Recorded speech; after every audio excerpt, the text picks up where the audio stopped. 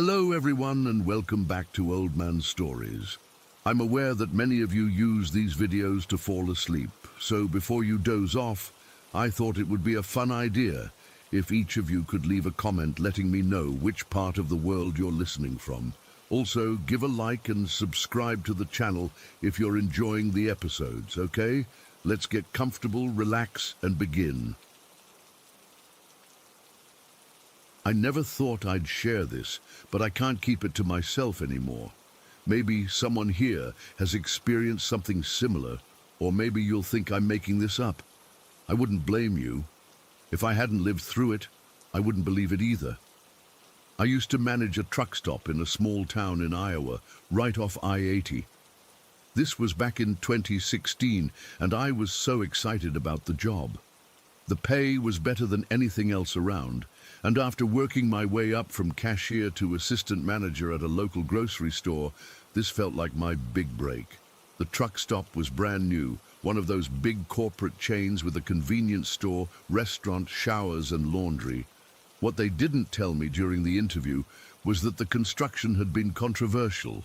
The land had been empty for decades, but apparently there were local rumors that it was part of an old Native American burial ground. The corporation had done some perfunctory archaeological survey that found nothing, and the town council was desperate for the tax revenue, so they'd pushed it through despite protests from some local groups. I didn't know any of this until opening day. It was a sunny Tuesday in April. I'd gotten there at 4 in the morning to make sure everything was perfect. The first red flag appeared at 6, just an hour before our official opening. A woman from the local florist showed up with a congratulatory arrangement from the Chamber of Commerce. She was carrying this massive vase when she tripped on something. To this day, I don't know what, because the concrete was perfectly smooth. The vase shattered, and somehow a large shard sliced straight through her sneaker and into her foot. I've never seen so much blood from what should have been a minor injury. It was like her foot was a pressurized hose. It sprayed across our brand new entrance, all over the welcome mat, across the newly waxed floor. We called an ambulance, but by the time they arrived, she'd lost consciousness. Later, I found out she needed 3 transfusions. The doctors couldn't explain why the bleeding wouldn't stop. The worst part? When we tried to clean it up, the blood seemed to seep into everything. We had to replace the welcome mat entirely. The maintenance guy, Tom, spent hours scrubbing the concrete, but you could still see a faint reddish stain. I remember joking nervously, "Well, that's one way to christen a new business." No one laughed. That was just the beginning. The first week, every single drain in the place backed up simultaneously. At first we thought it was just faulty plumbing, but when the contractors came out, they couldn't find anything wrong. The water just came up through all the drains at once. Toilets, sinks, floor drains in the kitchen, shower drains, like the ground beneath us was saturated. But it hadn't rained in weeks. The weird thing was the water itself. It smelled like wet earth, but it also had this metallic tinge that reminded me of blood, and there were these tiny white fragments in it that looked like bits of bone. When I mentioned this to the plumber, he just shrugged and said it was probably mineral deposits. 3 weeks after opening, we had this freak storm. The wind must have hit 70 miles per hour, tearing our main sign down. It was bolted into concrete footings that went 4 feet into the ground, but the entire sign had been ripped out and thrown across the parking lot like it was made of paper. But here's the really strange part. Nothing else was damaged. Not the gas pumps, not the outdoor seating, not even the American flag we had on a pole near the entrance. Just our sign. Equipment failures became so common that I was on a first-name basis with all the repair technicians within 50 miles. Coffee makers that would heat water until it evaporated completely, leaving burned metal pots. Security cameras that would work fine until 3:15 a.m. exactly, when they'd go to static for precisely 17 minutes before resuming. Refrigeration units that would freeze everything solid, then thaw completely within an hour, no matter how many times we adjusted the thermostats. The staff started quitting. I couldn't blame them, but I needed this job. I had a mortgage and student loans, and there weren't many management positions in our town.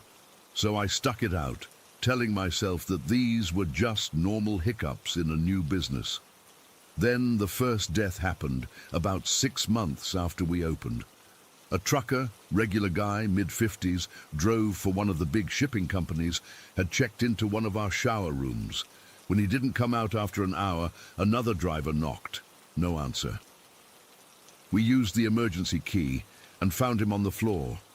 The coroner said it was a stroke, but his face, I'll never forget it.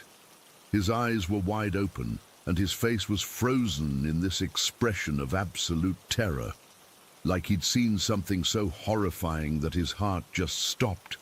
After that, drivers started avoiding our location. They'd pull in, take one look at the place, and drive off without even getting gas. Our business dropped by 60% in 2 weeks, but the corporate office wouldn't let us close. They kept sending these peppy district managers who'd stay for half a day, tell us everything was fine, and then leave before dark. None of them ever stayed overnight. The incident with the bag happened about 8 months in. It was a Tuesday afternoon, unusually quiet. I was doing paperwork in my office when one of the cashiers called me to the security monitor. A man in a black sedan had pulled up to our trash compactor at the back of the building. He got out.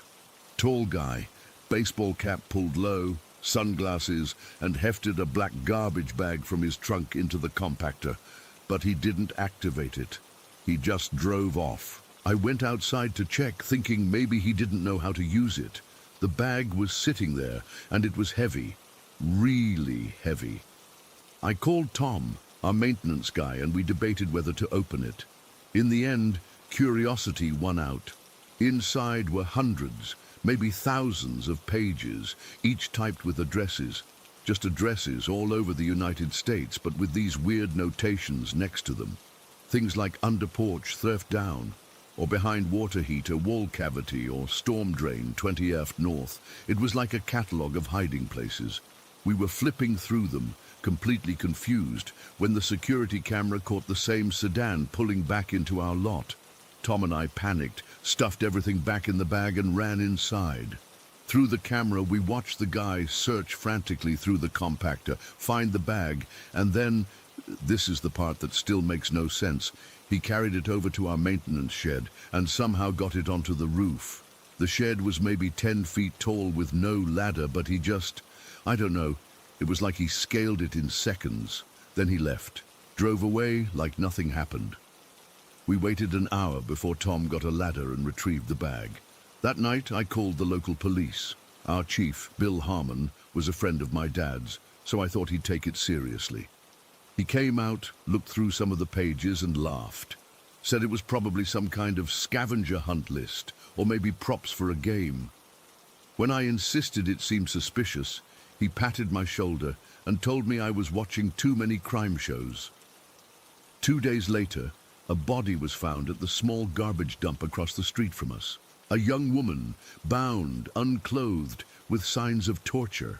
The state police took over the investigation, and when I tried to tell them about the bag of addresses, they actually listened. They took the whole thing as evidence. A week later, an FBI agent showed up and interviewed me for hours. I never heard anything official after that. But one of the state troopers, a guy who'd stop in for coffee most mornings, told me they'd checked some of the addresses and found human remains at 3 different locations.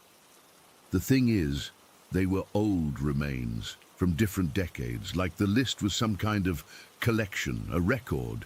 The sedan never came back, but things got worse after that. Another trucker died in his cab in our lot. Heart attack, they said, but again, his face had that same look of terror. One night, around 2 a.m., a man walked into our convenience store area with a machete. I was covering for a cashier who'd called in sick. He didn't say anything, just stood there, staring at me, machete hanging from his hand. I was frozen behind the counter, finger hovering over the panic button. After what felt like forever, he turned and walked out. The security cameras didn't catch him coming or going, just inside the store. Then nothing. Customers started getting violent for no reason. A woman threw hot coffee at one of our cashiers because she claimed her change was contaminated. A trucker tried to beat our janitor with a tire iron because he said the man had been whispering his secrets while he slept in his truck. None of them had prior histories of violence or mental illness. The worst was the night shift. Between midnight and 5, the temperature in the building would drop dramatically, sometimes 20 degrees colder than outside. We'd hear sounds coming from the empty restaurant, chairs moving, plates clinking, soft conversation just below the threshold of understanding. But whenever someone went to check, it would be empty and still. Employees would find themselves locked in storage rooms or walk-in freezers that couldn't lock from the outside. The lights in the bathroom would turn off while people were using them, even though they were on motion sensors. The hand dryers would activate randomly, sometimes running for hours until they burned out. I started finding dead animals in weird places. A crow in the coffee pot before we opened. A raccoon, completely drained of blood, neatly positioned in the driver's seat of my car. Once, horrifically, dozens of dead frogs laid out in a perfect circle in the center of the women's restroom. I tried to quit 3 times. Each time something would happen at home that made me need the money more desperately than before. My roof started leaking. My car's transmission failed.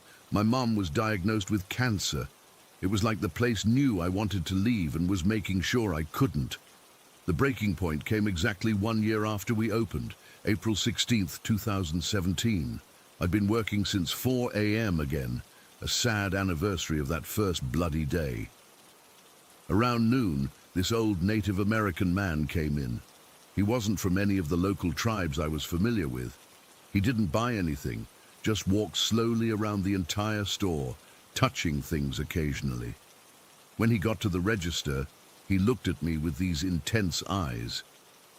"You know this place is hungry," he said. Not a question, a statement. "Excuse me?" I replied. "The ground here, it was starved for a long time. Now it's being fed again." He glanced around. "It will take everyone eventually. It always does." Before I could respond, he left.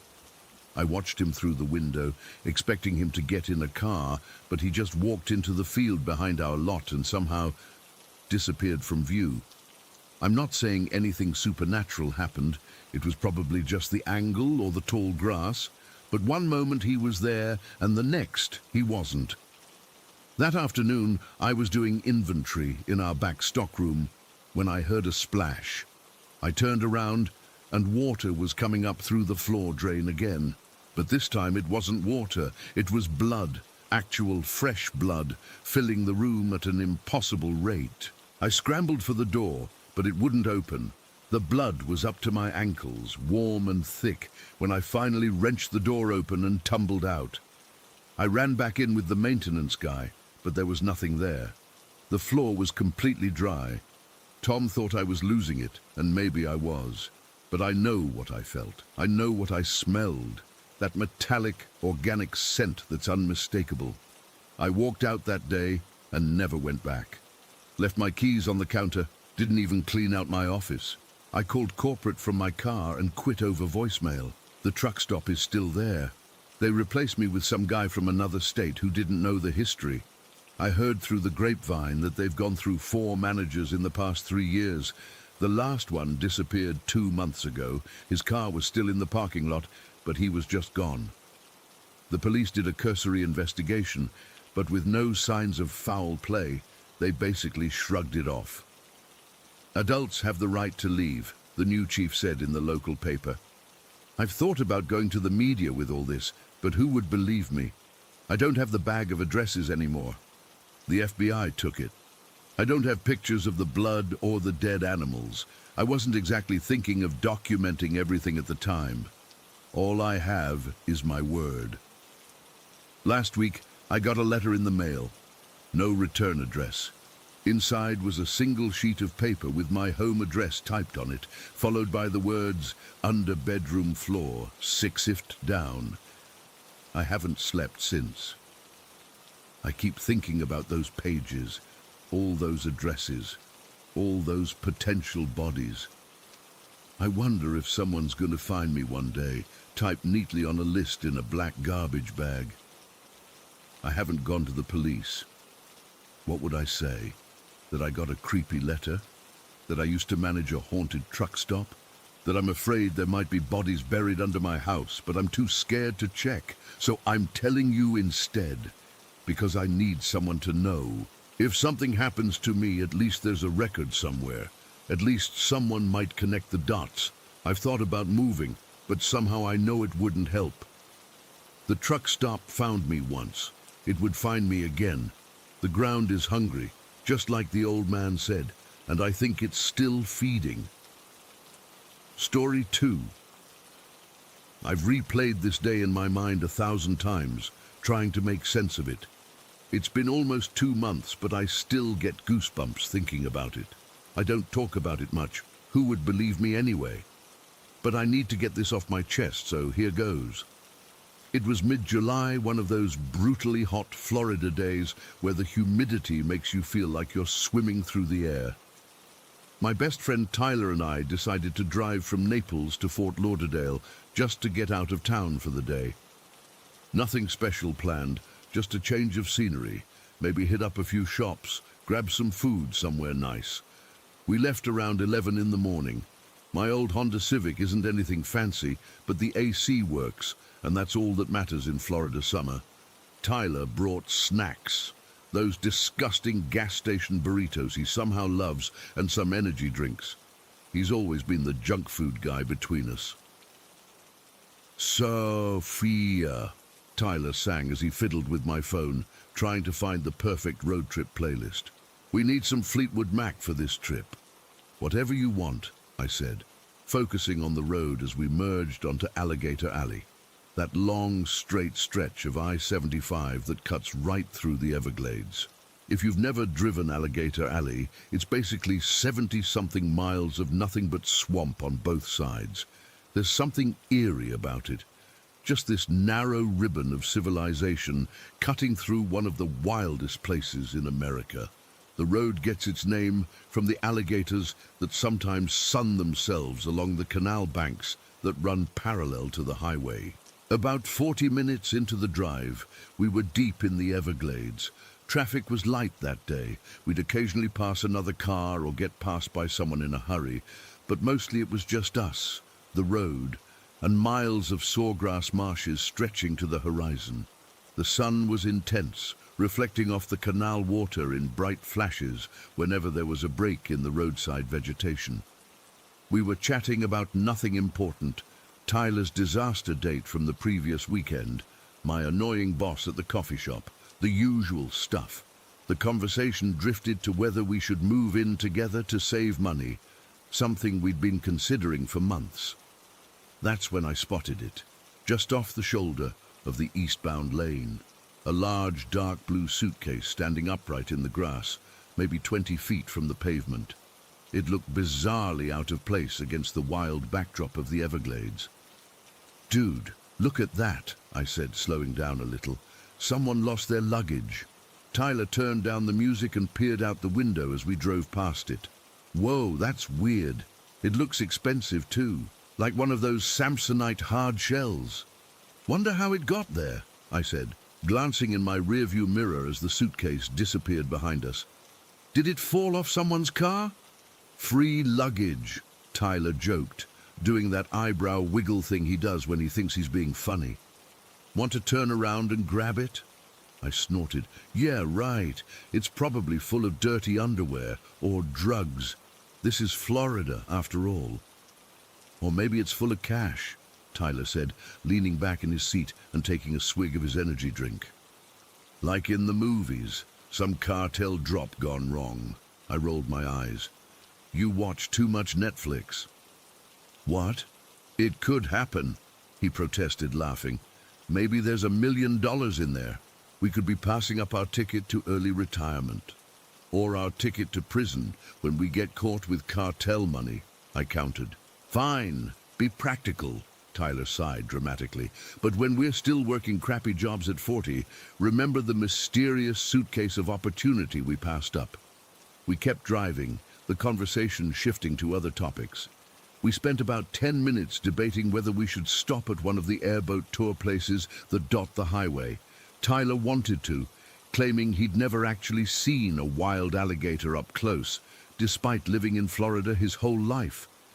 I vetoed the idea.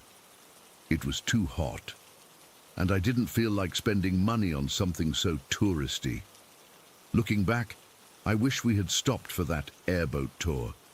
Maybe things would have turned out differently.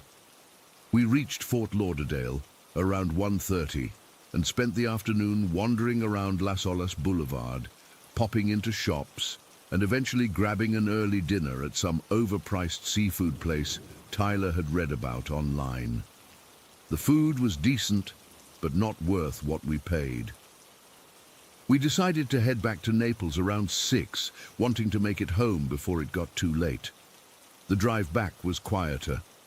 Tyler dozed off about 20 minutes after we got onto Alligator Alley, leaving me alone with my thoughts and the Fleetwood Mac playlist he'd put on repeat. The sun was starting to set, casting golden light across the landscape. It was beautiful in a wild, untamed way. I almost forgot about the suitcase until we passed the approximate area where we'd seen it earlier. It was gone. I remember thinking someone else must have stopped to pick it up, and I wondered again what had been inside it. We got back to Naples around 8:30. Tyler had woken up for the last half hour of the drive and was scrolling through his phone. "Want to come over and watch a movie or something?" he asked as I pulled into his apartment complex. I was tired from driving all day. "Maybe tomorrow. I need to do laundry and stuff tonight." "Boring," Tyler sang, but he gave me a one-armed hug before climbing out of the car. "Text me when you get home." I drove the 10 minutes to my apartment, dragged myself upstairs, and immediately turned on the TV for background noise while I sorted through my laundry pile. The local news was on, and I was only half listening until I heard the reporter mention Alligator Alley. My head snapped up. Discovery was made around noon today when a Florida Department of Transportation worker spotted what appeared to be an abandoned suitcase along Interstate 75 in the Everglades. Upon closer inspection, authorities were called to the scene. The Broward County Sheriff's Office has confirmed that human remains were found inside the suitcase. The victim has not yet been identified, and police are treating this as a homicide investigation. My hands went numb. The laundry I'd been holding dropped to the floor. I fumbled for my phone and called Tyler. He answered on the second ring. "Hey, turn on Channel 7 right now," I said, my voice shaking. "What? Why?" "Just do it." I heard rustling on his end, then the sound of his TV in the background, then silence. "Holy shit," he finally whispered. "Is that the suitcase? The one we saw? The one we joked about taking?" We stayed on the phone, watching in horrified silence as the news continued.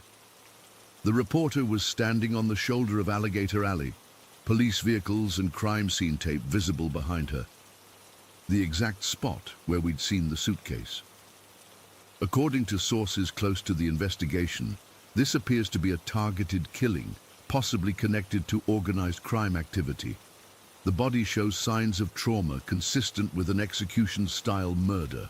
Authorities are urging anyone who may have seen anything suspicious in the area today to contact the Broward County Sheriff's Office.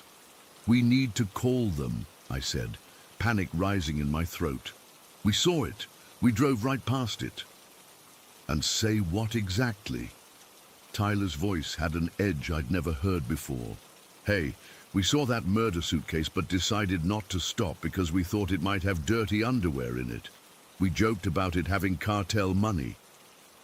"We're witnesses, Tyler. We might have seen something important without realizing it." "Sophia, think about this," he said slowly. "If this is connected to organized crime like they're saying, do we really want to get involved? What if whoever did this finds out we talked to the police? That stopped me cold. He wasn't wrong. My mind flashed to every mafia movie I'd ever seen where witnesses mysteriously disappeared. But what if we saw the killer? I whispered. What if we passed them on the road? The thought made my skin crawl. Had we waved at a murderer? Had they been watching us as we drove by, noting my license plate, my face as I slowed down to look? We didn't see anything, Tyler insisted. Just a suitcase. We can't identify anyone. We can't help them. We went back and forth for almost an hour. In the end, we decided not to call, at least not right away. We'd wait to see if they found the killer through other means. It was a decision I'm still not sure was right. I couldn't sleep that night. Every time I closed my eyes, I saw that suitcase.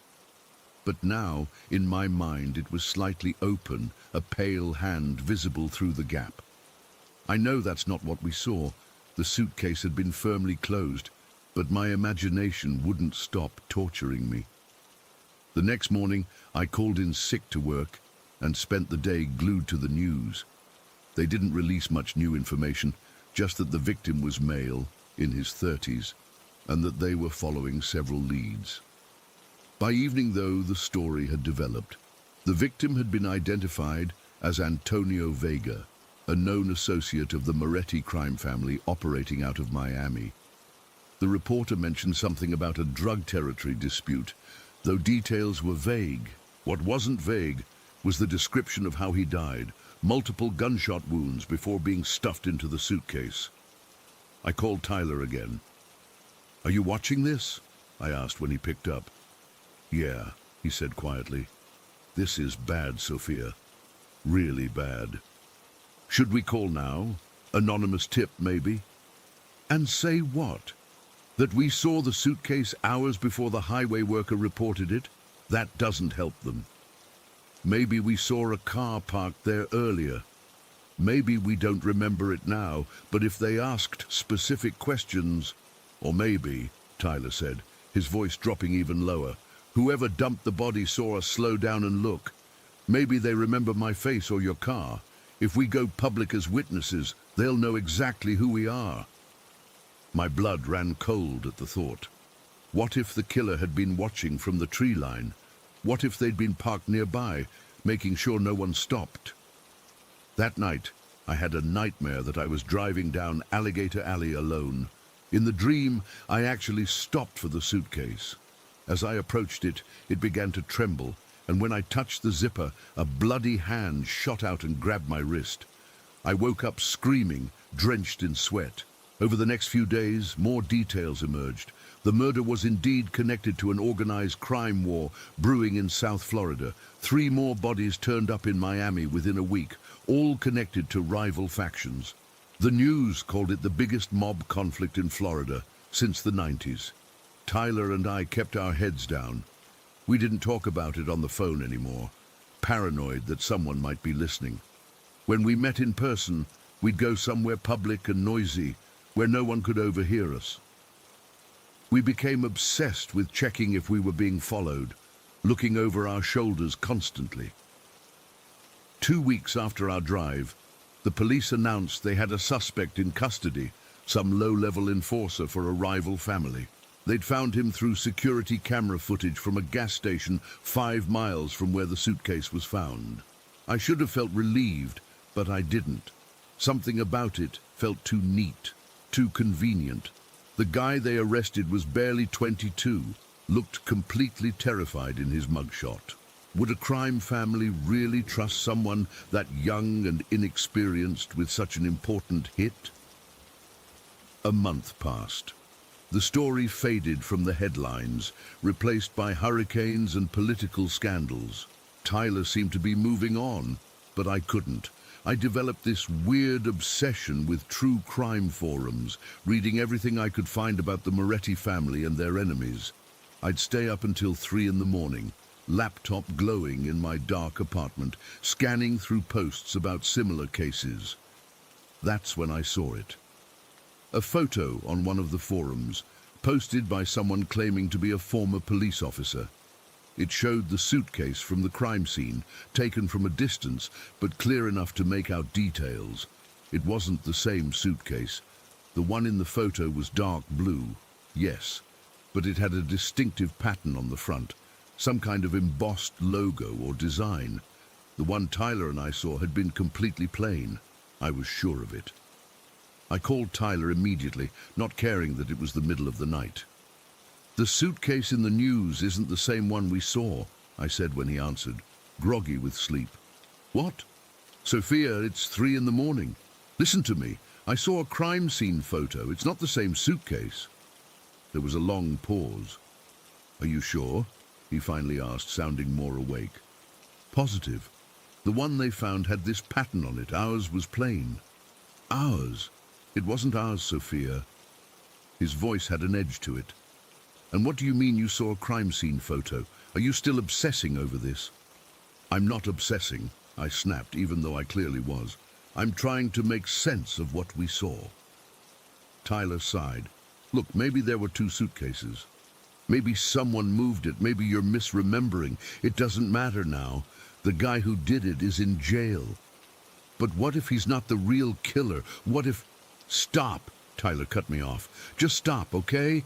You're going to drive yourself crazy with this. We need to let it go." But I couldn't let it go. The next day, I drove back to Alligator Alley alone. I don't know what I was hoping to find. Evidence the police had missed? Some clue that would explain the suitcase discrepancy?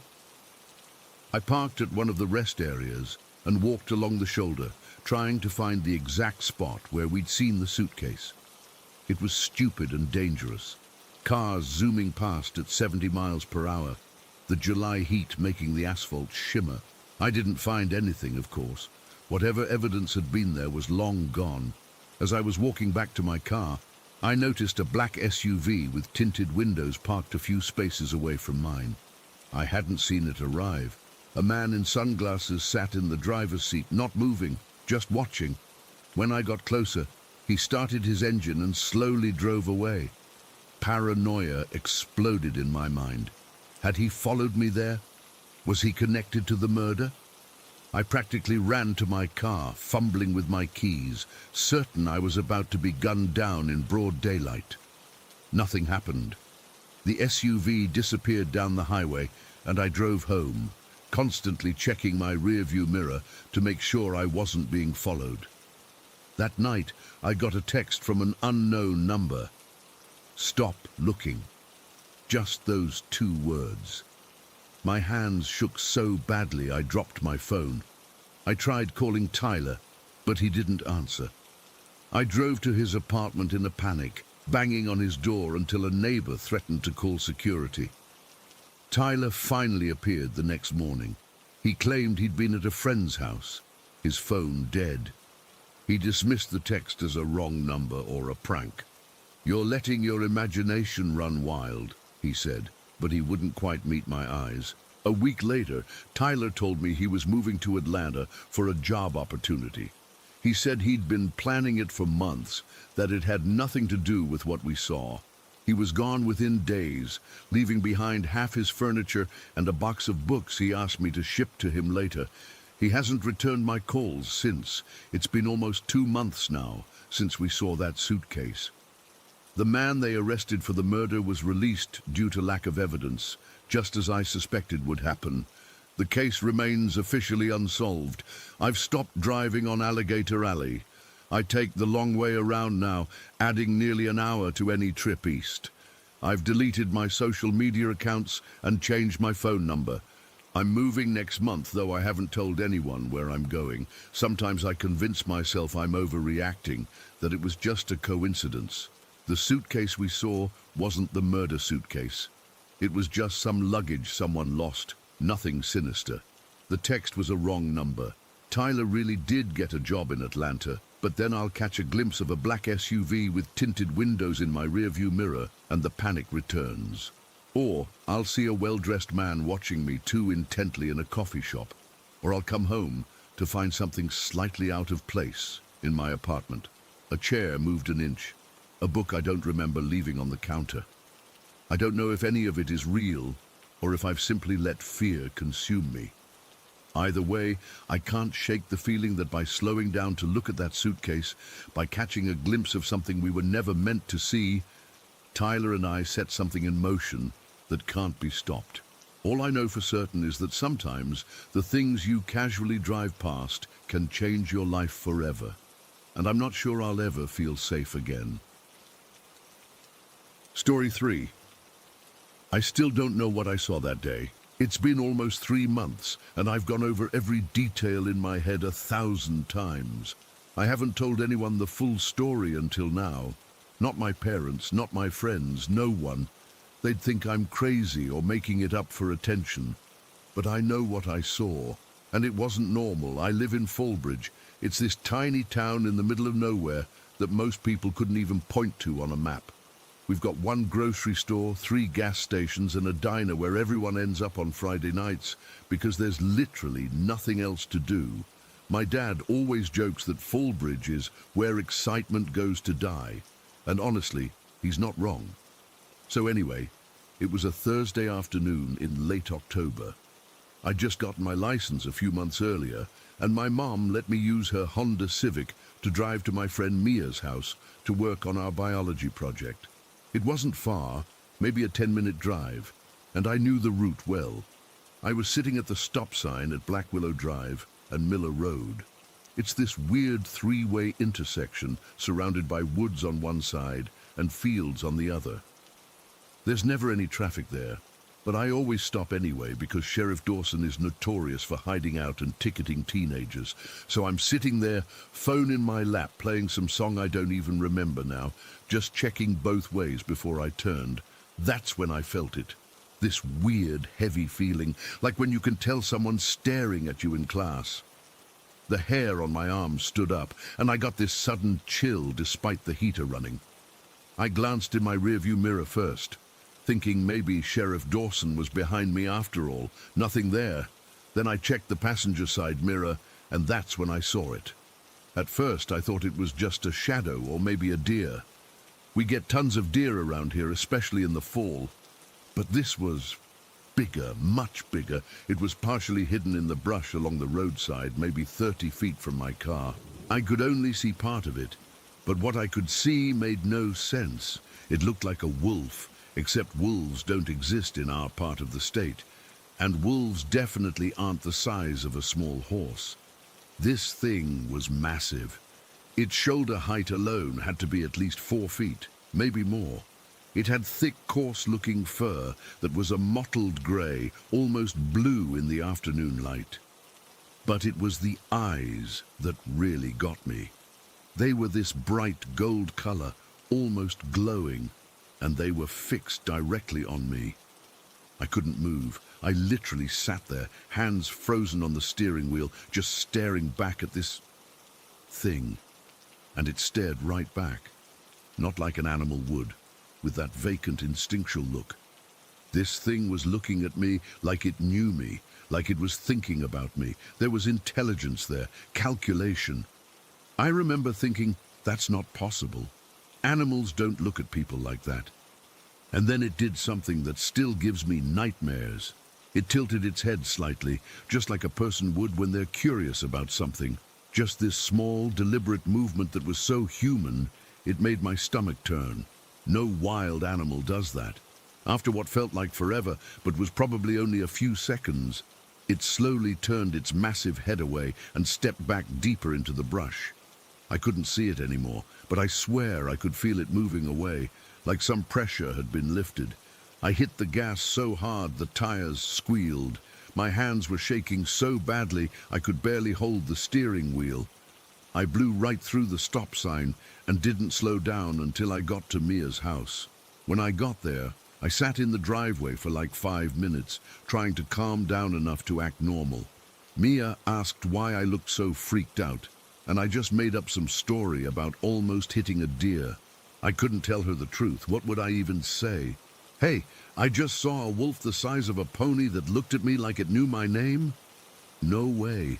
I tried to convince myself it was just my imagination.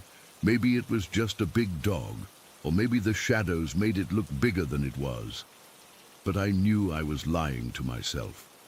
What I saw wasn't normal, and deep down, I knew it. For the next couple of weeks, I avoided that road completely, even though it meant adding an extra 10 minutes to my drive to school. I didn't want to admit to myself that I was scared, but I was. I kept having these dreams where I was sitting at that stop sign, but instead of staying in the woods, the thing would slowly walk toward my car, those gold eyes never blinking. Then the story started. It was subtle at first.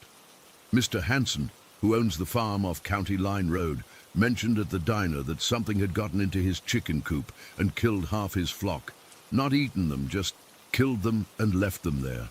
Everyone assumed it was coyotes, but Mr. Hanson said he'd dealt with coyotes before, and they didn't just kill for fun. A week later, Mrs. Winters reported that something had smashed through her fence and trampled her garden. Again, could have been anything. Maybe some drunk teenagers or even a deer gone crazy. But the way she described the damage, it seemed like something big and deliberate had done it. Then Sheriff Dawson came into my mum's hardware store while I was working the register on a Saturday. He was talking to my mum about how they'd been getting strange calls lately, people hearing weird howling at night, too deep and loud to be a coyote. Someone else reporting their trash cans getting knocked over and dragged halfway down the street. A couple saying they saw something huge running across their property at dusk, too fast and too big to identify. I felt sick listening to him. Each story made that day at the stop sign more and more real in my mind. I wasn't crazy. I hadn't imagined it. Something was out there. The sheriff laughed it off, saying it was probably just a black bear passing through the area. People see a bear and suddenly it's Bigfoot, he joked. My mom agreed, saying how people's imaginations run wild, especially with Halloween coming up.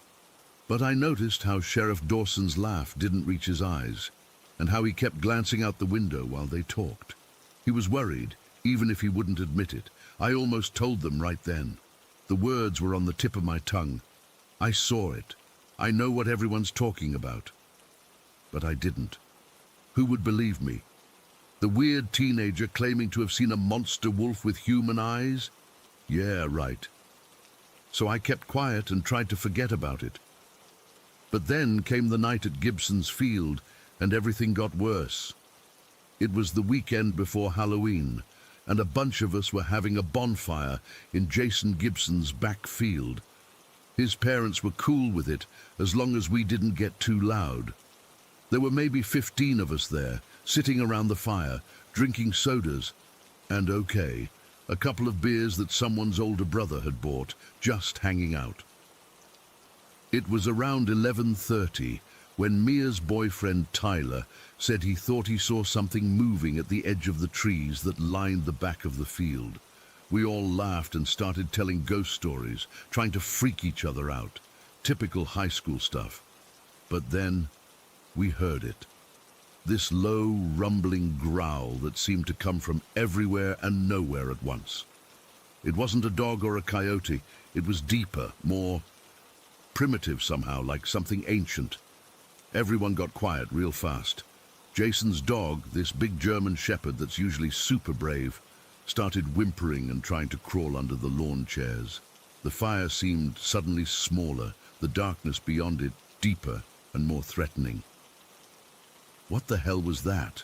Tyler whispered.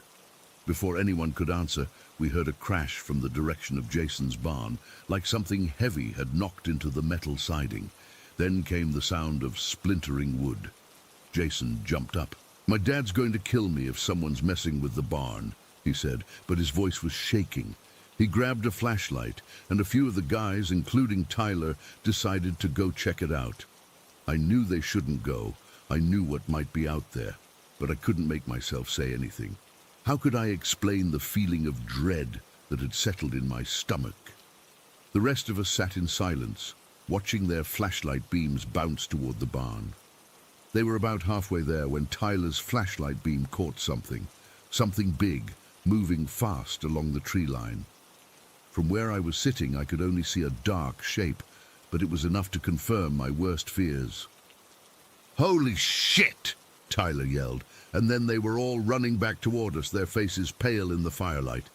"There's something out there," Jason panted when they reached us. "Something big." "What, like a bear?" someone asked. Tyler shook his head. "No way. It was running on all fours, but it was wrong somehow. Too big for a dog, but moved too fast for a bear. Its eyes reflected the flashlight," another guy, Ethan, added quietly. "They were yellow." I felt like I was going to throw up. They'd seen it, the same thing I had seen at the stop sign. It was real, and it was here now, watching us from the darkness. Everyone started talking at once, some saying we should go look, others insisting we should leave immediately. In the middle of the argument, the growl came again, closer this time, and that decided it. We kicked dirt over the fire and piled into our cars faster than I've ever seen a group of teenagers move. I drove Mia and two other girls home, my knuckles white on the steering wheel the entire time. I kept checking my mirrors, half expecting to see those golden eyes following us down the dark country roads. The girls were freaked out, but also kind of excited, the way people get about scary but ultimately harmless experiences. But I knew better. This wasn't just some Halloween thrill. The next morning, Jason texted everyone that his dad's barn had a massive hole torn in one wall, like something had punched right through it. The weird part was that nothing was taken or disturbed inside. Whatever had done it hadn't been after the tools or equipment. It was like it had smashed through just because it could. After that night, the incidents escalated. 2 more farms reported livestock killings. The miller's dog disappeared from their fenced backyard, leaving nothing but a broken gate and some strange, large paw prints in the mud. Sheriff Dawson organized a small search party, thinking maybe there was a rogue bear or mountain lion, but they found nothing. I started researching, spending hours online looking up wolf species, cryptids, anything that might explain what I saw. Nothing fit exactly. There were legends from various cultures about giant wolves, but none of them were supposed to be real, and none of them mentioned that human-like intelligence I'd seen in its eyes. One night, about a week after the bonfire incident, I was driving home from a late shift at the hardware store. It was nearly 10 o'clock, and the back roads were pitch black except for my headlights.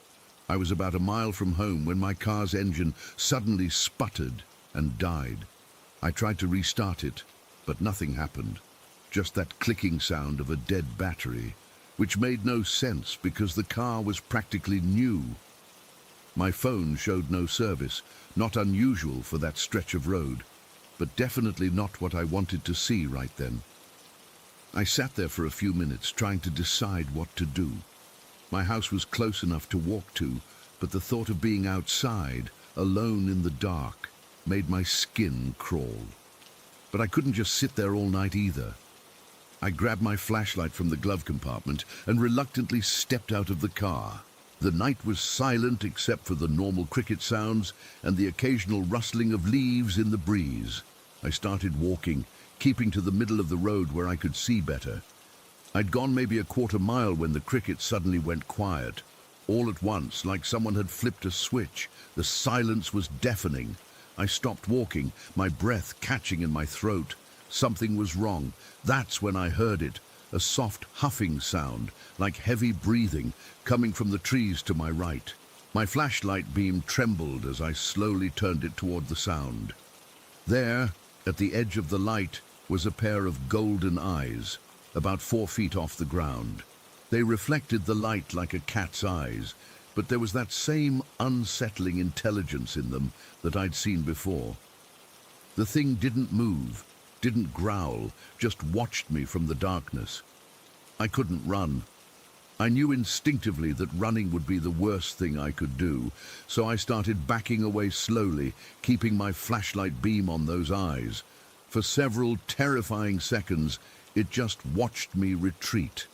Then, just as I thought I might actually make it out of there, it stepped forward into the light. It was the same creature I'd seen at the stop sign, but seeing it fully out in the open was so much worse. It was massive, with shoulders as high as my chest. Its fur wasn't just grey. Up close, I could see it was flecked with silver and black, thick and coarse-looking. Its muzzle was longer than a wolf's should be, and filled with teeth that looked too sharp, too numerous. But it was the eyes that held me frozen. Intelligent, calculating, and somehow ancient. It took another step toward me, and I noticed something else bizarre. It moved wrong. Not like a normal wolf or dog. There was something about the way its joints bent that seemed unnatural, almost like it was wearing the body of a wolf, but didn't quite know how to use it properly.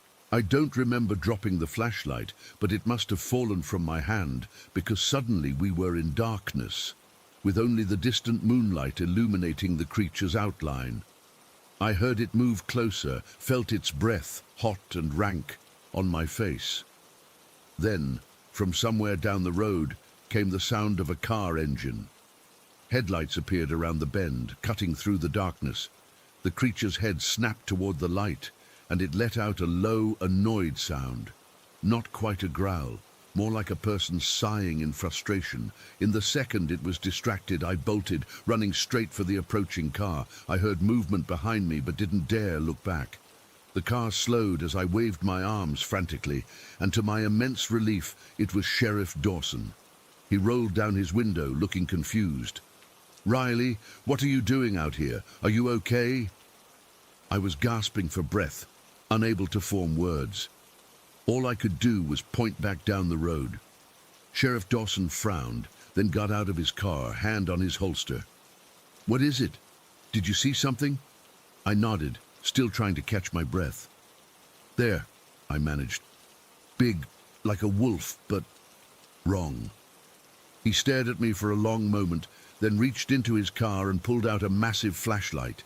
He swept the beam across the road and into the trees. There was nothing there. No golden eyes, no massive shape. Just empty darkness. "I don't see anything," he said slowly. I shook my head. "It was there. I swear. It was right in front of me." He didn't look like he believed me, but he didn't outright dismiss me either. "Let's get you home," he said finally. "Your car broke down." I nodded, and he drove me to my house, asking a few questions along the way that I answered vaguely. I couldn't tell him everything. Even with all the strange incidents around town, saying I'd seen a monster wolf with human-like intelligence was a step too far. The next morning, my dad drove me back to my car. It started on the first try, as if nothing had ever been wrong with it. My flashlight was lying in the middle of the road, still working perfectly despite having been dropped. That was 3 months ago. Since then, the incidents around town have slowly tapered off. The last report was a month ago, some campers saying they heard strange howling in the state forest about 20 miles from town. People have mostly forgotten about the weird few weeks when something seemed to be stalking our community. But I haven't forgotten. I still avoid Black Willow Drive. I don't go out alone after dark anymore. And sometimes, when I'm driving and stop at a traffic light or a stop sign, I get that same feeling of being watched. I never see anything when I look, but I know now that just because you can't see something doesn't mean it isn't there.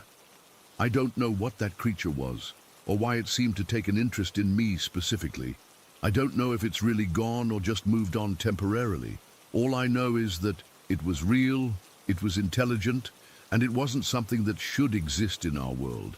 So if you're ever driving through a small town in the middle of nowhere and you get that feeling of being watched while sitting at a stop sign, don't look around. Just drive away as fast as you can. Because some things, once seen, can't be unseen. And I think some of them see you back. Story 4. I still get chills thinking about what happened to us 4 years ago. My husband Arjun and I had been planning to renovate our house for ages, and we finally bit the bullet and decided to do it. We have 2 kids. Raj was 9 at the time, and Nina was 7. We found this rental home that was available for a few months, which seemed perfect since our renovation was only supposed to take about 10 to 12 weeks.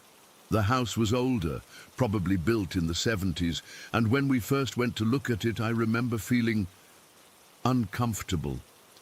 It wasn't anything specific at first, just this odd heaviness in the air. Arjun felt it too, but we both brushed it off. The price was right, the location was convenient for the kids' school, and we wouldn't be there long anyway. Looking back, I wish we had listened to our instincts. We moved in on a Saturday. It took the whole day to get our essential belongings into the rental. By evening, we were exhausted, but had at least set up the beds and organized the kitchen. That first night, we ordered pizza and sat on the floor of the living room since we hadn't set up the dining table yet. The kids were excited about the camping adventure, as we called it, but I noticed Raj kept looking toward the hallway. "What's wrong, Beta?" I asked him. He shrugged. "I don't know, Mama. I just feel like someone's watching." I remember exchanging a glance with Arjun, but we both tried to keep things light. "It's just a new place," Arjun said. "You'll get used to it soon." That night, Arjun and I stayed up organizing a few more things after putting the kids to bed. Around 11, he went to double-check the doors. When he came back to our bedroom, his face was pale. "Maya, did you open the balcony door?" he asked. I shook my head. "No, why would I? It's freezing outside." "That's weird," he muttered. "I specifically remember locking it earlier, but it was wide open just now." We assumed maybe the lock was faulty or that he hadn't secured it properly. Still, he checked it twice before we went to bed. I remember lying awake for hours that night, listening to unfamiliar creaks and groans of the house settling. The next day was Sunday, and we continued unpacking and organizing. Everything seemed normal until the afternoon, when I heard both kids screaming from upstairs. I dropped the box I was carrying and ran up the stairs, my heart pounding. The screams were coming from the small study room, where we'd set up their toys and books. I tried to open the door, but it wouldn't budge. The kids were crying inside, pounding on the door. "Mama! The door closed by itself and now it won't open!" Nina was sobbing. Arjun came rushing up behind me. "What's happening?" "The door's stuck. The kids say it closed by itself." He tried the handle, pushing with his shoulder. "Raj, Nina, are you pushing against the door?" "No, Daddy," Raj called back, his voice trembling. "We're by the window. The door slammed really hard and now it won't open." Arjun pushed harder and suddenly the door gave way, swinging open so quickly that he nearly fell into the room. The kids ran to us, both crying. Nina wrapped her arms around my legs while Raj stood close to his father. "The door slammed shut," Raj explained, wiping tears from his face. "We weren't even near it. And then when we tried to open it, the handle wouldn't turn at all." We checked the door, finding nothing wrong with the locking mechanism. Arjun suggested it might be an air pressure issue with the windows or vents, but it didn't explain why the handle wouldn't turn. That evening I called my grandfather, who's a priest in our local church. I didn't tell him everything, just that we were feeling uneasy in the new house and would appreciate a blessing. He came over the next day with anointing oil. We're not usually overly religious, but our family has always respected these traditions, especially when it comes to new homes. Grandfather went through each room, saying prayers and anointing the doorways with oil. He spent extra time in the study room, where the kids had gotten trapped, and in our bedroom near the balcony door. As he was leaving, he pulled me aside. "Maya, this house, there's something not quite right here. I can feel it." I nodded, relieved that someone else sensed it too. "What should we do?" "The blessing should help," he said. "But call me if anything else happens, anything at all." That night, we all slept better, and for a few days everything seemed normal. We started to think maybe it had just been our imagination or the stress of moving. Then, on Thursday morning, I went down to make breakfast and found something that made my blood run cold. The stainless steel sink in the kitchen had what looked like claw marks in it, deep scratches that hadn't been there the night before when I'd cleaned up after dinner. They were in sets of 4, like something with claws had scraped across the metal repeatedly. The weird part is that the scratches were deep enough that they should have made a horrible noise, but none of us had heard anything during the night. When I showed Arjun, he tried to explain it away. Maybe something had fallen, maybe it was already damaged, and we hadn't noticed. But I knew better. That sink had been perfectly smooth when I wiped it down the night before. That night, Arjun experienced something that really shook him. He woke me up around 3 in the morning, his body completely drenched in sweat. "Maya," he whispered, his voice trembling. "I couldn't move. I was awake but couldn't move a muscle, and there was something in the room with us." I sat up, instantly alert. "What do you mean, like a dream?" "No," he insisted. "I was awake. I could see everything clearly. There was this shape, dark, like a shadow but solid. It looked almost like a black bear standing by the foot of our bed. I tried to scream, to move, but I couldn't. It just stood there watching me, and then it sort of melted away into the floor. I had goosebumps all over my arms. Sleep paralysis," I suggested, not believing it myself. "Stress can cause that." "Maybe," he said, but I could tell he didn't believe it either. The next night, it was my turn. I was preparing dinner, chopping vegetables, when my arm suddenly seized up. It was the strangest sensation, like my muscles weren't under my control anymore. My hand clenched around the knife and started trembling violently. If Arjun hadn't been right there to grab my wrist, I might have cut myself badly. It lasted only a few seconds, but it left me shaken. "I've never had anything like that happen before," I told him, rubbing my arm, which still felt strange and tingly. 2 days later, it happened again while I was cutting fruit for the kids' lunch. This time, my whole arm jerked upward suddenly, and the knife flew out of my hand, clattering against the wall. After that, I was too scared to hold knives, so Arjun took over the cooking duties that required cutting. The kids were experiencing things too. Nina started refusing to go to the bathroom alone because she said the shadows on the wall moved wrong. Raj complained about hearing scratching noises in his walls at night, like something was trying to claw its way through. We hired a weekly housekeeper to help keep things tidy during our stay. The first woman quit after just 1 visit, claiming she'd had 3 accidents in our house, falling down the last few steps of the stairs, dropping an entire shelf of glasses that shattered around her, and somehow getting locked in the bathroom for almost an hour, despite the door having no lock. The second housekeeper stayed longer but reported similar issues. Things would fall inexplicably, doors would close without reason, and once she swore that a picture frame flew off the wall as she walked past it. By the 3rd week in that house, none of us were sleeping well. The kids had started sleeping in our room, and even then they'd wake up crying from nightmares they couldn't describe. I called my grandfather again, explaining everything that had been happening. "This is more serious than I thought," he said gravely. "I'll come tomorrow with some colleagues. We need to cleanse this house properly." The next day, my grandfather arrived with 2 other priests from his church. They brought holy water, more oils, incense, and their prayer books.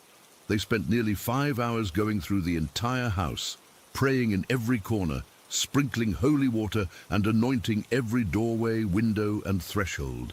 During the ceremony, strange things happened. Lights flickered, a cold breeze moved through rooms despite closed windows, and at one point we all heard what sounded like a low growl coming from somewhere in the house. My grandfather didn't flinch, he just continued his prayers louder. When they finished, the house felt different, lighter somehow, as if a weight had been lifted. My grandfather hugged me before leaving. "It should be better now," he said, "but be vigilant. These things sometimes try to come back." For about a week, everything was peaceful. No strange noises, no claw marks, no doors closing on their own. Then one night, I woke up around 2 in the morning with an overwhelming sense that something was wrong. I got up to check on the kids, who were back in their own rooms now. As I walked down the hallway, I felt a cold spot so intense it made me gasp. The air was freezing, like walking into a freezer, and there was a smell, something rotten and sulphurous. I hurried to Nina's room first, finding her sound asleep. Then I checked on Raj. He was sitting up in bed, staring wide-eyed at the corner of his room. "Raj," I whispered, "are you okay?" He slowly turned to look at me, his face pale. "Mama, do you see it?" I looked where he was staring but saw nothing. "See what, Beta?" "The shadow person. It's watching us." I felt a chill run down my spine that had nothing to do with the cold air. I grabbed Raj and took him back to our bedroom, waking Arjun. We decided then and there that we couldn't stay in that house anymore, renovation or not. The next day, Arjun spoke to the landlord about breaking our lease early due to unforeseen circumstances. Surprisingly, the landlord didn't seem shocked. He just nodded and said, "That house has always been difficult to keep tenants in for long." He didn't ask for details, which made me wonder how many others had experienced what we had. We moved back to our partially renovated home within a week. The renovation took longer to complete with us living there, but none of us cared. We were just relieved to be out of that rental house. We tried to put the experience behind us, rarely talking about it even amongst ourselves. It was easier to pretend it had all been stress, imagination, or coincidence. 3 years passed and life returned to normal. Then last year, something happened that brought it all rushing back. Raj, now 13, came home from school looking disturbed. "Mom," he said, "you know my friend Vikram?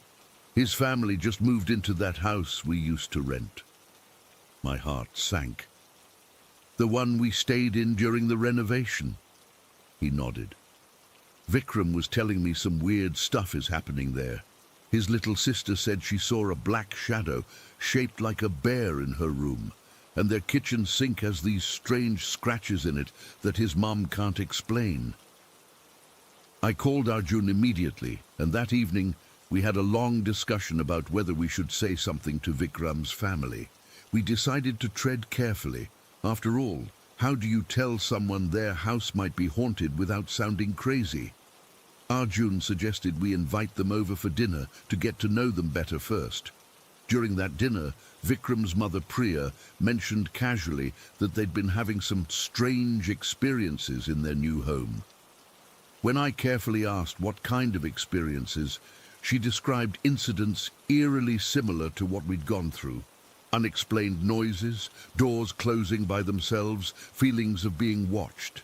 Arjun and I exchanged glances, and finally he said, "We actually lived in that house briefly a few years ago. We had some unusual experiences too." Once the subject was broached, the stories poured out from both sides. But Priya told us something we hadn't known. Apparently, the neighbor whose house shared a wall with theirs had experienced intense paranormal activity exactly during the period when things had calmed down for us after my grandfather's cleansing ritual. "Mrs. Sharma next door told me the strangest thing," Priya said. "She said about 3 years ago, her house suddenly became unbearable. Furniture breaking without explanation, horrible noises at night, even her bookshelf toppling over and nearly hitting her toddler. It lasted for weeks, and then suddenly stopped. The timing matches exactly when you would have been living there." A chill ran through me as the implications sank in. My grandfather hadn't banished whatever was in that house. He just forced it next door temporarily. And when we left, it had returned, apparently angrier than before. With Priya's permission, we arranged for a spiritual medium to visit their home. The woman, recommended by my grandfather, who was now too elderly to perform another cleansing himself, walked through the house with her eyes closed, touching walls and objects. She confirmed our fears. "There's an ancient energy here," she told us. "It's been here long before the house was built. The land itself holds memory. And yes," she looked at me knowingly, "it was displaced once, forced to flee temporarily. That only made it more resentful." She explained that the entity was drawn to the area because of the strong spiritual beliefs in our community. Our prayers, rituals, and ceremonies had given it attention and, in some ways, power. When we tried to cleanse the house, we had essentially pushed it away without properly addressing its presence or origins. I think about that house often now, about what might still be happening there. Vikram's family moved out after only 5 months, and I've heard the property has been vacant since then. Sometimes I drive past it on my way to other places, and I always get the same feeling, that something inside is watching me, recognizing me, remembering. The worst part is the guilt. Whatever we disturbed or angered in that house, we didn't just fail to remove it. We may have made it stronger, more determined. And who knows how many other families might suffer because of that in the years to come. I still can't explain exactly what happened in that house. Was it a ghost? A demon? Some kind of energy we don't understand? All I know is that it was real. It was malevolent, and it's still there, waiting for the next family to move in, unaware of what awaits them inside those walls. Story 5. I've never really talked about what happened to me when I was 7. I'm 32 now, and I still get chills thinking about it. Thomas and I were best friends in elementary school, and when he invited me for a sleepover at his family's house, I was beyond excited. I'd heard about the Harrington estate from other kids, this massive old mansion sitting at the edge of the woods near Blackcrest Mountain. The place was practically legendary around town. My mom was hesitant at first. The Harringtons had a reputation for being eccentric. Thomas's dad was hardly ever around, and his mom, Eleanor, was known for her strange behavior. But Thomas was my friend, and after enough begging, my mum finally agreed. The moment my mum's car pulled up to the estate, I remember getting this weird feeling in my stomach. You know when you're a kid, and you just know something isn't right? That's how it felt. The house was bigger than I'd imagined, all weathered grey stone with these tall, narrow windows that seemed to stare down at me. It wasn't just big, it was massive and old, like something from another time. Thomas ran out to greet me, excited as always. He was a skinny kid with wild red hair who always seemed to have too much energy. "Come on!" he shouted, practically pulling me from the car. "I want to show you everything." My mom reminded me she'd pick me up tomorrow afternoon, gave me a tight hug. Tighter than usual, I remember thinking, and then she was gone. Just me, Thomas, and that enormous house looming behind him. The inside of the Harrington estate was even more overwhelming. The entryway had this massive chandelier that looked like it belonged in a castle. The ceilings were so high I had to crane my neck to see them, and the layout, it was like someone had built the place while reading different blueprints at the same time. Hallways branched off in odd directions. Staircases appeared where you wouldn't expect them. Some led up, then down, then up again. Within minutes of Thomas showing me around, I was completely lost. "My great-great-grandfather built it," Thomas explained proudly. "He kept adding on to it his whole life. Mom says he was scared of something, but she never says what." We spent the afternoon running through the maze of hallways, playing hide and seek. Thomas always won because he knew all the hiding spots, and exploring rooms filled with furniture covered in white sheets. The whole place smelled like old books and something else I couldn't identify, something that made the hair on my arms stand up. It wasn't until dinner that I met Thomas's mom. Eleanor Harrington was tall and thin, with long black hair streaked with grey. She didn't smile much, and when she did, it never reached her eyes. She served us spaghetti in this massive dining room where our voices echoed. The walls were lined with portraits of stern-looking people, Thomas's ancestors, I guessed. "Daniel," she said my name slowly, like she was tasting it. Thomas tells me you're quite imaginative. I remember shrugging, not sure what to say. I was a normal kid who liked video games and comics. Do you believe in things you cannot see, Daniel? She asked, her eyes fixed on me in a way that made me squirm in my chair. Thomas kicked me under the table. Mom, stop being weird, he muttered. She ignored him. The unseen world is always around us, especially in places with history. She gestured vaguely at the walls. This house has seen many things. I just nodded, desperately wanting to change the subject. After dinner, we watched a movie in a room Thomas called the small parlor, which was still bigger than my entire living room at home. It was getting late, and I figured we'd be going to bed soon. That's when Eleanor appeared in the doorway, holding something in her hands. Boys, she said, I have an idea for a game. What she was holding was a Ouija board. Even at 7, I knew what it was from movies and TV shows. My mom had always been clear. Those things weren't toys, and we didn't mess with them. Mom, we were going to play video games, Thomas protested, but there was something in his voice, a nervousness that made my stomach tighten. Nonsense, this is much more interesting than those electronic distractions. She was already setting up the board on the coffee table between us. It's just a little parlor game, perfectly harmless. I wanted to object, to say my mum wouldn't like it, but there was something intimidating about Eleanor Harrington. She had this way of looking at you that made you feel like you were being measured for something.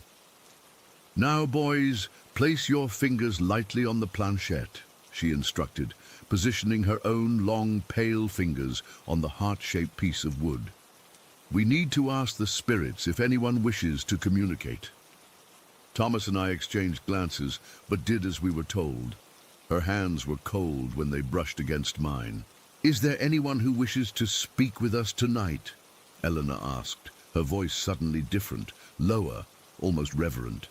Nothing happened. The planchette sat motionless under our fingers. Perhaps we need to be more specific, she mused, then turned to me. Daniel, is there anyone who has passed away that you would like to speak with? A grandparent, perhaps? A friend? I shook my head. My grandparents were all still alive, and at 7 I hadn't experienced much death. Then I remembered my pet gecko who had died a few months earlier. My gecko Leo died, I said, feeling stupid even as I said it. Eleanor didn't laugh or dismiss it, which somehow made it worse. A pet is a good connection, she said seriously. Let's ask for Leo. She closed her eyes. We wish to speak with Leo, Daniel's gecko. If you're present, please move the planchette to yes. We sat in silence. Nothing happened. After what felt like forever, Eleanor sighed. Sometimes they're shy, she said. Let's try once more, and then we'll let you boys get to bed. She asked again, and again nothing happened. I felt relieved. Thomas looked relieved too. Eleanor seemed disappointed, but finally let us go to our room, Thomas's bedroom in the east wing of the house. That night I had trouble sleeping. Thomas's room was huge with 2 beds, but the ceiling slanted at a weird angle, and shadows from the trees outside made strange patterns on the walls. I could hear the house creaking and settling around us. Old houses make noise, my dad would have said. But this wasn't just creaking. It was like the house was breathing. I must have fallen asleep eventually, because the next thing I knew, it was morning. Thomas was already up, rummaging through a toy chest in the corner. Want to play with my soldiers? He asked, holding up a bucket of plastic army men. After breakfast, Eleanor was nowhere to be seen, which was fine by me. We took the soldiers to a room Thomas said was his favorite play spot. It was on the 3rd floor, or maybe the 4th. I'd lost track of the levels in this strange house. The room had faded blue wallpaper and a big bay window overlooking the woods behind the house. It was cluttered with old furniture, but there was a clear space in the middle of the floor where we set up our battlefield. We'd been playing for maybe an hour when I noticed the temperature in the room had dropped. I remember seeing my breath fog in front of me, which was weird for a summer day. "Is it cold in here?" I asked Thomas. He looked up from arranging his troops. "The house gets cold sometimes," he said, but his voice had that nervous edge again. "Mum says it's because of the stone walls." That's when I noticed the staircase. It was weird that I hadn't seen it before. A narrow spiral staircase in the corner of the room, leading both up and down. It was cast in shadow, darker than it should have been in a room with so many windows. "Where does that go?" I asked, pointing. Thomas glanced over. "Lots of places. Up to the attic, down to the old servants' quarters. I don't go there much." As I stared at the staircase, I felt something change. It's hard to explain. The air got heavier, like right before a thunderstorm. And there was a smell, that same smell from yesterday that I couldn't place, but stronger now, like wet earth and something metallic. "Thomas," I started to say, but then I saw it. Something was moving in the shadows of the staircase, not moving like walking or crawling, moving like the shadows themselves were shifting and bubbling. Thomas saw it too. I know because he went completely still, a soldier clutched Forgotten in his hand. The soldier, I remember this so clearly, suddenly shot out of his hand like someone had slapped it away. It hit the wall with a crack. Then another soldier moved. Then another. Soon all of our plastic toys were flying across the room, hitting the walls, the ceiling, us. It wasn't like they were being thrown. It was like they were being yanked by invisible strings. Thomas screamed. I've never heard a sound like that come from a person before or since. Pure terror. He bolted for the door, not even looking back. I couldn't move. My body felt frozen as I watched the soldiers fly around the room. One hit me in the cheek hard enough to draw blood. That pain broke whatever spell had me rooted to the spot. I ran for the door too, but it slammed shut just before I reached it. I pulled at the handle, but it wouldn't budge. Behind me, I could hear the soldiers still hitting the walls, but now there was something else. A dragging sound, like something heavy being pulled across the floor. I was afraid to look, but more afraid not to.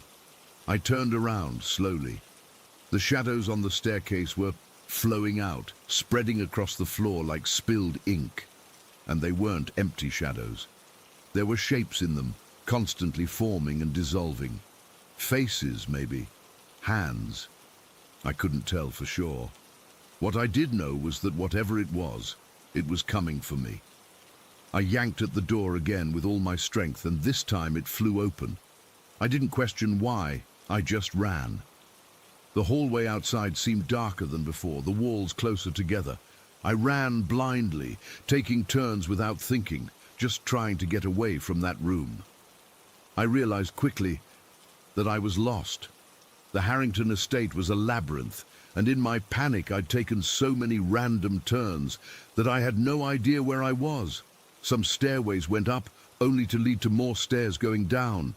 Corridors ended abruptly in walls or branched off in 3 different directions. And the whole time, I could feel something behind me. Not footsteps exactly, more like a presence, a cold spot that followed me wherever I went. Sometimes I'd hear something that might have been breathing, or might have been the wind through cracks in the old house. I found myself in a narrow hallway lined with doors. I tried each one, but they were all locked except the last one. It opened into a small room with a window, and through that window I could see the front yard. I was on the ground floor again. I spotted a door on the other side of the room that looked like it might lead outside. Heart pounding, I raced toward it. As I did, I caught movement out of the corner of my eye. The shadows in the room were stretching, reaching for me. The door opened at my touch, thank God, and I burst outside into the sunlight. The relief was overwhelming. I ran across the lawn, heading for the small pond I'd seen when we arrived yesterday. Somehow I had the idea that if I could just get to the water, I'd be safe. I reached the edge of the pond, my chest heaving as I tried to catch my breath. I'd made it. I was outside in the sunshine. Whatever was in that house couldn't reach me here, that's what I thought. Until I looked up at the sky. The sky above the Harrington estate wasn't right.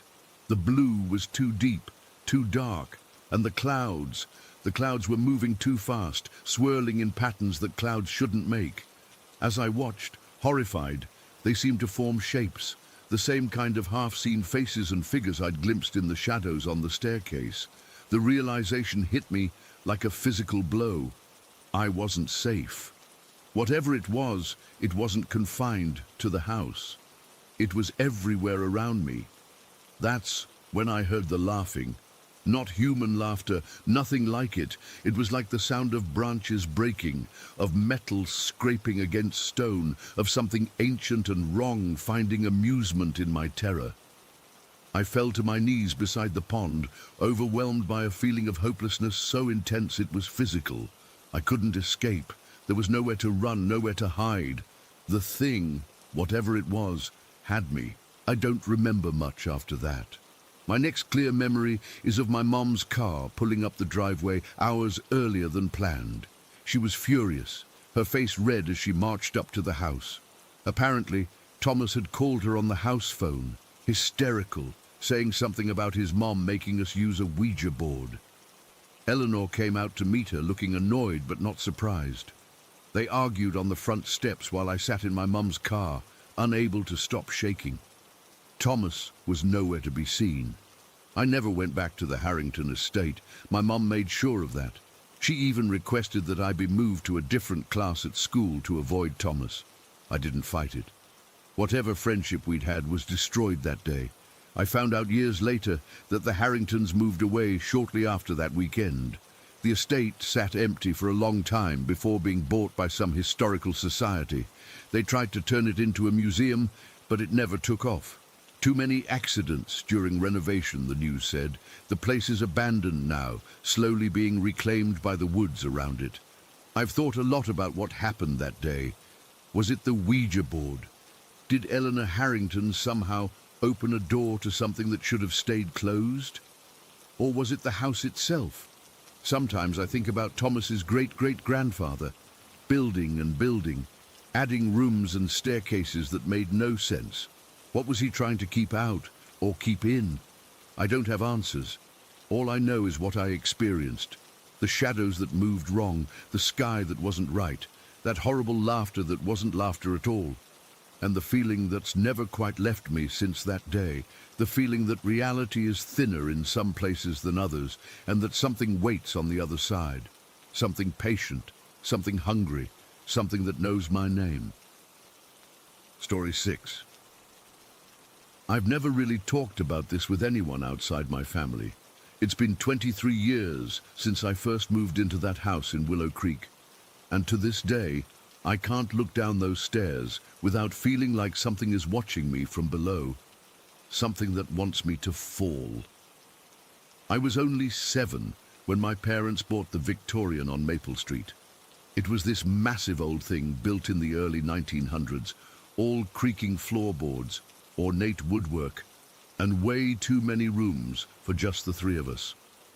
Mom thought it was charming. Dad liked the price. I just thought it was cool to have so much space to explore. The staircase was the centerpiece of the house, this grand sweeping thing with a polished wooden banister that spiraled down from the 2nd floor. It was beautiful during the day when sunlight poured through the stained glass window on the landing. But at night, even those first few weeks, I remember feeling uneasy about it. I guess that's when Alan first showed up. I didn't think anything of it at the time. I was a kid, and having an imaginary friend seemed normal enough. Except Alan wasn't exactly imaginary. I could see him, not clearly, but I could see him. He was like a shadow that moved on its own, always wearing what looked like an old-fashioned hat. And his shoes. I remember his brown shoes most vividly because they were the most solid-looking thing about him. Mom caught me talking to him one afternoon. I was sitting at the top of the stairs, dangling my legs through the balusters. "Who are you talking to, honey?" she asked, carrying a basket of laundry. "Just Alan," I said. She smiled in that way parents do when they think you're being cute. And who's Alan? The shadow man. He used to live here. I remember her pausing then, the laundry basket balanced against her hip. What do you mean he used to live here? I shrugged. That's what he told me. He said his wife fell down these stairs and died. That's why he's still here. I didn't understand why Mum's face went so pale. She just told me to come help her fold clothes and didn't mention it again. But I noticed her watching me more closely after that, especially when I was near the stairs. The thing is, I wasn't making it up. Alan would appear at odd times, usually near the staircase. He never spoke with a voice I could hear, but somehow I understood what he was communicating. It was like his thoughts would just appear in my head. He seemed sad mostly, but sometimes angry. Never at me, though. It always felt like his anger was directed at something else in the house. About 3 weeks after I mentioned Alan to Mom, our neighbor Martha came over for drinks. I was supposed to be in bed, but I snuck downstairs to grab some cookies from the kitchen. I overheard them talking in the living room, their voices slightly slurred from wine. Lucas has an imaginary friend, Mom was saying, trying to sound casual.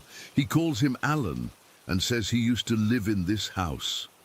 I was about to continue to the kitchen when I heard something crash. Peering around the corner, I saw Martha had dropped her wine glass, red liquid spreading across our cream carpet.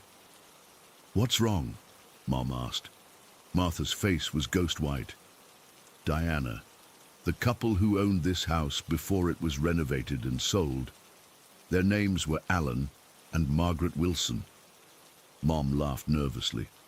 "That's just a coincidence. Lucas must have heard the name somewhere." "Diana," Martha said, her voice shaking. "Margaret Wilson died in this house. She fell down the stairs and broke her neck. Alan found her when he came home from work." My blood ran cold. I'd never heard this before. No one had ever told me anything about the previous owners. "That's impossible," Mom whispered. "We never told Lucas any of this. We didn't even know ourselves." I backed away silently and went upstairs, suddenly afraid to look at the staircase as I climbed it. After that night, things started to change. Mum never mentioned Alan again, but I noticed her avoiding the stairs when possible, taking multiple trips rather than going up and down too often. Dad thought we were both being ridiculous, but even he started turning on more lights around the staircase at night. As for me, I stopped seeing Alan as clearly, but I became increasingly aware of the staircase itself. It began to feel like its own entity. During the day, it was just stairs, albeit old, creaky ones. But at night, it transformed. The darkness at the bottom seemed deeper than it should be, like it didn't just lead to our foyer, but somewhere else entirely, somewhere cold and ancient. I became unable to look down the stairs. I would literally turn my head away or close my eyes when descending, holding the banister in a death grip. I felt watched, not by Alan anymore, but by something else. Something that lived in that unnatural darkness and wanted me to fall. Our dogs confirmed my fears. We had this old retriever mix named Sandy when we first moved in. She would do this weird thing where she'd lie on the 4th step with her head squeezed between the balusters, just staring down at whatever was below. She'd whimper sometimes, but never move from that spot, like she was standing guard. When Sandy got too old to climb stairs, we got another dog, a Labrador named Rusty. He refused to go near the stairs. He'd sleep at the bottom, his body always positioned between the staircase and the rest of the house, like he was protecting us. The most disturbing incident happened when Sandy and Rusty had puppies. There were 6 of them, all healthy except for the runt, a tiny thing we called Button. One morning, I came downstairs to find Sandy trying to drag Button to the staircase. Dad caught her just as she was attempting to push the puppy through the balusters.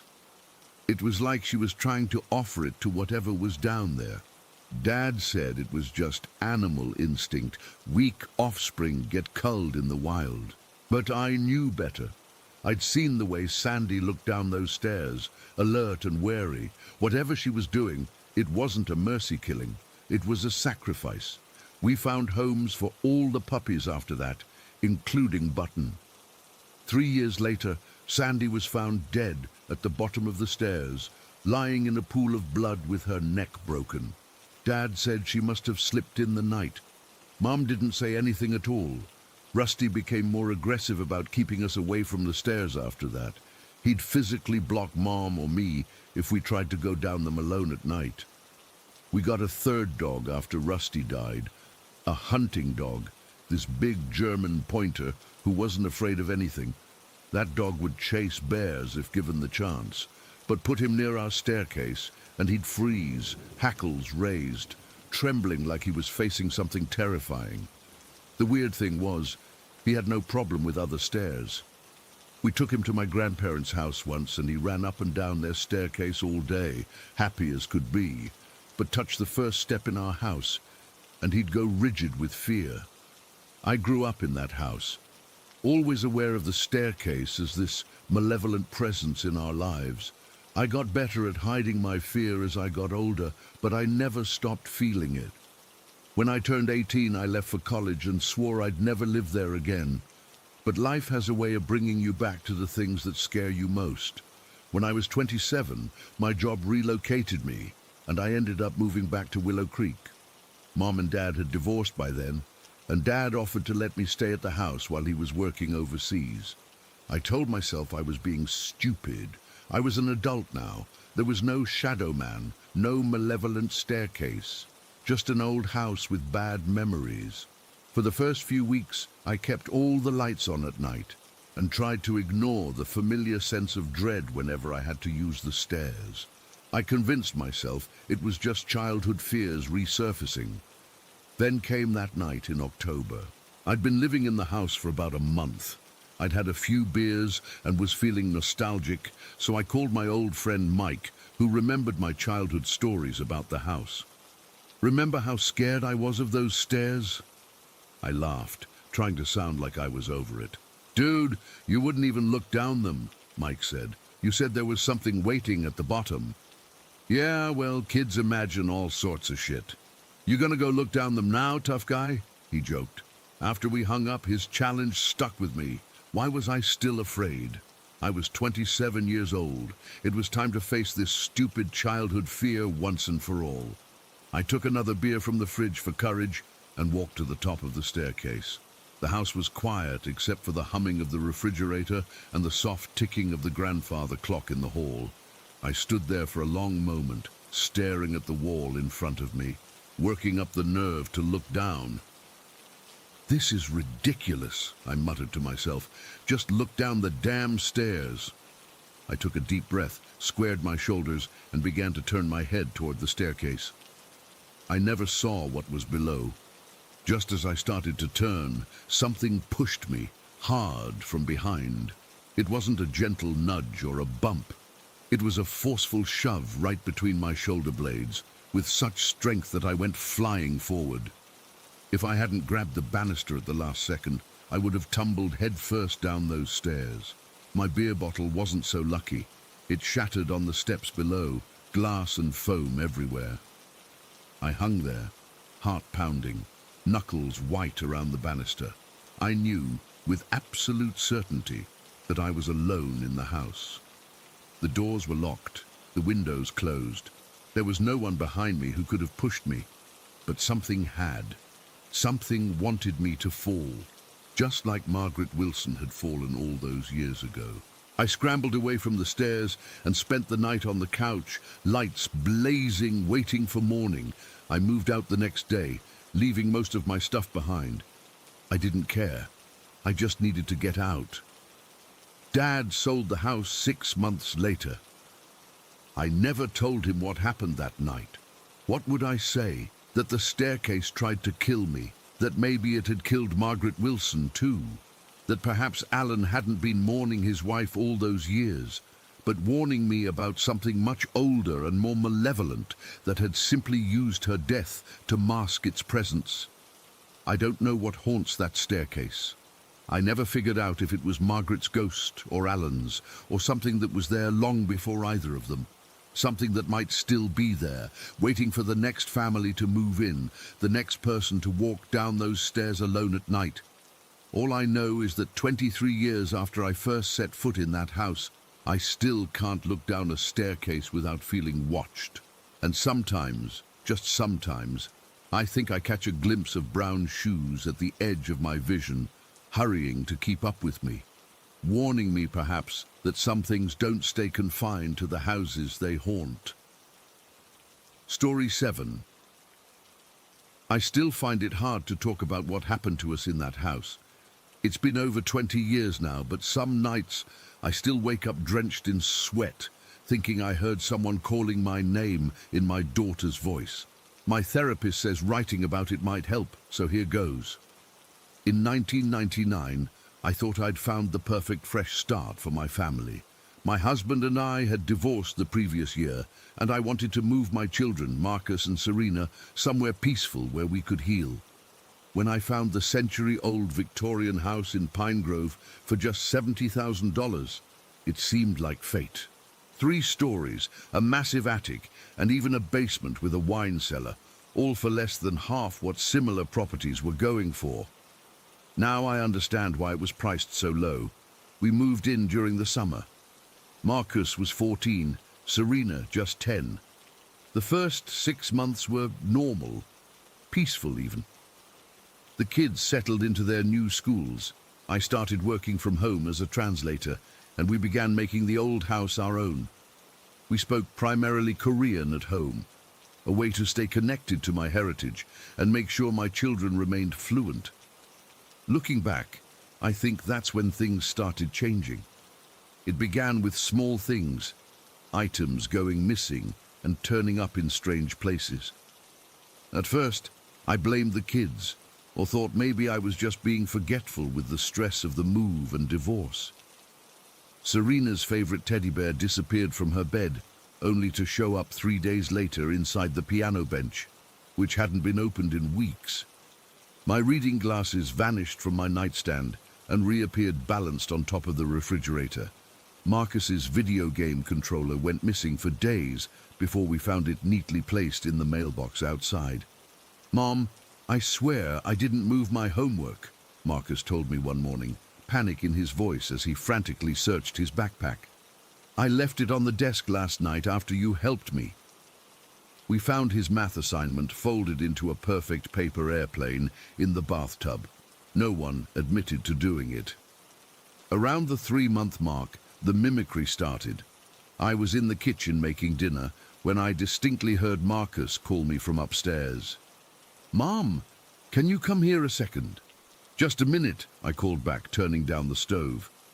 When I went upstairs, Marcus wasn't there. He was in the backyard the whole time. I could see him through the window playing basketball. A week later, Serena came running into my room in the middle of the night. "Did you call me, Mom? I heard you calling my name." I hadn't. I was sound asleep until she came in. These incidents multiplied until they happened almost daily. We'd hear perfect imitations of each other's voices coming from empty rooms. The mimicry was flawless, down to Marcus's slight stutter when he gets excited, or the way Serena's voice rises at the end of questions. Then came the day Serena saw her first. She was playing in the upstairs hallway when she froze, staring toward the end of the hall. "Who are you?" she asked, her little voice trembling. When I rushed over, she pointed to an empty space. "There was a girl, Mom, right there. She had an old dress on, like from the olden days. But her face," Serena's voice dropped to a whisper. "Her face was all blurry and white, like someone smudged it out." I convinced myself it was just an overactive imagination. Children create imaginary friends all the time, right? But deep down, I felt a chill I couldn't explain. The shadow figures came next. Quick movements just at the edge of vision, a dark shape ducking around a corner when you turned to look. I'd be washing dishes and see what looked like someone walking past the kitchen doorway, only to find the hallway empty. Marcus complained that someone was watching him while he slept. Serena started keeping her closet door firmly shut at all times. One evening in early spring, I was sitting in the living room reading when I saw him, a full-bodied, solid-looking man walking calmly from the fireplace toward the bathroom. He wore what looked like clothing from the 1920s, high-waisted pants, suspenders, a collared shirt with the sleeves rolled up. He didn't acknowledge me, just walked straight ahead and vanished before reaching the bathroom door. I sat frozen, my book dropped on the floor for what must have been 20 minutes. Things escalated quickly after that. Poor Serena had the worst of it at first. She came home from school one afternoon and heard our two dogs barking and whining upstairs. Thinking I'd accidentally shut them up there, she went to check. But when she reached the top of the stairs, the barking stopped. When she came back down, both dogs were sleeping peacefully in the sunroom where they'd been all day. This happened repeatedly for a week. She'd hear the dogs upstairs, go to investigate, and find nothing. Eventually, she just started ignoring it, staying in her room with the door closed. The night she finally stopped responding, the barking and whining grew so loud it sounded like a dozen dogs were trapped upstairs. Then suddenly, it just stopped. Completely. Like someone had flipped a switch. By this point, we were all on edge, questioning our sanity. The mimicry targeted all of us now. I'd be at work in my home office and hear Serena calling for help from upstairs, only to call her cell phone and discover she was still at school. Marcus would rush to answer Serena calling him from her bedroom, only to find it empty. We started having arguments about conversations that never happened. "Mom, why didn't you pick me up from practice yesterday like you promised?" Marcus asked one morning. "What? We never discussed that. You told me you were getting a ride with Jake's mom." "No, I didn't. We talked about it at dinner.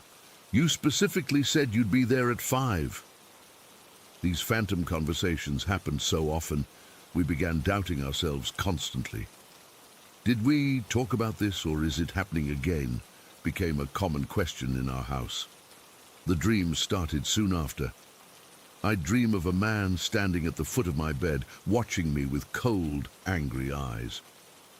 "Stop speaking that language in my house," he'd say in a raspy voice. "I can't understand a word you're saying. This is America." I'd wake up in a cold sweat, the dream feeling more real than a normal nightmare. After the third time I mentioned it to the kids at breakfast, the color drained from Marcus's face. "I've been having the same dream," he whispered. "The man says he can't understand us when we speak Korean." Even awake, the physical manifestations were becoming impossible to ignore. Heavy footsteps paced across the attic floor at night, though the access was padlocked from our side. Lights turned on and off by themselves. The TV would suddenly blare at maximum volume at 3 in the morning. The radio would switch stations mid-song. The upstairs bathroom door was the worst. It refused to stay closed.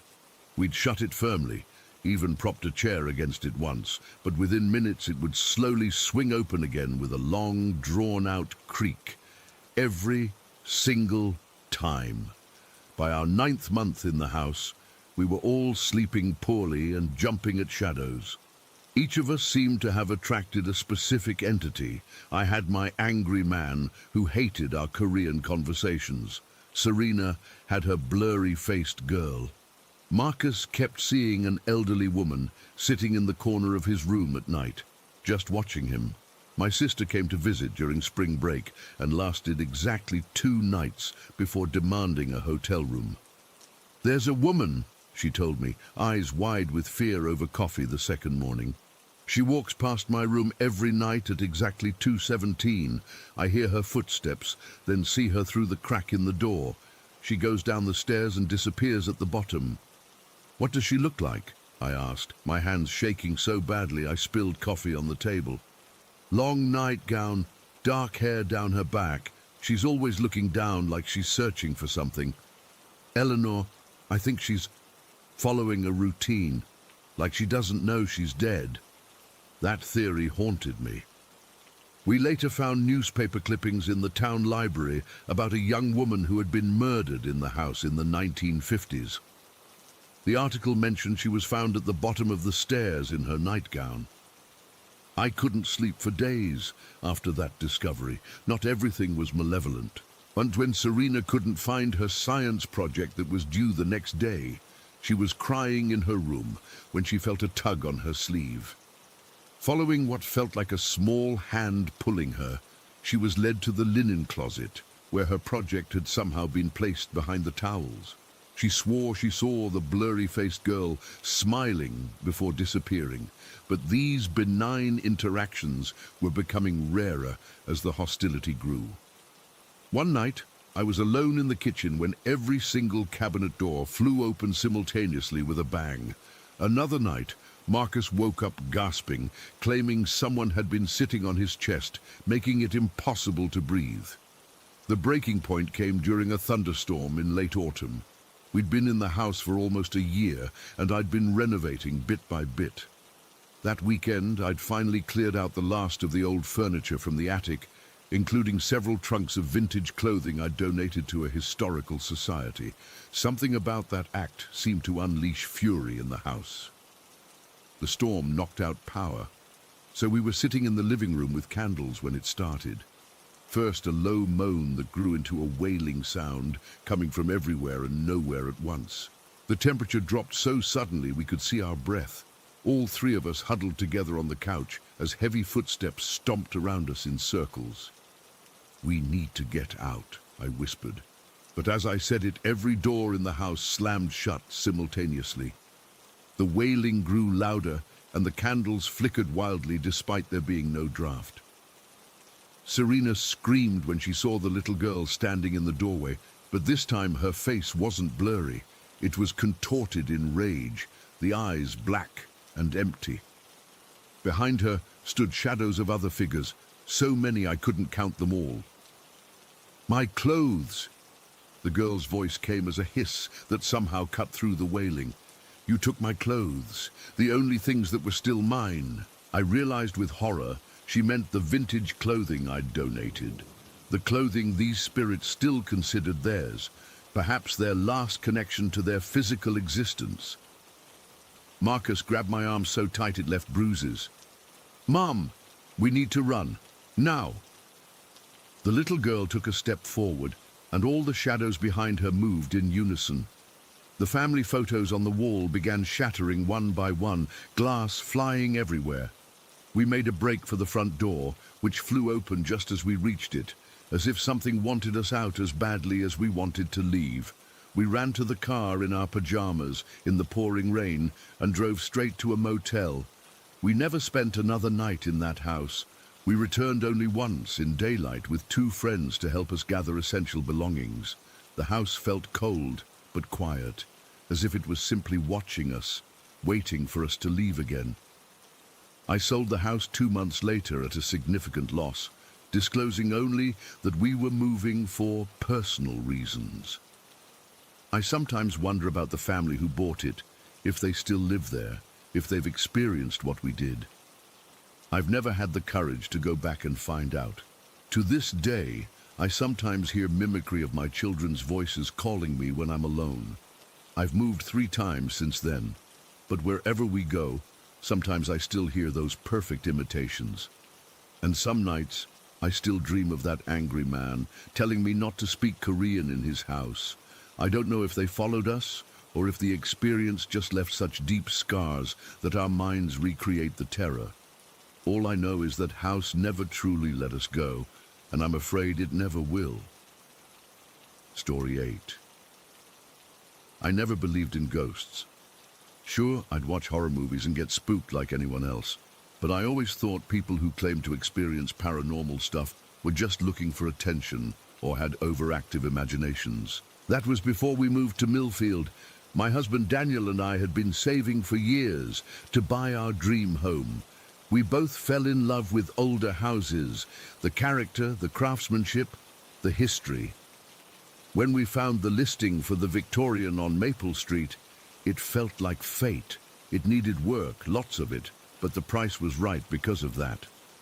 The realtor mentioned the previous owners, an elderly couple named the Blanchards, had lived there for over 60 years before passing away, within months of each other. Their children just wanted to sell the place and move on. The closing process went smoothly, almost too smoothly looking back. We were so excited to start renovations that we moved in immediately, even though parts of the house were barely livable. Our kids, Emma, 13, Jack, 9, and baby Lily, just 8 months, were troopers about the whole thing.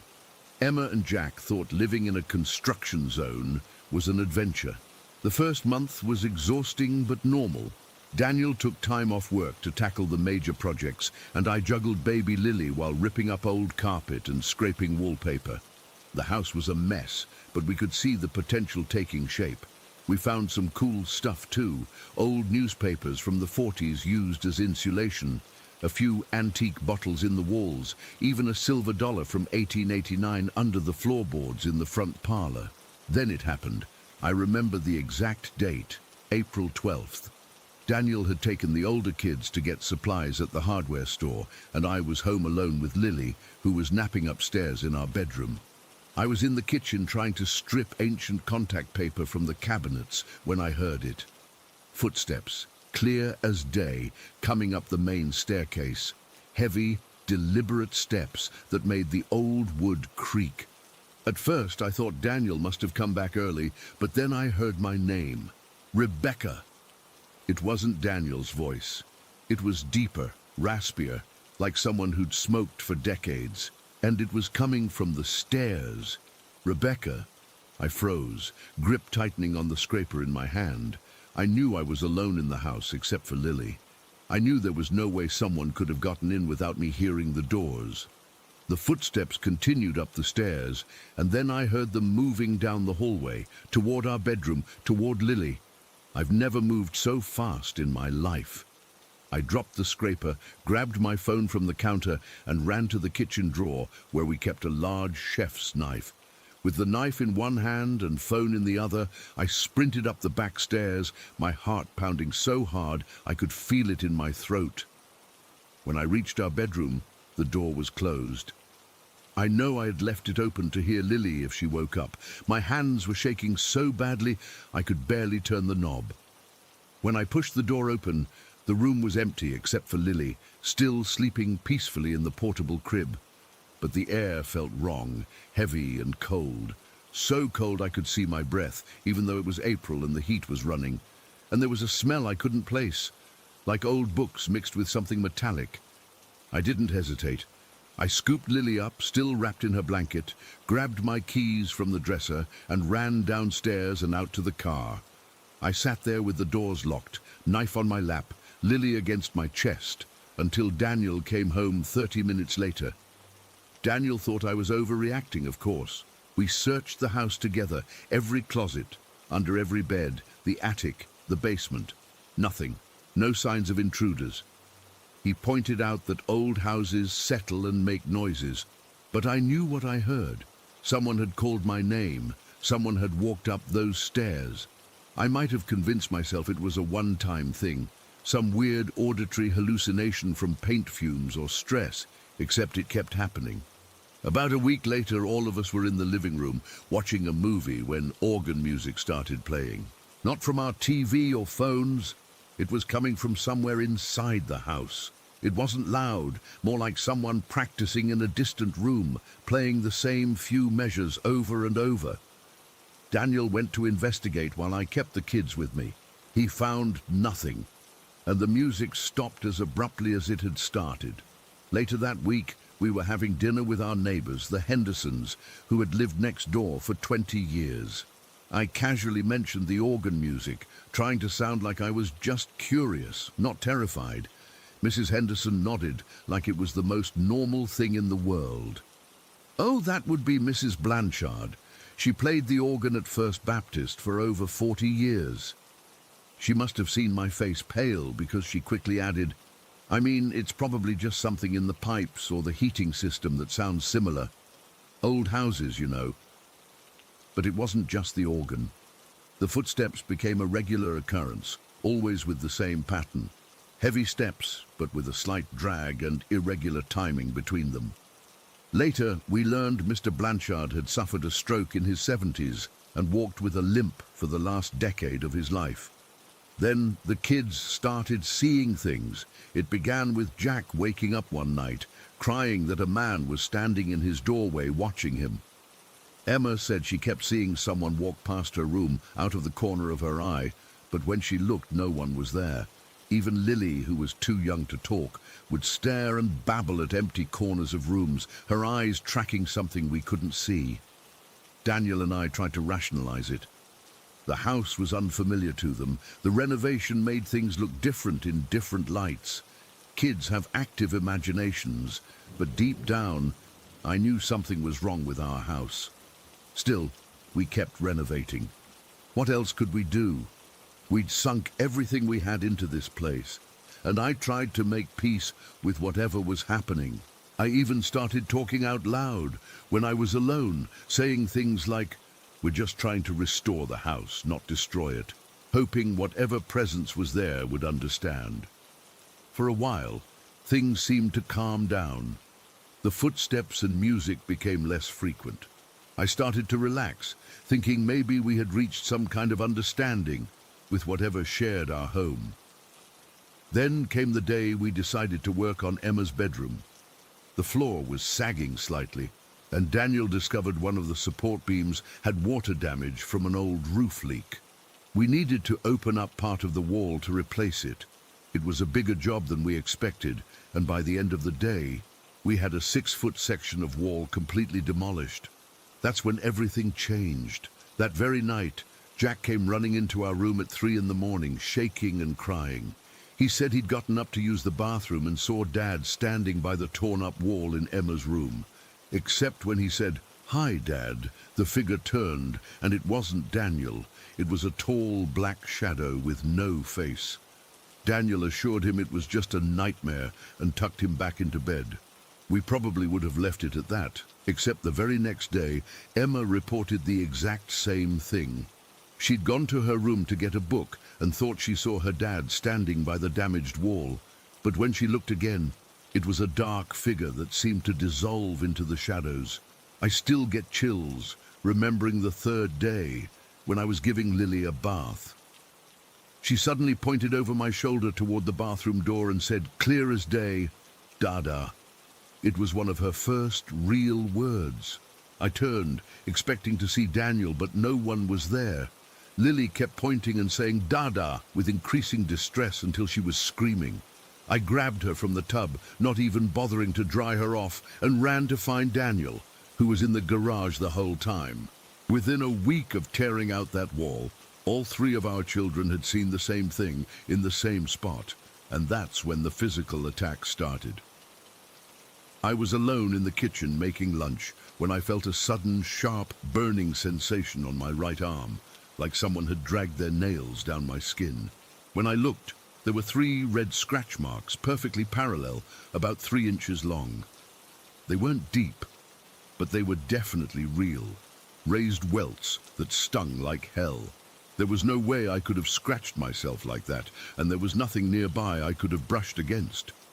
I told Daniel, and while he was concerned, he suggested I might have scraped my arm on a nail or piece of exposed wood somewhere in the house and not noticed until later. I almost believed him. Almost. 3 days later, I was folding laundry in our bedroom when I felt an intense, pinching pain on both wrists simultaneously. I yanked my hands away from the clothes I was folding and saw what looked exactly like bite marks forming on both wrists. Small, crescent-shaped indentations that were rapidly turning red and swollen. The pain was intense, like someone had clamped down hard with their teeth. I screamed for Daniel, and even he couldn't explain it away this time. I started researching like crazy.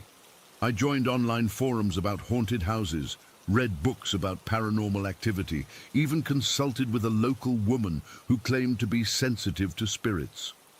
She suggested all sorts of folk remedies, spreading eggshells at doorways to confuse spirits, using cinnamon and salt as protective barriers, burning sage and spraying sage water throughout the house.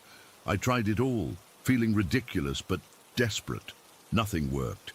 If anything, things escalated. Objects would move when no one was looking. Keys vanishing and reappearing in strange places. Doors that were definitely closed would be wide open minutes later.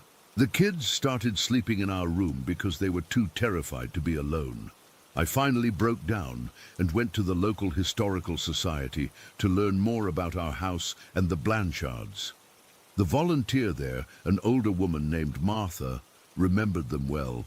"Oh, the Blanchards were fixtures in this town," she told me, "deeply religious, devoted Catholics. Mr. Blanchard built that altar in the sanctuary at St. Michael's with his own hands. And Mrs. Blanchard was very particular about her home, wouldn't let anyone change a thing. When their children suggested they install a first-floor bathroom after Mr. Blanchard's stroke, she refused, said the house should stay exactly as it was built." I felt a chill run through me. "They wouldn't have liked us very much then," I said. "We've been tearing the place apart." Martha gave me a strange look. "Are you folks religious?" I shook my head. "Not particularly." She nodded slowly. "The Blanchards were very concerned about who would get their home after they passed. They wanted a good Catholic family to live there. Mrs. Blanchard used to say that house was blessed ground." Walking back to my car, pieces started falling into place. We weren't just changing the house, we were changing what the Blanchards considered sacred space. And the worst activity had started when we broke through the wall in Emma's room, which I suddenly realized had probably been Mrs. Blanchard's sewing room based on the built-in cabinets we'd found. That night, things came to a head. We were all finally asleep in our bedroom, Daniel and me in our bed, the kids on air mattresses on the floor, when an enormous crash woke us. It sounded like every dish in our kitchen had shattered at once. Daniel grabbed the baseball bat we'd started keeping by the bed and headed downstairs while I stayed with the terrified kids. Minutes later, he called for me to come down.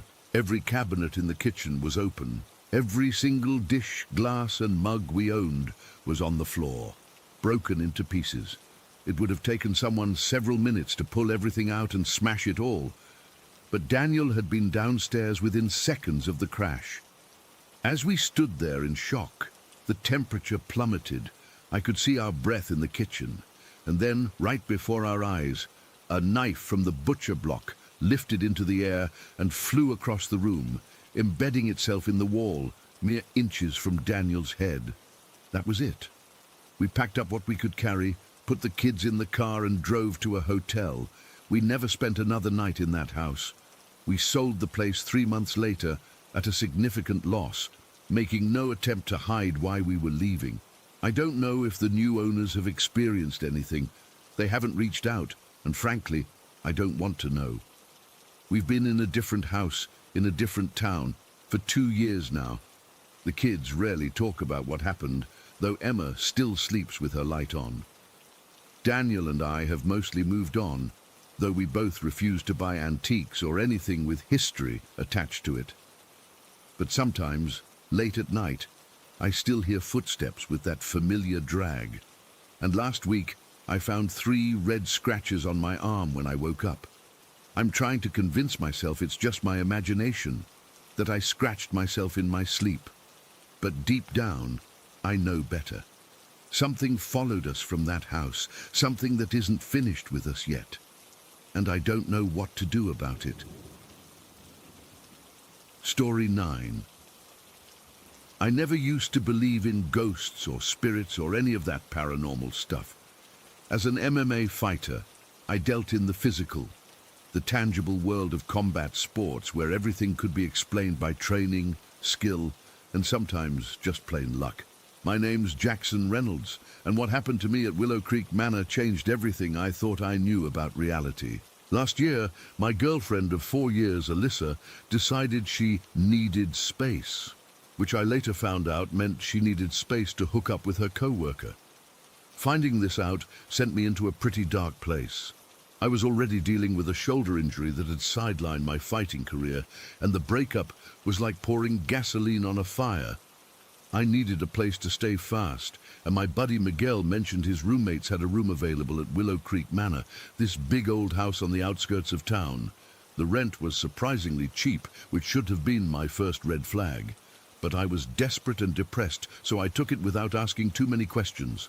All I had with me was some clothes, my training gear, and Blizzard, my Siberian husky who's been with me through everything. The first week was uneventful. I was still in that fog of depression, just going through the motions, training when my shoulder would allow it, eating when I remembered to, and spending way too much time staring at old photos of Alyssa and me. My roommates, Miguel, Paulo, and Ernesto, were all Filipino guys who worked at the same restaurant. They were cool, kept to themselves mostly, though they did invite me to dinner a couple times. Then weird shit started happening. The first incident I noticed was when I came home from physical therapy and all the framed pictures I'd hung up were sitting neatly on my dresser, every single one.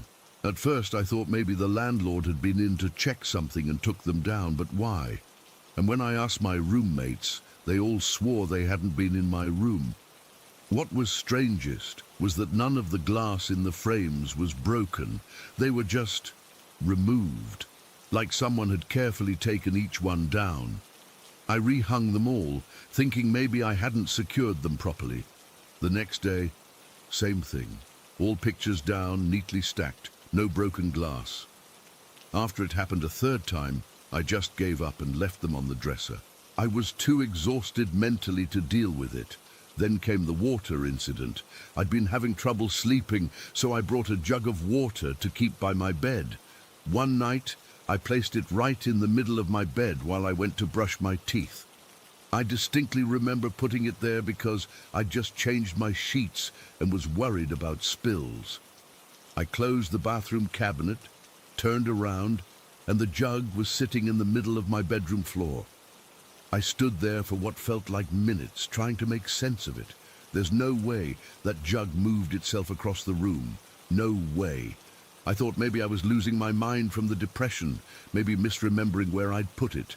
But deep down, I knew what I'd seen. Around this time, Blizzard started acting weird too. She's always been this super chill dog, not much bothers her. But suddenly, she refused to come into my bedroom. She'd stand at the threshold, hackles raised, whining like she was in pain. If I tried to coax her in, she'd back away, tail between her legs. One night I physically carried her in and set her down by her bed in the corner. She immediately started trembling and crying. Not barking, but these heartbreaking whimpers that made my skin crawl. As soon as I opened the door, she bolted out and wouldn't come near my room again. Despite all this, I kept telling myself there were logical explanations. Maybe there was a weird draft in the room moving things. Maybe Blizzard smelled some animal that had died in the walls. I was not about to admit that I, a guy who made his living by punching people in the face, was scared of some ghost bullshit. Then came the night that changed everything. It was around 2 in the morning. I was having another sleepless night, so I was lying in bed with my headphones on, listening to some podcast about ancient history to try to bore myself to sleep. I was finally starting to drift off when I noticed my bedroom door was open. This caught my attention because I specifically remember closing it. I always close it at night, habit from years of roommates. I pulled my headphones off and sat up, thinking maybe one of my roommates had opened it for some reason. The hallway was dark, and I noticed something else that was odd. Blizzard wasn't in her usual spot in the hallway where she'd taken to sleeping since refusing to enter my room. I got up to close the door, and that's when things got truly fucked up. As I pushed the door, it felt wrong, like it was bending outward, away from the frame, instead of fitting into it. I pushed harder, but it wouldn't latch. The door just kept bending in this impossible way, like it was made of rubber instead of wood. My heart was starting to race, but a part of me still thought I was just tired, misperceiving things in the dark. I turned back toward my room and froze. Blizzard was there, curled up by my laundry hamper, fast asleep. But that wasn't what stopped me cold. Hovering about 3 feet above my bed was this shape, not quite solid, not quite gas, like a cloud of darkness that was somehow darker than the already dark room. It had no clear form, just this amorphous black mass suspended in the air. Here's the thing about being a fighter. When confronted with a threat, my instinct isn't to run, it's to attack. Even as my brain was screaming that what I was seeing wasn't possible, my body was already moving. I literally charged at this thing, fists clenched, ready to swing at whatever the fuck was floating above my bed.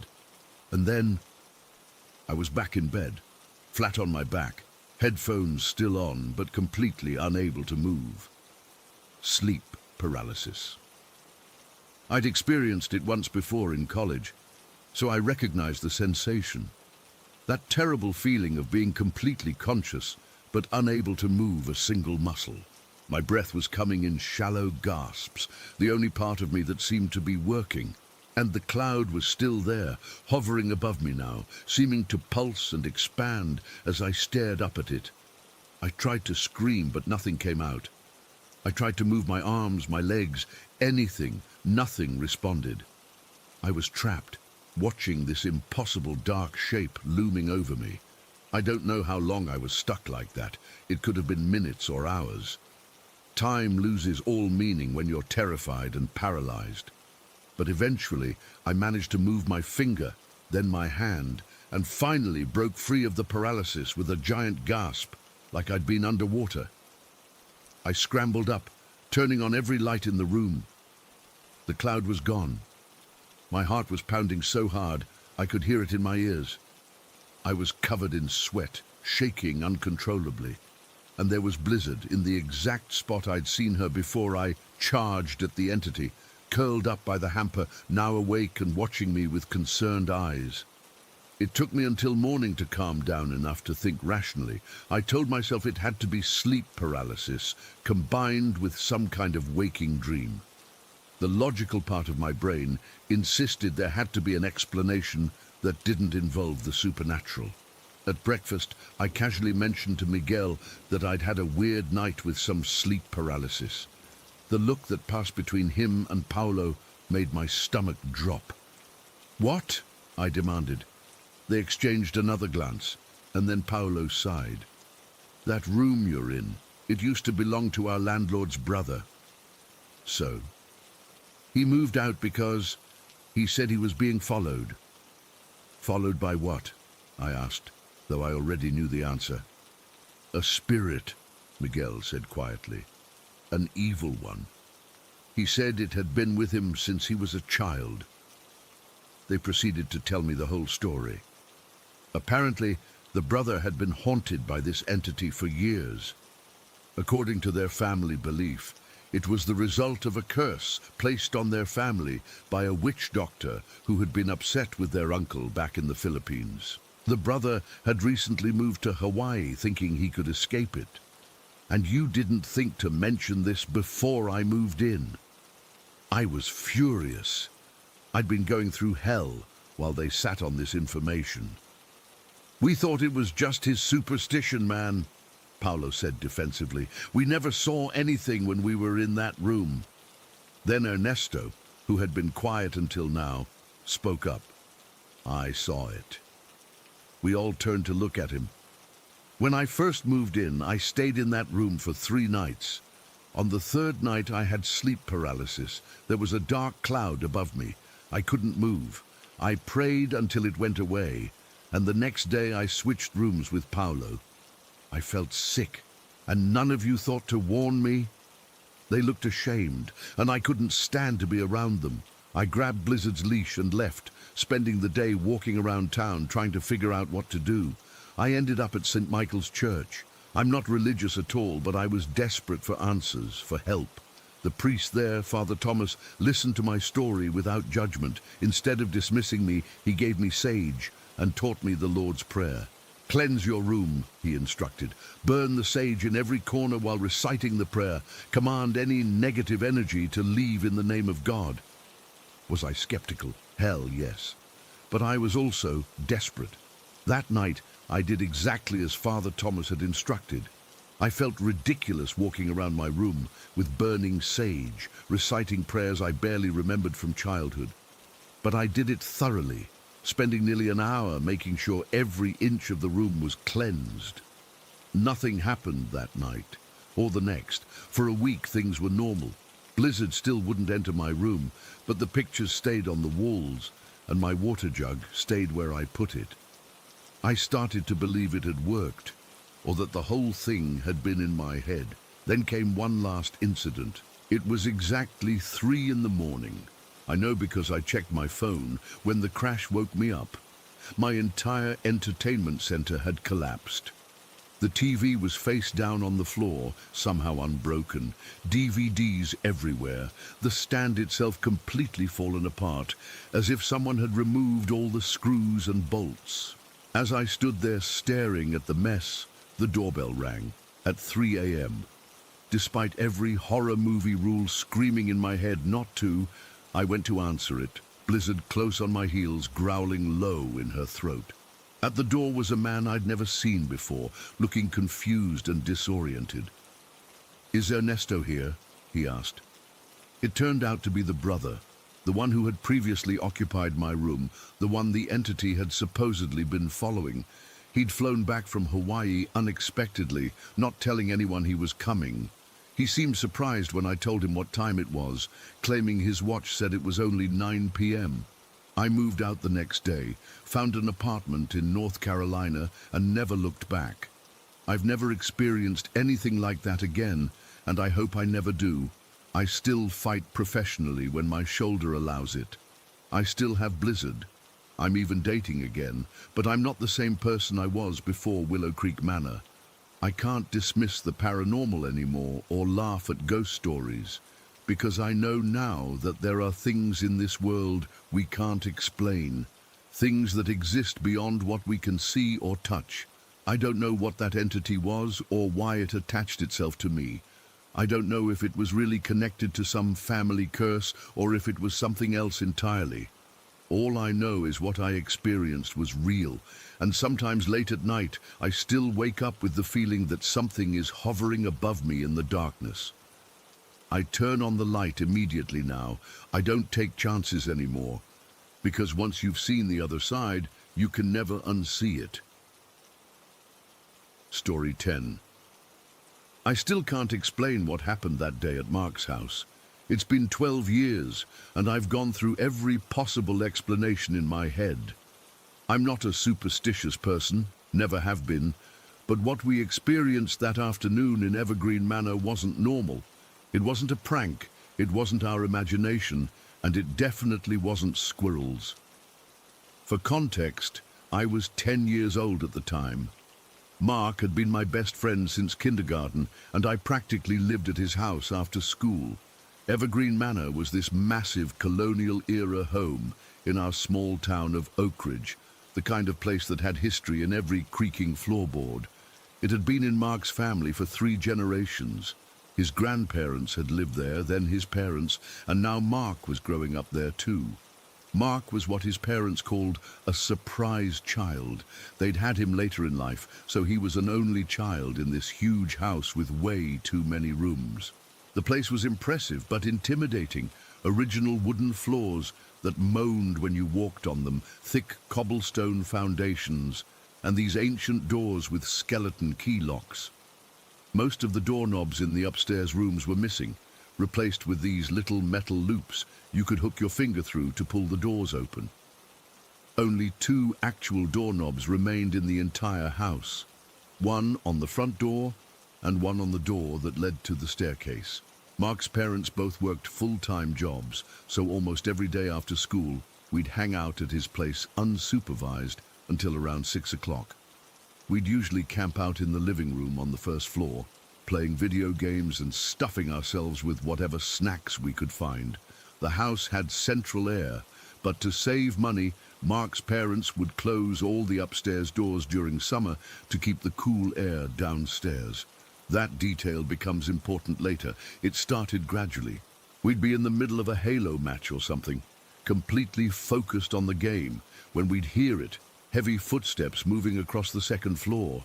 Not just regular footsteps, but this distinctive dragging sound, like someone wearing boots was pulling one foot behind them. Thump drag, always in the same pattern. The first few times it happened, I nearly jumped out of my skin, but Mark would just shrug it off. Probably squirrels in the attic, he'd say, barely looking away from the screen. This house makes weird noises all the time. But it didn't sound like squirrels. Squirrels don't make the floor creak like a 200-pound man is walking across it, and squirrels definitely don't sound like they're wearing work boots. After hearing it a dozen times over several weeks, I started to get used to it too. It became this weird, unspoken thing between us. We'd hear the footsteps, exchange a quick glance, and then go back to our game. I think we both knew it wasn't squirrels, but it was easier to pretend. Then came that Tuesday in mid-August, the day everything changed. It was hot, that sticky, humid kind of hot where your shirt clings to your back and you can't get comfortable no matter what you do. School had just started back, and I headed to Mark's house like usual.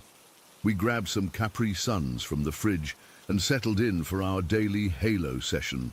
About an hour in, we heard the familiar dragging footsteps upstairs. Same as always, thump drag, moving from one end of the hallway to the other. We ignored it, like we always did. But then something different happened. The footsteps stopped directly above us, and there was this long moment of silence. Mark and I both looked up at the ceiling, controllers still in our hands. Then came this tremendous bang from the hallway, so loud it felt like the whole house shook. "What the hell was that?" I whispered, my heart racing. Mark's face had gone pale. "I don't know." We sat frozen for a few seconds, both of us waiting to see if there would be another noise. The house was dead silent. Finally, Mark paused the game and stood up. "We should check it out," he said, though he didn't sound too convinced. I followed him into the hallway, my legs feeling weirdly wobbly beneath me. What we saw made my stomach drop. The door to the staircase, which had definitely been closed when we arrived, was standing wide open. The doorknob lay on the floor in front of it, as if it had been forcefully removed. Did you leave the door open?" I asked, already knowing the answer. Mark shook his head slowly. "No way. And that doorknob was on tight. My dad replaced it last year." We stared at the open doorway, neither of us wanting to approach it. The staircase beyond was dark, the upstairs hallway barely visible. "Maybe it just fell off," I suggested weakly. "These old doors, you know?"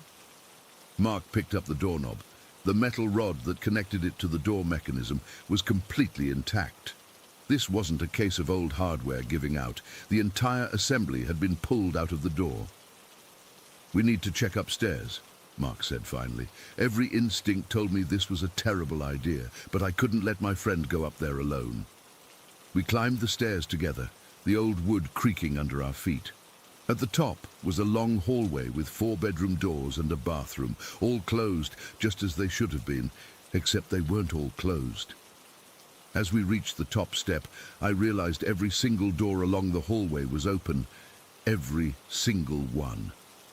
"Mark," I whispered, grabbing his arm. "The doors!" He saw it too, and I felt him tense up. "That's not possible," he said, his voice barely audible. "Those doors don't have knobs. We can't open them from down here, and they were all closed this morning. My mom always checks before she leaves for work." We stood frozen at the top of the stairs, staring down the hallway at the row of open doors. These were heavy, solid wood doors, not the kind that swing open from a draft. And like Mark said, they had no doorknobs, just those little metal loops. There was no way all of them could have opened on their own. That's when we heard it again. The dragging footsteps. Only this time they weren't above us. They were coming from the master bedroom at the far end of the hallway. Thump drag, moving toward us through the connected rooms. I couldn't breathe. My entire body was rigid with fear as the footsteps got closer. Whatever was making that noise was moving from room to room, approaching us through the open doors. We could track its progress from the master bedroom to the guest room to Mark's room. The footsteps stopped in the last room before the hallway. There was a moment of complete silence. Whatever it was right there, just out of sight, one doorway away from being visible to us. Mark and I didn't need to discuss what to do next. We bolted down those stairs like our lives depended on it, practically falling over each other in our panic. We didn't stop when we reached the bottom, didn't pause to close the stairway door or grab our backpacks. We ran straight out the front door into the afternoon sun. "We need to get your dad," I gasped, once we were safely on the front lawn. Mark nodded, still too terrified to speak properly. His dad worked at a construction warehouse about 3 blocks away. We sprinted the whole way there, bursting into the office area with such panic that the secretary immediately called Mark's father from the warehouse floor. When Mr. Thompson appeared, covered in sawdust and looking confused, Mark burst into tears. Between sobs, he explained about the doorknob, the open doors upstairs, and the footsteps. To his credit, Mr. Thompson didn't dismiss us. He saw how genuinely frightened we were, and immediately locked up the warehouse to come back to the house with us. "You boys stay behind me," he said as we approached the front door. He had brought a hammer from work, gripping it tightly as he pushed the door open. The house was exactly as we'd left it. Game paused on the TV, Capri Sun pouches on the coffee table, stairway door standing open with the doorknob still on the floor. Mr. Thompson inspected the doorknob mechanism, his brow furrowed. "This was pulled out with some force," he muttered, more to himself than to us. "It didn't just fall off." He made us wait downstairs while he checked the second floor. I'll never forget those minutes of waiting, Mark and I standing in the living room, straining to hear any sound from above. What if the footsteps started again while Mr. Thompson was up there? What if whatever made them was still hiding in one of the rooms? When he came back down, Mr. Thompson looked puzzled, but not frightened. "Everything seems normal," he said. "Nothing's been taken or disturbed." "But the doors," Mark insisted. "All the doors were open. They don't have doorknobs. Someone had to open them." Mr. Thompson nodded slowly. "They are all open," he confirmed. "And you're right, they couldn't have opened by themselves." He ran a hand through his hair, looking troubled. "The strange thing is, the doors are open in a specific pattern. It's exactly the path you described hearing the footsteps take, from the master bedroom to the hallway." A chill ran down my spine at his words. The footsteps weren't random noises. They matched exactly with the physical evidence of the open doors. After that day, neither Mark nor I wanted to be alone in that house. We started hanging out at my place instead, or at the library, or anywhere that wasn't Evergreen Manor. When we did have to go to his house, we made sure his mom or dad was home, and we never went upstairs. Mark's parents had the locks changed and hired someone to inspect the house for pests or structural issues that might explain the noises. They found nothing. The official explanation became that someone must have broken in while we were playing games, opened all the doors upstairs, and then left without taking anything, which made absolutely no sense, but was still more comforting than the alternative. A few months later, Mark's dad got transferred to another state for work, and they moved away. I was sad to lose my best friend, but also secretly relieved that I'd never have to set foot in Evergreen Manor again. 12 years have passed, and I still think about what happened that day. I'm 22 now in college, and I've researched everything from poltergeists to the psychology of mass hallucinations, trying to make sense of it. But none of the explanations fit. It wasn't a poltergeist. Nothing was thrown or moved while we watched. It wasn't a hallucination. Both Mark and I heard the same thing, and the physical evidence of the open doors confirmed what we experienced. And it definitely wasn't a person. No human could move through those rooms without us seeing them. Whatever was in that house that day, it was strong enough to rip a doorknob from its housing and push open heavy wooden doors. It was deliberate enough to follow a specific path through the upstairs rooms, and it was aware enough to stop just before revealing itself to us. I don't know what would have happened if we'd stayed at the top of those stairs for just a few seconds longer. Sometimes I wake up in the middle of the night, heart pounding, convinced I'm about to find out. In my nightmares, I still hear those footsteps, thump drag, getting closer and closer, but never quite reaching me. The dragging footsteps at Evergreen Manor remain the one thing in my life I cannot explain, no matter how hard I try. And sometimes, when I'm alone at night and my apartment makes a creaking noise, I find myself holding my breath, listening for that familiar pattern. Thump drag, thump drag. Story 11. I don't even know how to start this. I've been sitting here for 20 minutes just staring at my keyboard, trying to figure out how to put everything into words. I guess I should just dive into it, because I need to tell someone what's been happening at our family bar. Maybe writing it all down will help me make sense of it. My name's Thomas Lambert, and my family has owned the Millbrook Tavern for almost 30 years. It's nothing fancy, just a neighborhood bar in our small town where everybody knows each other. Wood paneling on the walls, some neon beer signs, a jukebox that's probably older than most of our customers. But it's ours, and we've put our hearts into it. About 3 years ago, we renovated the space above the bar into 2 small apartments that we rent out for extra income. The front unit is currently empty, but the back unit was rented by Damon Wright up until what happened a month ago. Damon moved in about 2 years back. He was the easiest tenant we could have asked for. Quiet, respectful, always paid his rent on time. Early 30s, worked remotely for some tech company. He'd come downstairs to the bar most evenings just to hang out and have a couple beers. Always ordered the same thing, our local IPA on tap. He became part of our little tavern family pretty quickly. My daughter Lily, who helps manage the place, took a liking to him right away. Not in a romantic way, she's married, but they became good friends. He'd help her close up sometimes when we were short-staffed, and he was just reliable, you know? The kind of guy who'd notice if a customer had too much and would quietly let me or the bartender know. He just watched out for people. About 8 months after Damon moved in, his girlfriend Amber started staying over more often, and that's when things started to get uncomfortable. Amber was the complete opposite of Damon. Where he was laid back and easygoing, she was high-strung and volatile. You could hear them arguing through the floor sometimes during business hours. It was embarrassing, customers looking up at the ceiling while we pretended not to hear her screaming at him.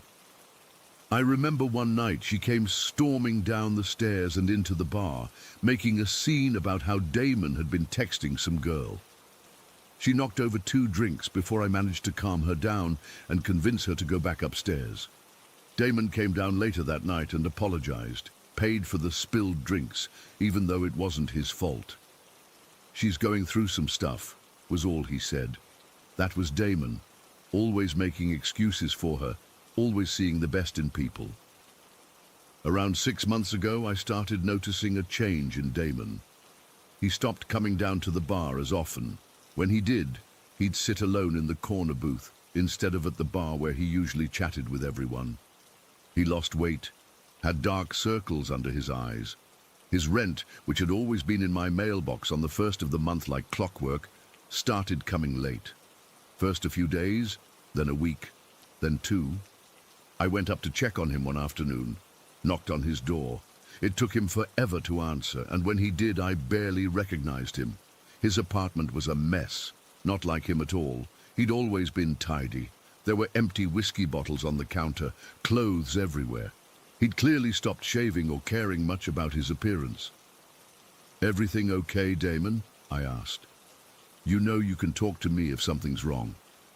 He just nodded, avoiding eye contact. "Just going through a rough patch. Work stuff. I'll have your rent by Friday, I promise." I told him not to worry about the rent, that I was more concerned about him. But he just thanked me and closed the door. I should have pushed harder. I should have done something more. Maybe if I had... Friday came and went. No rent. I didn't press him about it. Something in my gut told me to give him space. The following Tuesday, I was opening the bar when Amber came rushing in through the front door. I'd never seen anyone look so terrified. She was hysterical, sobbing, couldn't catch her breath. When she finally managed to speak, my blood ran cold. "Damon's dead," she choked out. "He shot himself. He's up there right now. Oh God, there's blood everywhere." The next few hours were a blur. Police, paramedics, coroner. They brought his body down on a stretcher, zipped up in a bag. I remember watching them load him into the van, thinking how small he looked.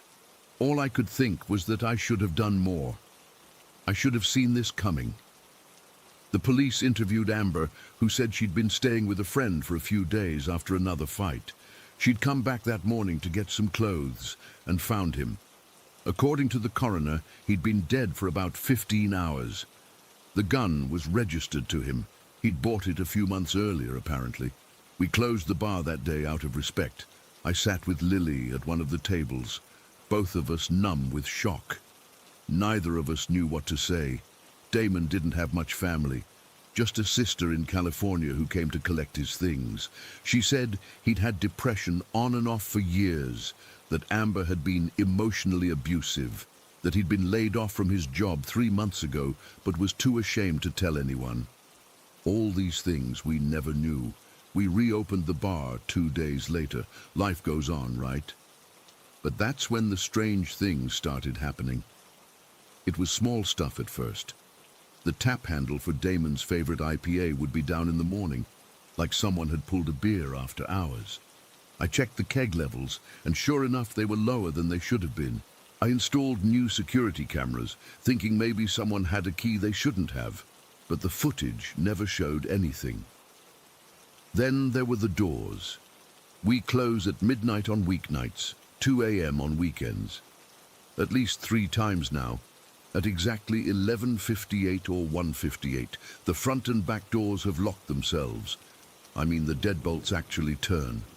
I watched it happen once, standing right there at the bar, heard the click, and saw the bolt slide into place. No one was near the door. The lights were next. They'd turn off on their own, usually near closing time. Not all at once, but one section at a time, like someone was walking through and hitting switches. Again, the cameras showed nothing. My bartender Jamie quit after working a Monday night shift alone. He called me at midnight, his voice shaking. Said he'd been stocking the cooler when he heard someone call his name from the bar area. When he went out, no one was there, but a bar stool was pulled out, Damon's usual spot. While he was standing there, the seat spun around slowly, like someone had just gotten up. "I don't believe in this ghost crap," Jamie told me, "but I'm not working here anymore." I hired a new bartender, Rachel, who never knew Damon. After her second shift, she asked me, "Who's the quiet guy who sits at the end of the bar? Dark hair, kind of sad eyes." He was there all night but never ordered anything. I felt like someone had walked over my grave. I showed her a picture of Damon from our Christmas party last year. Her face went white. "That's him. That's exactly who I saw." I didn't tell her. I couldn't bring myself to. She quit the next week anyway, said the place gave her bad vibes. This went on for weeks. Objects moving, glasses sliding off shelves, the jukebox playing on its own. Always the same song, "Wish You Were Here" by Pink Floyd. It was Damon's favorite. He played it all the time. Some of our regulars started noticing too. Old Pete, who's been coming in every day for 15 years, asked me point blank if I thought the place was haunted. "Because I've seen that tenant of yours," he said, sipping his bourbon. "The one who died. Saw him plain as day standing by the pool table last night. Thought I was seeing things, but Marv saw him too." Marv nodded from the next stool over. I didn't know what to believe. I've never been superstitious or religious, but I know what my staff and customers were seeing, and I know what I was experiencing myself. There was a heaviness in the bar that hadn't been there before. a feeling like you were being watched. And then, 2 nights ago, everything changed. Lily was closing alone. I don't usually let her do that, but we were short-staffed again. Surprise, surprise, nobody wants to work in a haunted bar. And I had to take my wife to the airport. It was a quiet Tuesday night, and Lily assured me she'd be fine. She called me at 12:30, completely hysterical. It took me several minutes to understand what she was saying through her sobs. She'd been cashing out the register, getting ready to close up, when she felt like she was being watched. She looked up and saw someone standing outside on the deck, looking in through the glass doors. Just a silhouette, but definitely a man. I thought it was a customer who didn't realize we were closed, she told me. So I went to the door to tell them we were done for the night. When she got to the door, no one was there. The deck was empty. She even walked out and checked around the building, thinking maybe they'd walked away. Nothing. She went back inside, locked the door behind her, and that's when she saw it. The reflection in the glass. A man standing behind her inside the bar. She spun around. No one was there, but when she looked back at the reflection, he was still there.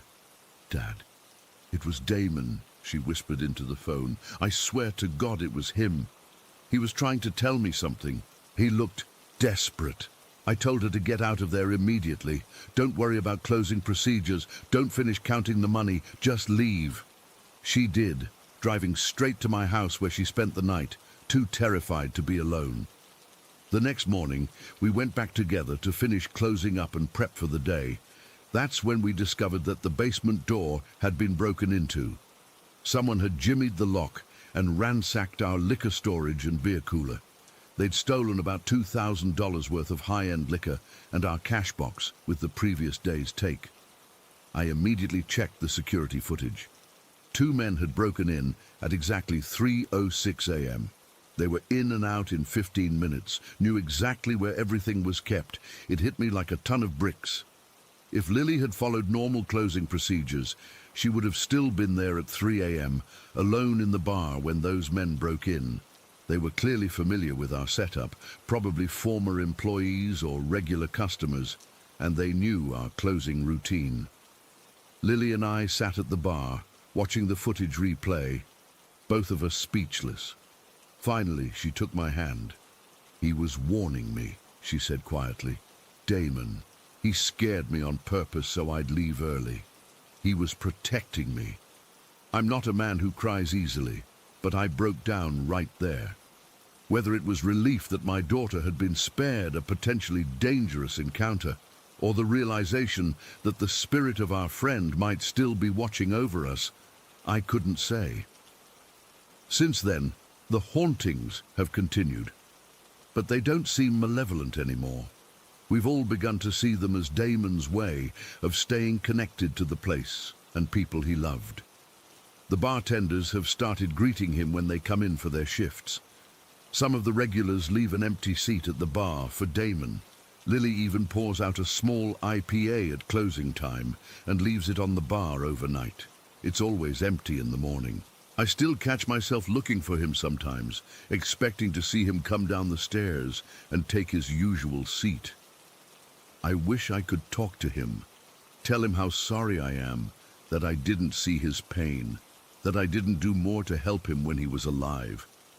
But maybe in his own way, he's telling me it's okay, that he's still here, still part of our little tavern family, still watching out for us, just like he always did. So if you're ever in Millbrook, stop by our tavern, have a beer, play some Pink Floyd on the jukebox.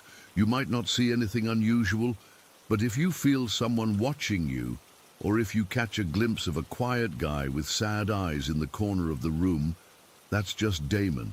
He means no harm. He's just keeping an eye on the place he never really left. Story 12. I still can't sleep with my blinds open. It's been almost 3 months since that night at Brittany's apartment, and I've changed so much about my daily routine. I check locks twice. I sleep with a baseball bat beside my bed, and I absolutely refuse to go onto any balcony after dark. My therapist says I'm experiencing an acute stress response, but I know what I saw wasn't just stress or an overactive imagination. I need to get this out somewhere, because keeping it inside is making everything worse.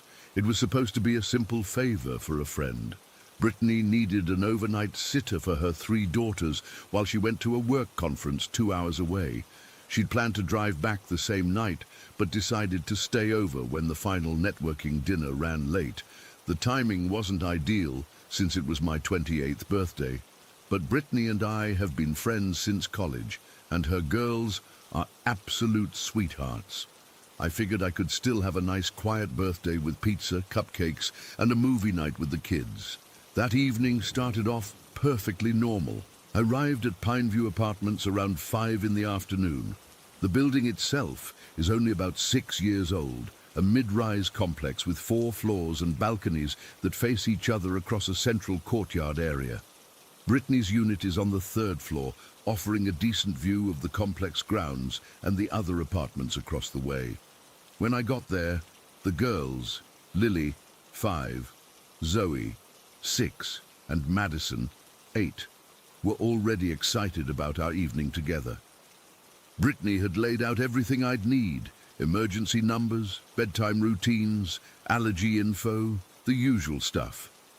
After hugs goodbye, she headed out, leaving me with the 3 girls who immediately started asking what we'd do for the night.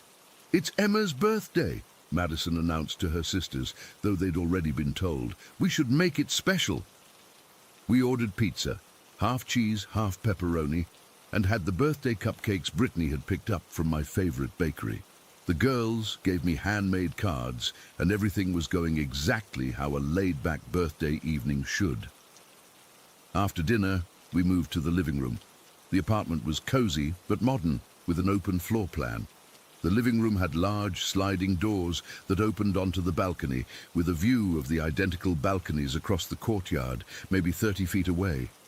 The curtains were open, letting in the last bit of early evening sunlight. The girls wanted to play a game before movie time, so we sat in a circle on the living room rug playing Candyland.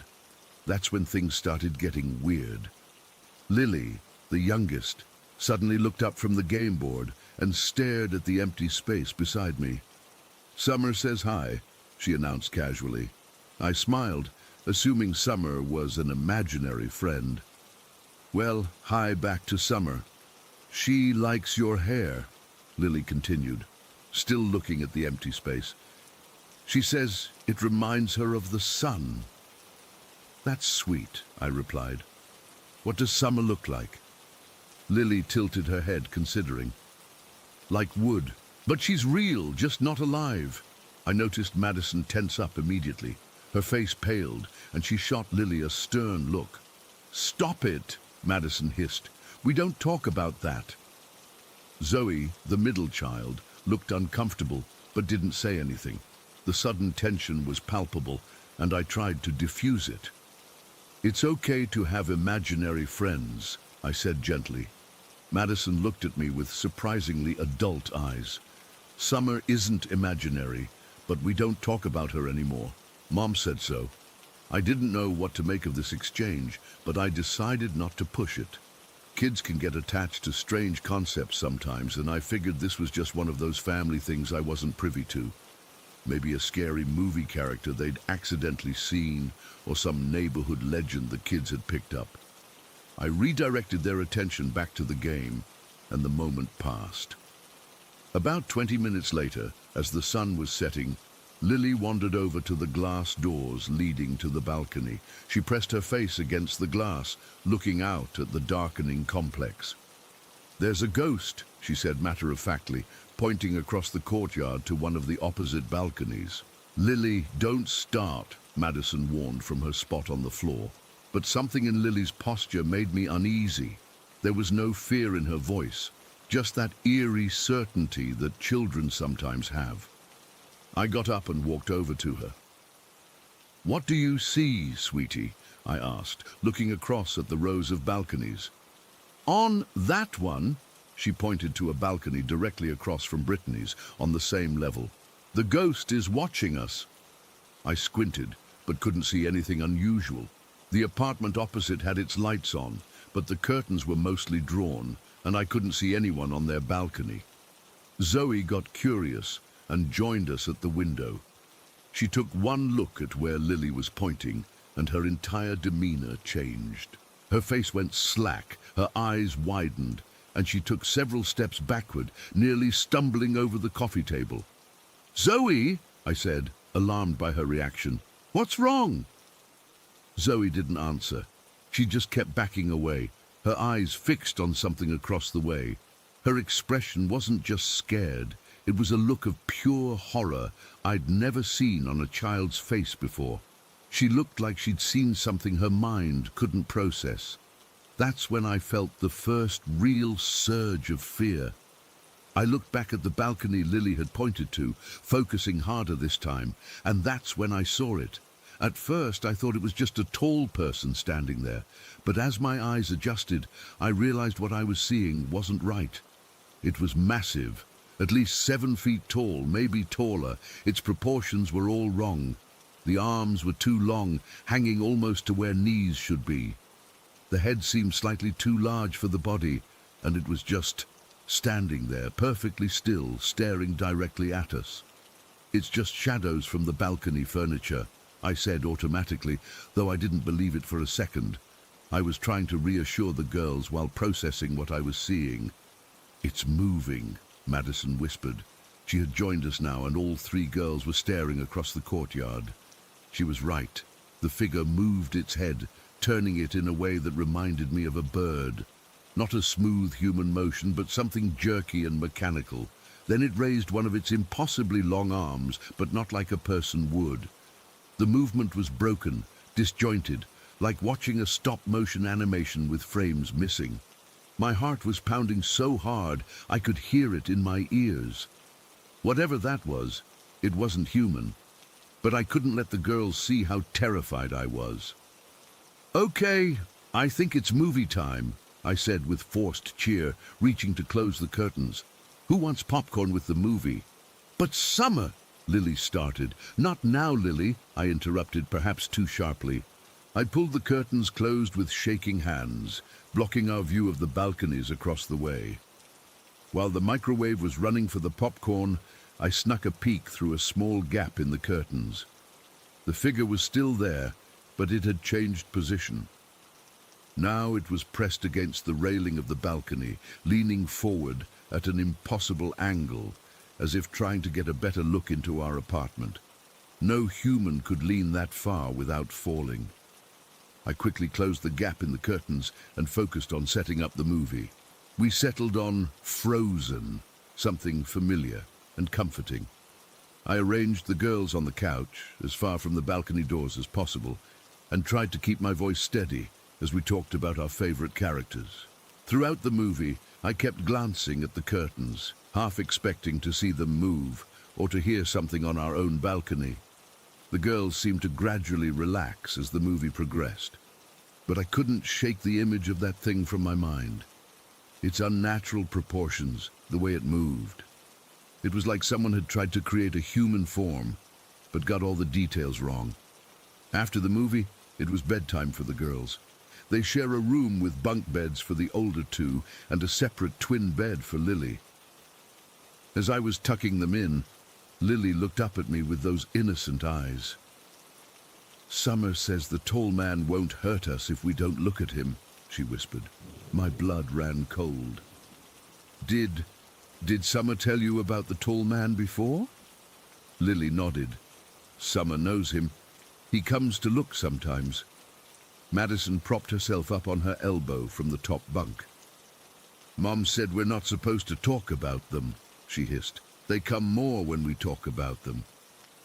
"Has your mom seen the tall man?" I asked carefully.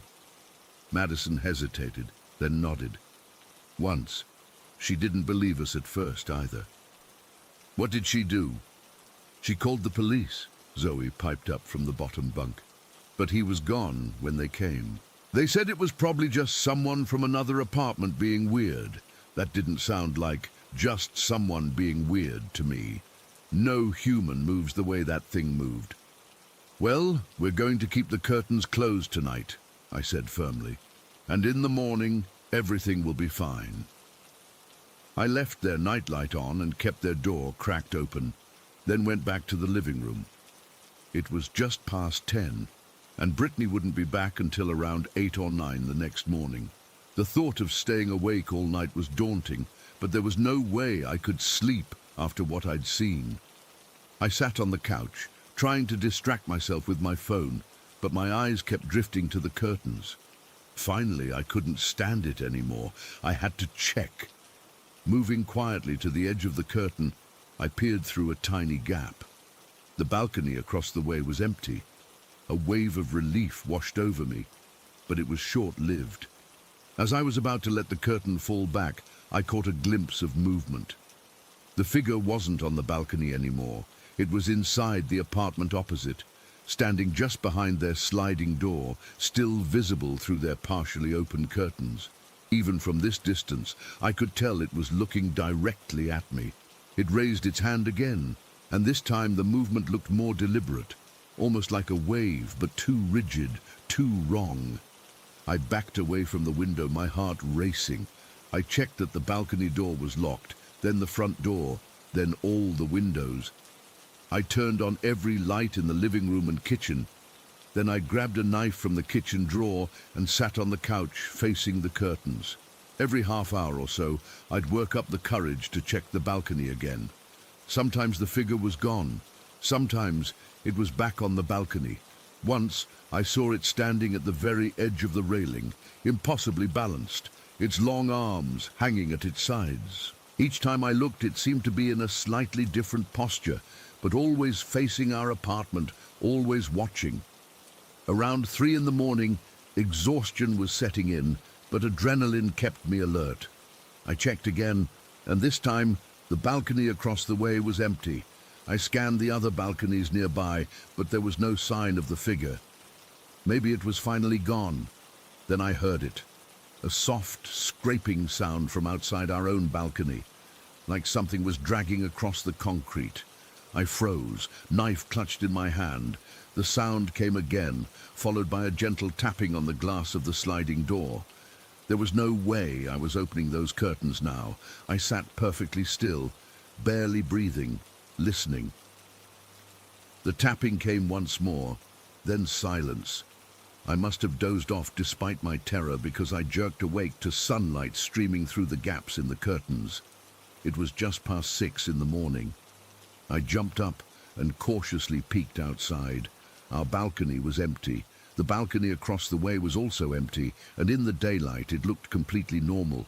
Patio furniture, a few plants, nothing unusual. The apartment appeared to be a regular home, curtains now fully open as morning light filled the space. I checked on the girls, who were still sleeping peacefully. They hadn't heard anything during the night, thank goodness. When Brittany arrived home around 8:30, I was jittery from lack of sleep and excess coffee. The girls were eating breakfast and chatting normally, seemingly unaffected by the previous night's events. As soon as Brittany and I had a moment alone in the kitchen, I told her everything. There was someone, or something, on the balcony across from yours last night, I said, keeping my voice low. The girls saw it too. Madison said you've seen it before. Brittany's face went serious. What did it look like? She asked, ignoring my question. Tall, unnaturally tall. Long arms, moves, wrong. Like it's not quite human. She sighed deeply, closing her eyes for a moment. Did you take any pictures of it? The question caught me off guard. I'd been so focused on protecting the girls, on making sure that thing didn't somehow get into the apartment, that I hadn't even thought to document it. No, I was too freaked out, I admitted. Brittany nodded. That's usually how it goes. By the time you think to grab your phone, it's either moved or gone. So you have seen it, I pressed. What is it? Has anyone reported it? I've reported it twice, she said quietly. The police checked the apartment across the way.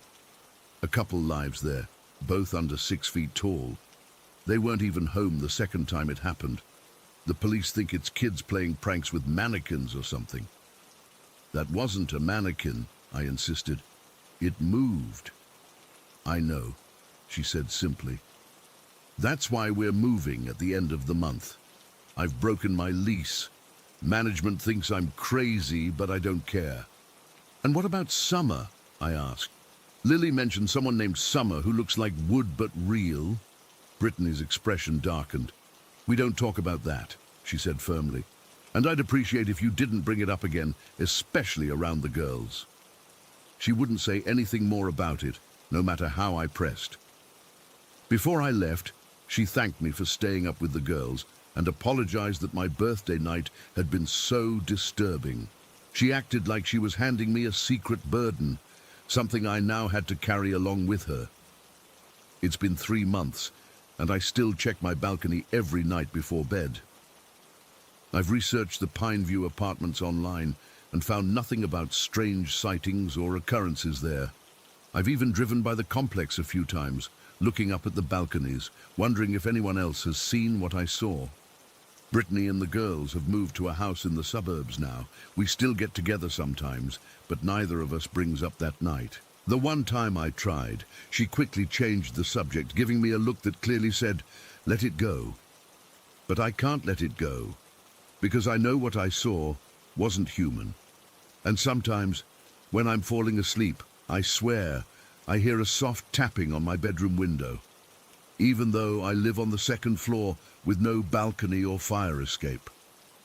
Maybe it found me. Maybe it followed me home. Or maybe the worst part of seeing something that shouldn't exist is never knowing when or if you'll see it again. Story 13. I've been sitting at my computer for about an hour now, trying to figure out how to even start typing this. My hands are still shaking a bit. Not from fear exactly, but from that weird feeling you get when something you've dismissed your entire life suddenly turns out to be real. Like finding out Santa is real after you've grown up and become a cynical 35-year-old software developer who prides himself on being rational. This all happened last week. I went to Scotland with my parents and my aunt for what was supposed to be just a nostalgic family trip. My dad grew up in Glasgow, but my uncle, my dad's brother, spent about 3 years living in this old mansion called Lochavan Keep when he was around 8 years old. My grandfather had taken a job as a caretaker there in the early 1970s. It's this imposing stone house with an actual turret and battlements, like a mini castle, that used to be the gamekeeper's residence for a nearby reservoir. Growing up, Uncle Rob always told these stories about seeing a grey lady in the basement of the house. He claimed she would sometimes stand in his doorway at night, just watching him. He never described her as doing anything threatening. She would just stand there, silent, staring. But it scared the hell out of him as a kid, and to this day, he's 60 now. He sleeps with a light on. My whole life, I've teased him about it. You know, the typical Uncle Rob is afraid of the dark jokes at family gatherings. He always took it good-naturedly, but he never backed down from his story either. For years, I figured it was just a kid's imagination combined with living in an old, creaky house. Or maybe someone told him ghost stories, and they got mixed up with reality in his mind. I've always been skeptical about paranormal stuff. I mean, I enjoy horror movies as much as the next person, but I've never believed any of it was real. Our Scotland trip was mainly to see where my dad grew up, but we decided to make a day trip to Lochavan Keep, which is about an hour and a half outside Glasgow. Dad hadn't been back there since they moved away when he was 12. Uncle Rob refused to come, said he had no desire to revisit that place. I remember rolling my eyes when he said that. We didn't even know if we'd be able to see the house. Dad wasn't sure who owned it now, or if it was even still standing, but we found it easily enough. It's in this remote area, surrounded by hills and this massive reservoir that supplies water to Glasgow. The house itself sits on a small rise overlooking the water, partially hidden by old Scots pines. It's made of this dark grey stone that almost blends into the overcast sky that day. We parked on the gravel drive and just sat there for a minute, looking at it. It was bigger than I'd imagined from the stories, 3 stories tall, with the corner turret rising even higher. The stone walls were covered with ivy on one side, and there were these narrow windows that looked like they belonged in a medieval fortress rather than someone's home. Dad got really quiet, just staring at the place. "It looks smaller," he finally said, which made my mum laugh because it was huge compared to their house in Pennsylvania. We were debating whether to just take pictures from outside or try knocking when the front door opened, and this older woman stepped out. She was probably in her 60s, with short silver hair and wearing a green cardigan. She waved at us, looking curious but not upset to find strangers in her driveway. Dad rolled down his window as she approached. "Can I help you folks?" she asked in a Scottish accent much thicker than the faint one my dad still has. Dad explained who we were, that his family had lived there back in the early 70s when his father was the caretaker. Her face immediately lit up. "The Morrisons? Well, that's wonderful. Come in, come in. I'm Margaret Campbell. My husband and I have owned the place for about 20 years now." We were all surprised by how welcoming she was. She ushered us into the house like we were long-lost relatives. The inside was warmer than the stone exterior suggested, with wooden floors and walls painted in cream and sage green. But it still had that distinct old house smell, a mixture of wood polish, slight dampness and age. "We've done some renovations, but we've tried to keep the character of the place," Margaret explained as she led us through a large living room with exposed beams and a massive stone fireplace. "It's such a special house, even with all its quirks." Dad started pointing out things he remembered, the window seat where he used to read, the spot where their Christmas tree stood. Margaret seemed genuinely interested, asking questions about what the house was like back then. My mom and aunt were admiring some antique furniture while I was just taking it all in. It was strange seeing this place that had been the setting for so many family stories. "Would you like to see upstairs?" Margaret offered. "And the basement. Though I warn you, it's still quite musty down there. We don't use it for much except storage." At the mention of the basement, I caught my dad exchanging a look with my aunt. They both seemed hesitant, but nodded. The tour continued through the main floor and up a winding staircase to the second floor. Margaret showed us the bedrooms, and Dad identified which had been his and Uncle Rob's. In what used to be Uncle Rob's room, now set up as a cozy guest room with tartan bedding, Dad walked over to a built-in cupboard and opened it. "I wonder if they're still here," he murmured, reaching up to touch the inside of the upper shelf. "Look at that, they are." I moved closer and saw what he was pointing at. Names scratched into the wood inside the cupboard. "Rob Morrison, 1972, and David Morrison, 1972, in childish handwriting." "That's incredible," I said, running my finger over the carvings. It made the whole thing feel suddenly real, this tangible connection to my dad and uncle as children. Margaret smiled, saying she'd noticed the names years ago, but never knew the story behind them. We continued the tour, up into the turret which had been converted into a small study with windows looking out in 3 directions over the surrounding landscape. The view was incredible, the reservoir stretching out below us with forested hills beyond. Even on the grey, misty day, it was beautiful in that haunting Scottish way. On our way back down, I decided to casually bring up the ghost topic. I wasn't trying to be weird about it, just curious if other people had similar experiences to what Uncle Rob had described.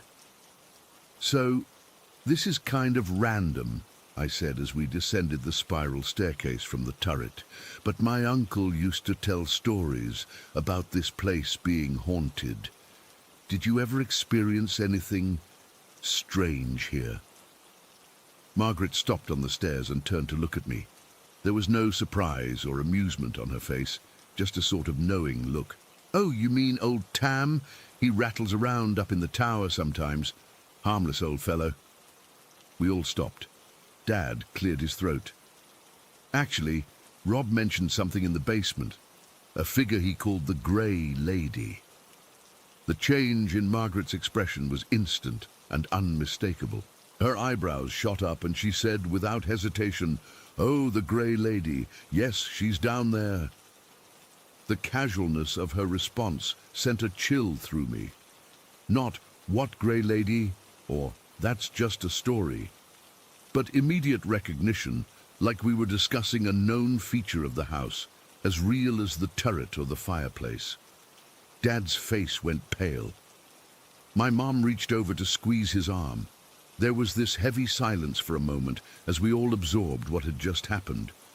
"You've seen her?" my aunt finally asked. Margaret nodded, continuing down the stairs. "Not often. She tends to stay in the basement, though sometimes she comes up to the ground floor at night. My husband's seen her more than I have. We don't go in the basement after dark if we can help it." She said this so matter-of-factly, like she was telling us about a temperamental boiler or a door that sticks in humid weather, not like she was confirming the existence of a ghost that had terrified my uncle for decades. "What does she look like?" I asked, my skepticism rapidly dissolving. "Always the same. A woman in grey clothing, not modern, more like a dress or gown from long ago.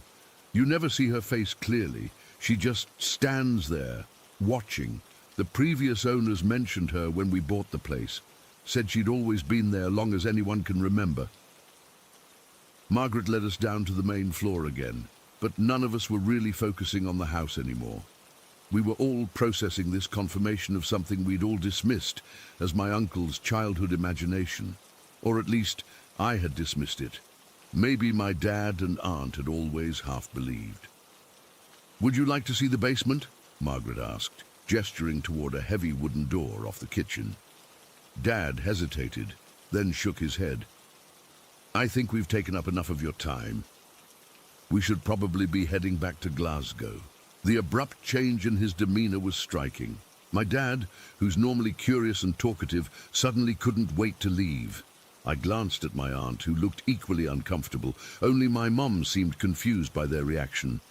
"Are you sure?" Margaret asked. "It's no trouble." "No, thank you. You've been very kind," Dad insisted. We made our goodbyes, with Margaret inviting us to come back any time. As we walked to the car, I noticed Dad looking back at the house, his expression unreadable. No one spoke until we were driving away down the long gravel drive. "Well, that was weird," I finally said. Dad was gripping the steering wheel tightly. "Rob wasn't making it up," he said quietly. "All these years, and he wasn't making it up." "Did you ever see her?" I asked. He shook his head. "No, but sometimes I'd hear Rob talking in his room at night. I thought he was having bad dreams. He'd beg her to go away." The realization of what my uncle had actually experienced hit me then. This wasn't an isolated incident or a child's nightmare. The Grey Lady was real enough that the current owner, who had no connection to our family and no knowledge of Uncle Rob's experiences, immediately knew who we were talking about. Not just knew, but matter-of-factly confirmed her existence as if discussing a permanent resident. We called Uncle Rob that night from our hotel in Glasgow. Dad put him on speakerphone and simply said, "We went to Lockhaven today." There was a long silence before Uncle Rob responded. "How was it?" The current owner mentioned the Grey Lady, Rob, without us bringing it up first. Another silence, longer this time.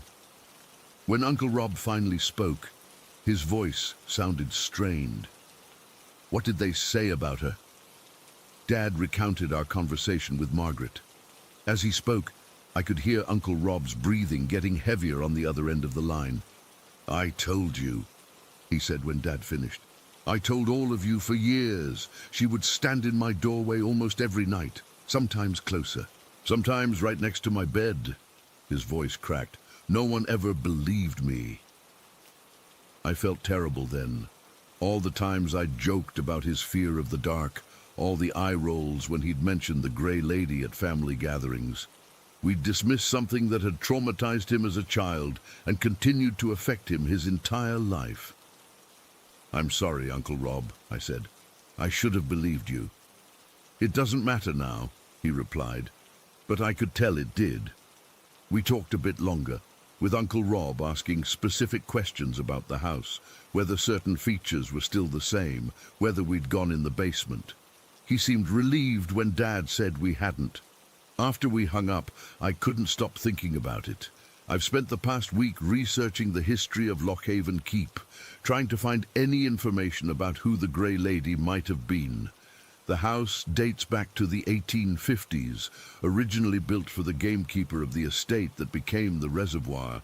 There are mentions of a young woman who drowned in the loch before it was expanded into a reservoir, but nothing definitive connecting her to the house. What keeps haunting me isn't the idea of the ghost itself, though that's unsettling enough.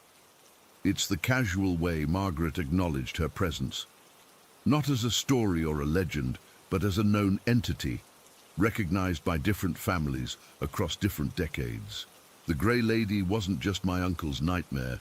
She was real enough to be passed down as information from owner to owner, like a quirk in the plumbing or a note about when to service the furnace. I've always prided myself on being rational, on finding logical explanations for supposedly supernatural events. But how do you explain this?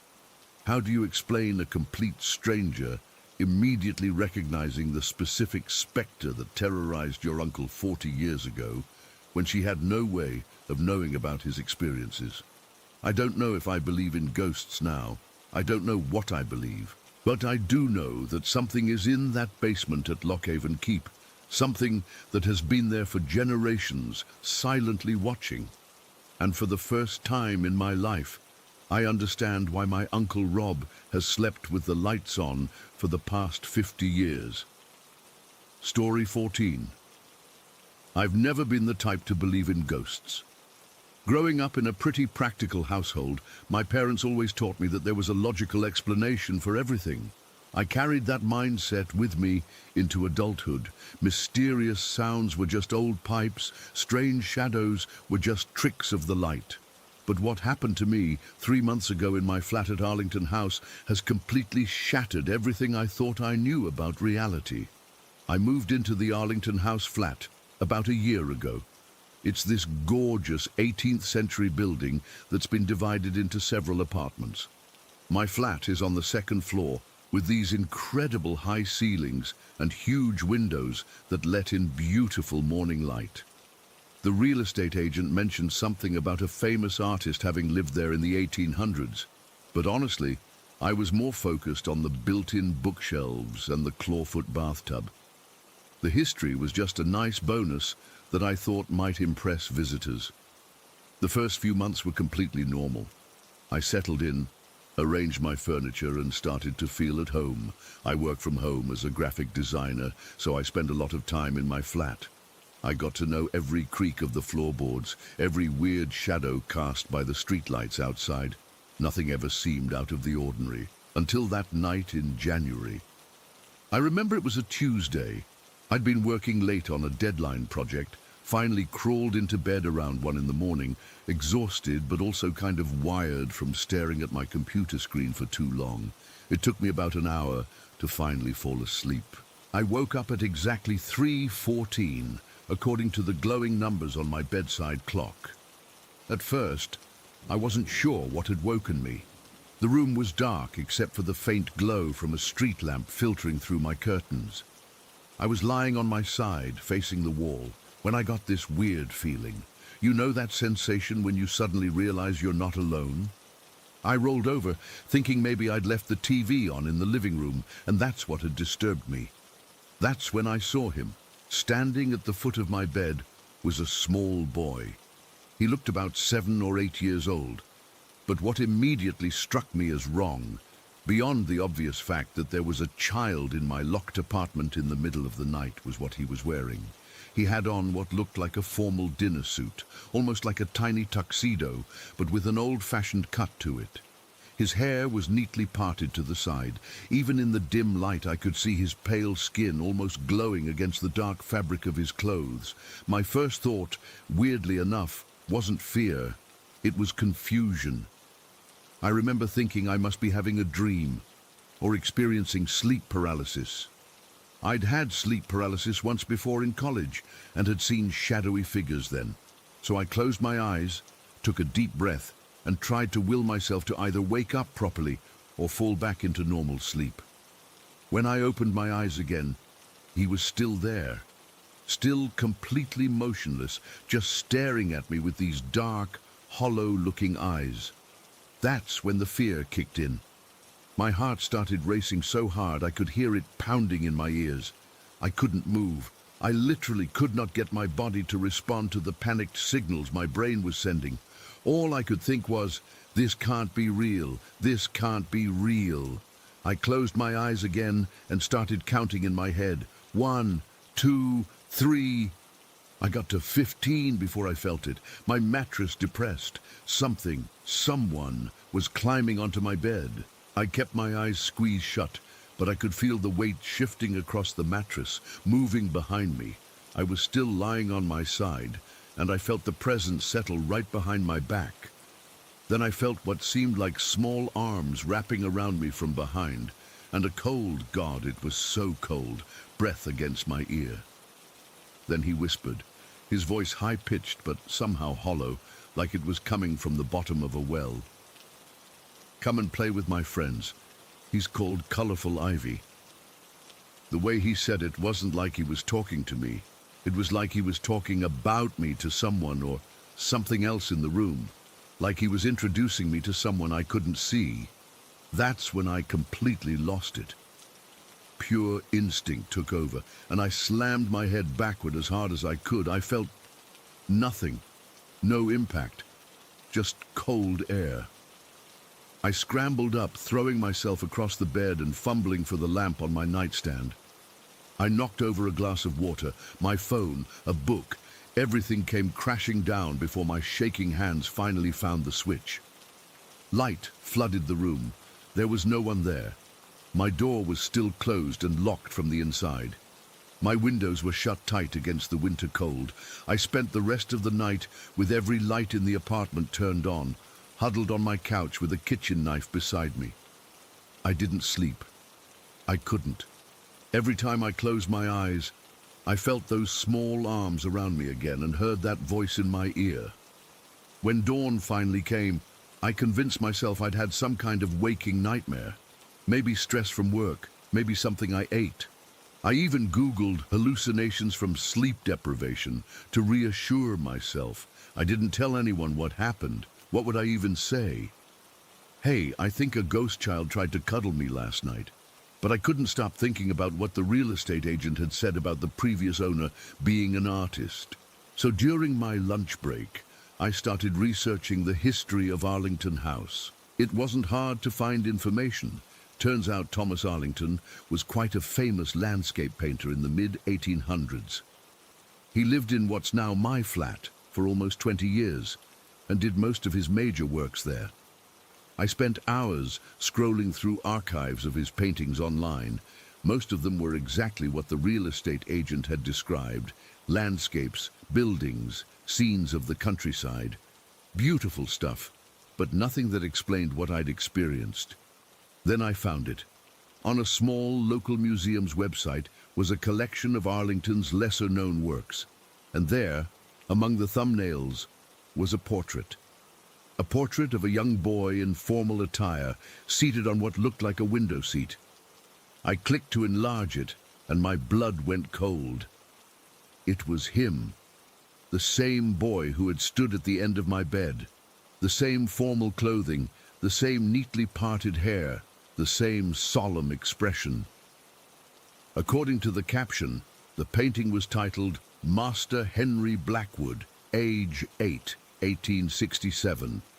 My hands were shaking so badly I could barely navigate back to the search results. I found an article about Arlington's life that mentioned he had been close friends with the Blackwood family and had painted their only son shortly before the boy died of scarlet fever. I closed my laptop and just sat there, trying to process what this meant. Had I somehow seen the ghost of Henry Blackwood? Was my flat haunted?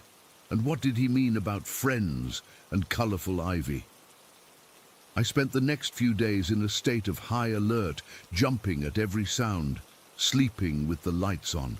I even stayed with a friend for 2 nights, making up some story about plumbing issues in my building, but eventually I had to come back. This was my home, after all, and I couldn't afford to move out on a whim because of one bizarre experience that I still wasn't convinced wasn't just a vivid nightmare. A week passed, then 2. Nothing happened. I started to relax again, to convince myself that it had been some weird one-off event that wouldn't repeat itself. Then last Tuesday night, exactly 3 weeks after the first incident, I woke up again at 3:14. This time, Henry wasn't at the foot of my bed. He was sitting on my dresser across the room, his legs dangling, swinging back and forth like any normal kid might do. Except there was nothing normal about a dead Victorian child materializing in my bedroom in the middle of the night. I sat up immediately, fully awake this time, and reached for the lamp. But before I could turn it on, he spoke. He doesn't like the light. Colorful Ivy doesn't like the light. His voice was clearer this time, less hollow-sounding. He hopped down from the dresser and took a step toward my bed. I pressed myself back against the headboard. "Who?" My voice came out as a croak. I cleared my throat and tried again. "Who is Colorful Ivy?" Henry tilted his head, like he was confused by my question. "You know him. He knows you." Then he smiled, and it was the most unsettling thing I've ever seen. It wasn't a child's smile. It was too knowing, too adult somehow. "He watches you when you paint." "I don't paint. I'm a graphic designer. I work on a computer." But Thomas Arlington had been a painter, and he'd lived in this flat for 20 years. "Henry," I said, trying to keep my voice steady, "I think you're confused. I'm not Thomas. Thomas Arlington died a long time ago." Henry's smile disappeared. He looked sad suddenly, genuinely like a child who'd just been told disappointing news. "But this is where we play. This is where Colorful Ivy lives." Then he did something that still makes my skin crawl when I think about it.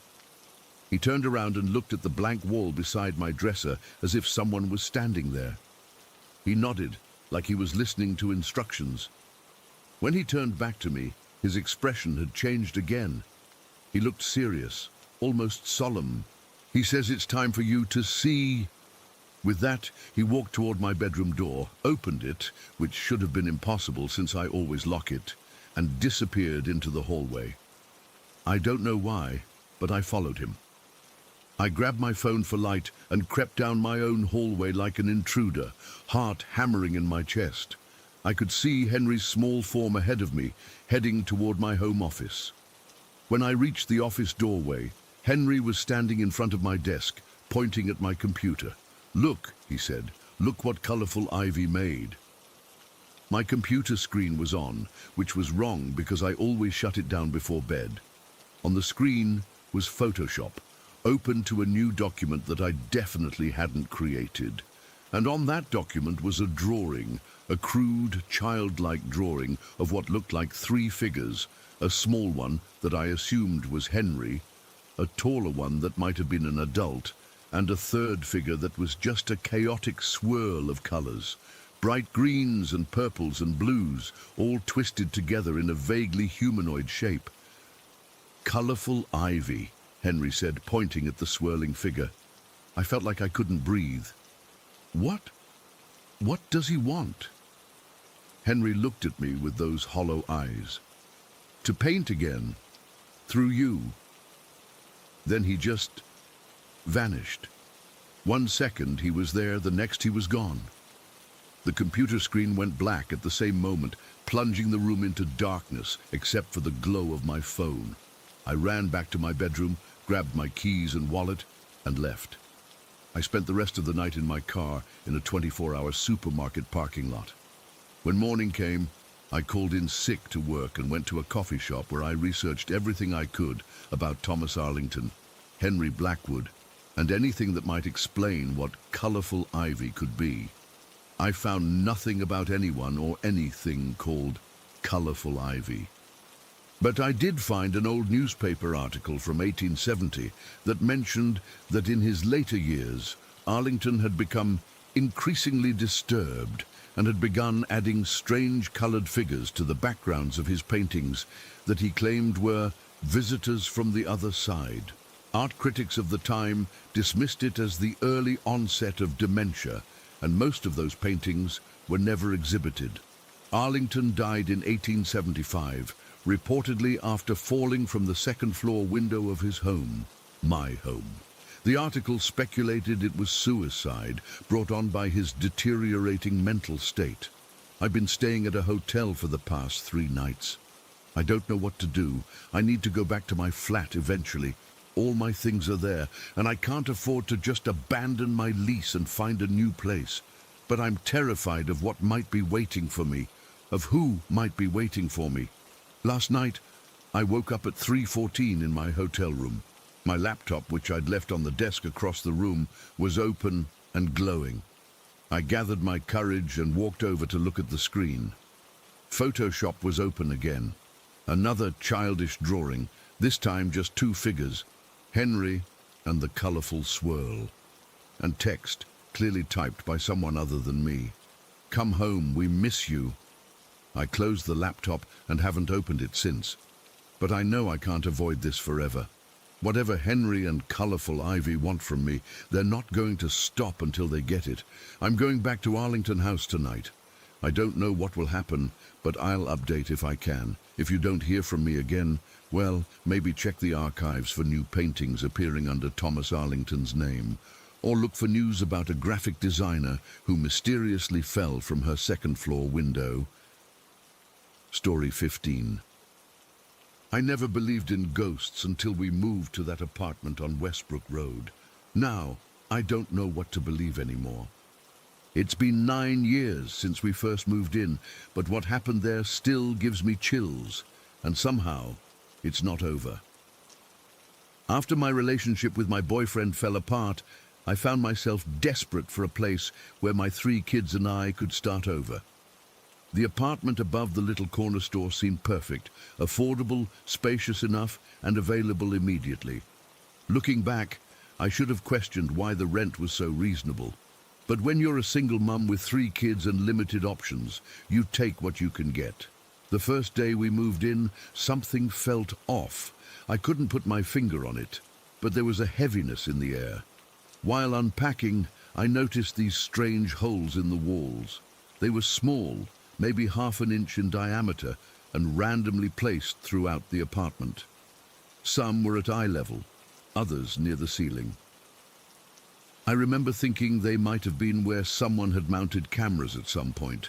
I tried not to dwell on it, but the thought made my skin crawl. I stuffed some tissue into each hole I found, telling myself it was just for insulation. The first night was when I realized something wasn't right. I had set up my bed in the master bedroom while my kids slept on mattresses in the living room until we could properly organize everything. I remember falling asleep almost instantly. Moving day had been exhausting, but woke up around 2 in the morning to the sound of my bedroom door opening and closing. Not slamming, just a gentle open and close like someone checking on me. "Hello," I called out, thinking one of my kids needed something. No answer. I got up and checked the living room. All 3 of my children were sound asleep. I checked the front door, locked and deadbolted. The windows were all secure. I went back to my room, telling myself it was probably just the old building settling, or maybe a draft. But when I got back into bed, I noticed something bizarre. The left side of my mattress was ice cold. Not just cool, but freezing cold, like a fan was blowing on it, except there was no fan, no AC vent nearby, nothing that could explain why half my bed felt like a freezer while the other half stayed warm. I slept on the warm side that night, back pressed against the wall, telling myself I was being ridiculous. For a few weeks, things were relatively normal. We settled into a routine, and I tried to forget about the strange door and the cold spot. Then my son, who had been living with his girlfriend, brought his newborn baby Eli to visit. That's when things got weirder. Every time they walked into one specific bedroom, the one I'd set up as a study, Eli would start screaming. Not just fussy crying, but blood-curdling screams like he was terrified. The second they stepped out of the room, he'd calm down immediately. My son tried several times, thinking maybe it was just a coincidence, but the pattern held. In the room, screaming. Out of the room, calm. "Mom, I don't know what's wrong with him in there," my son said, bouncing a now peaceful Eli in his arms after their 5th attempt. "It's like he sees something that scares him." "Babies are sensitive," I said, trying to sound casual while fighting the goosebumps rising on my arms. "Maybe it's just the lighting or something." We avoided that room during their visits after that. Then came the footsteps and laughter. Our apartment was the middle unit of the building, one apartment above us, the store below. The neighbors upstairs were a quiet elderly couple who rarely had visitors. But we started hearing what sounded like children running back and forth across the ceiling, accompanied by high-pitched giggles. The first time it happened, I marched upstairs and knocked on the door, ready to politely ask them to keep their grandkids quiet. The old woman who answered looked confused when I mentioned children. "We don't have any children or grandchildren visiting," she said, her brow furrowed. "It's just my husband and me, and he's been in bed all day with his bad hip." I apologized and went back downstairs, unsettled. That night, the running and giggling continued for hours. My kids heard it too. It wasn't just in my head. "Mom, who's playing upstairs?" my middle child asked. "I don't know, sweetie," I answered honestly. "Try to ignore it." But it got harder to ignore when the sounds changed. About a month after the footsteps started, we began hearing what sounded like a game of patty cake coming from inside the closet in that same room Eli refused to enter. Clap, clap, clap, 2 sets of hands clearly, playing the rhythm of the children's game. I'd open the closet door, heart pounding, only to find it empty except for our storage boxes and winter coats. The sound would stop the moment I opened the door, then resume a few minutes after I closed it. My kids started sleeping in my room. None of us wanted to be alone in that apartment anymore. I called the landlord, asking if there had been any history with the apartment I should know about. He seemed evasive, just saying it was an old building with character. When I pressed, he admitted a family had lived there about 15 years earlier and had some troubles, but wouldn't elaborate. I started looking for a new place, but rental options were limited, and we were locked into a lease. I told myself we could tough it out until spring. Then came that winter morning I'll never forget as long as I live. It was around 5:30 in the morning, still dark outside. My 8-year-old daughter, my youngest, had gone to sleep in the living room with her older sister, who was 13 at the time. I was in my bedroom with my middle child. I heard my youngest daughter's footsteps pattering down the hallway, then felt her standing beside my bed. "Mommy," she whispered, her voice trembling, "there's a little girl watching us sleep." I shot up in bed. "What do you mean, honey?" "I woke up and saw her," my daughter said, climbing into bed next to me. She was standing by the TV stand, just staring at Sissy while she slept. She didn't move or say anything, just stared. I was so scared I couldn't move. "How long was she there?" I asked, trying to keep my voice calm while my heart hammered against my ribs. "I don't know. Maybe 2 minutes?" Then Sissy woke up crying from a nightmare. She said she felt someone watching her. The girl disappeared when Sissy woke up. Just then, my older daughter came into the room, tears streaming down her face. "Mom, I had the worst nightmare. I felt someone standing over me, watching me. It felt so real." When my youngest told her older sister what she had seen, they both broke down, sobbing.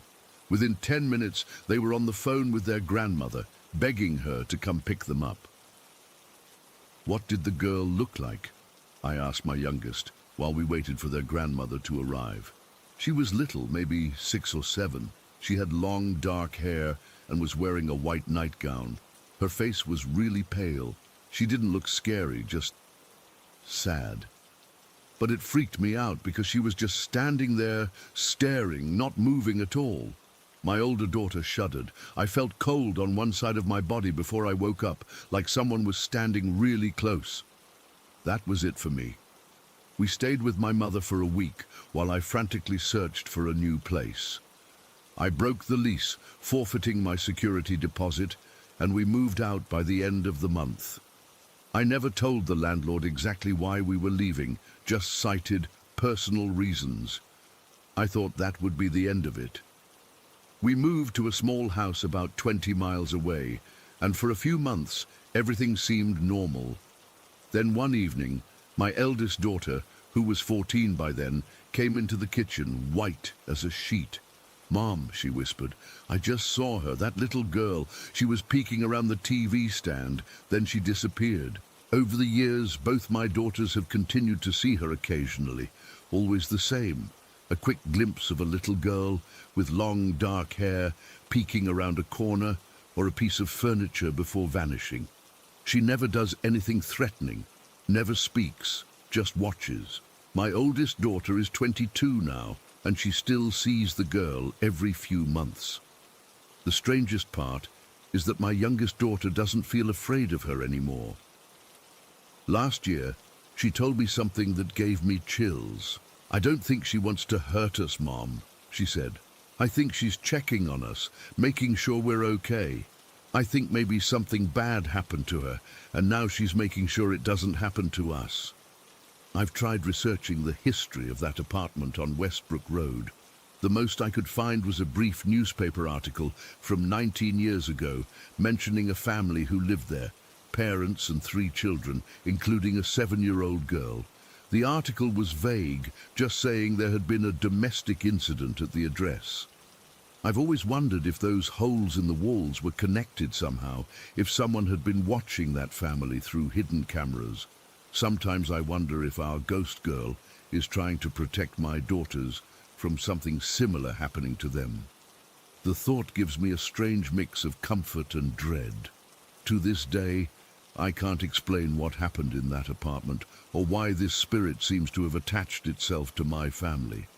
All I know is that whenever my daughters tell me they've seen her, I get that same feeling I had that first night, half my bed ice cold, for no logical reason.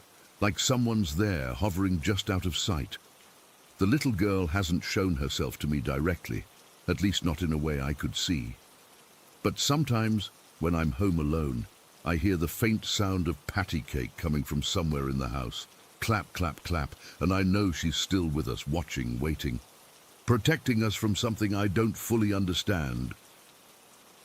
Story 16. I still get goosebumps thinking about what happened at Willow Lake 4 years ago.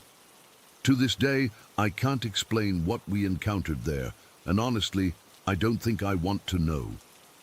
Our family has always been big on traditions, and our annual summer trip to Willow Lake in northern Michigan was something we all looked forward to. My parents discovered it when they were first dating, and we'd been going there every year since I was 5. My sister Lily and I would count down the days, starting in May. For those who haven't been there, Willow Lake is about as remote as it gets. You have to drive an hour off the main highway, then take this narrow dirt road for another 30 minutes that twists through dense forest. There's no cell service, no electricity, and the nearest town is 45 minutes away. It's just you and nature, exactly what my dad Marcus always wanted. That summer, I was 16 and Lily was 14. We arrived on a Saturday afternoon in late July, just like always. The lake was gorgeous that year, crystal clear and surprisingly warm. Dad set up our large family tent while Mom organized our supplies. By evening, we had our little camp perfectly arranged. Tent, fire pit, coolers, and our canoe tied up at the small wooden dock. The first 2 days were perfectly normal. We swam, hiked, fished, and sat around the campfire at night. Dad told his usual corny ghost stories that hadn't scared us since we were little kids, and Mom made her famous s'mores with extra chocolate. On the third day, Lily and I decided to float on inner tubes. It was around 2 in the afternoon, and a light mist had settled over the lake, making everything look kind of dreamy and peaceful. We drifted out pretty far, maybe halfway across the lake. We weren't talking much, just enjoying the sun breaking through the mist and trailing our fingers in the cool water. I remember glancing toward the opposite shore, which was probably about 300 yards away. At first, I thought I saw a dog, or maybe a coyote, standing at the water's edge, partially obscured by some low-hanging willows. I nudged Lily and pointed. "Is that someone's dog?" I asked. Lily squinted. "I don't think anyone else is camping here this week." We both stared at it, and that's when things got weird. The dog suddenly stood up on 2 legs. Not like a bear would stand up. This was different, unnatural. It moved in this jerky, spasmodic way that made my stomach turn, like a puppet being yanked up by tangled strings, its limbs all wrong and disjointed. "Emma, what is that?" Lily whispered, gripping my arm so tight it hurt. I couldn't answer her. My throat felt like it was closing up. The thing was tall and thin, maybe 6 feet, but hunched over, and its face, I still see it in my nightmares. Where eyes should have been, there were just these deep, dark, empty sockets. Not shadows, not black eyes, just nothing, like holes punched into reality. We stared at it, and it stared back at us. If something without eyes can stare, neither of us moved. Then, without warning, it dropped down on all 4s and bolted into the trees with this unnatural speed, like nothing I've ever seen before or since. Lily and I paddled back to our side of the lake so fast we nearly flipped our tubes. We stumbled onto the shore, soaking wet and gasping. "Dad!" Lily screamed. "Dad! There's something in the woods!" My parents came running from the campsite. We told them what we'd seen, talking over each other, our words tumbling out in a panic. Mom tried to calm us down, suggesting it was probably just a deer or bear that looked strange through the mist.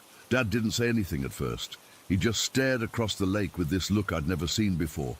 Then he put his hands on our shoulders and said, "It's getting late anyway. Let's go back to camp." But I could tell. He believed us. I could see it in the way his eyes kept scanning the tree line, in how he positioned himself between us and the lake as we walked back. That night, we tried to act normal. We roasted hot dogs and played cards, but nobody was really into it. Dad kept getting up to add more wood to the fire, making it burn brighter than usual. Mom kept checking her watch, like she was counting the days, until we could leave. Around 11, we all went to bed. Our tent was big enough for the 4 of us, with sleeping bags arranged in each corner. I couldn't sleep. I kept staring at the nylon ceiling, listening to every little sound outside. Then I realized there weren't any sounds. No crickets, no frogs, no rustling leaves. Nothing.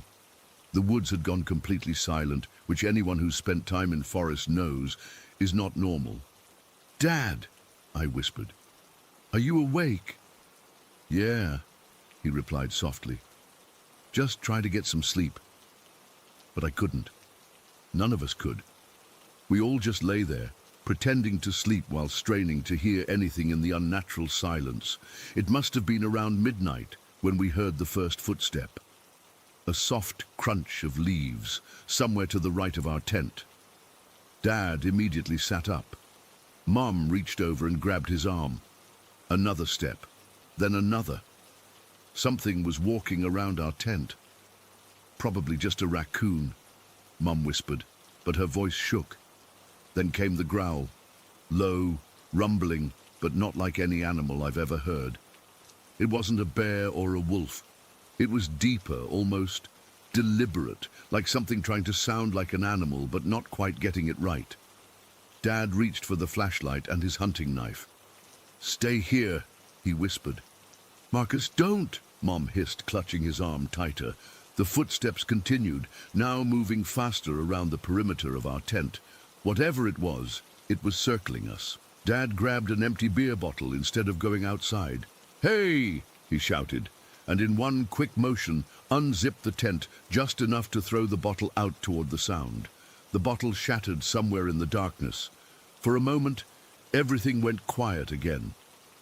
Then we heard something else, a scraping sound, like something being picked up.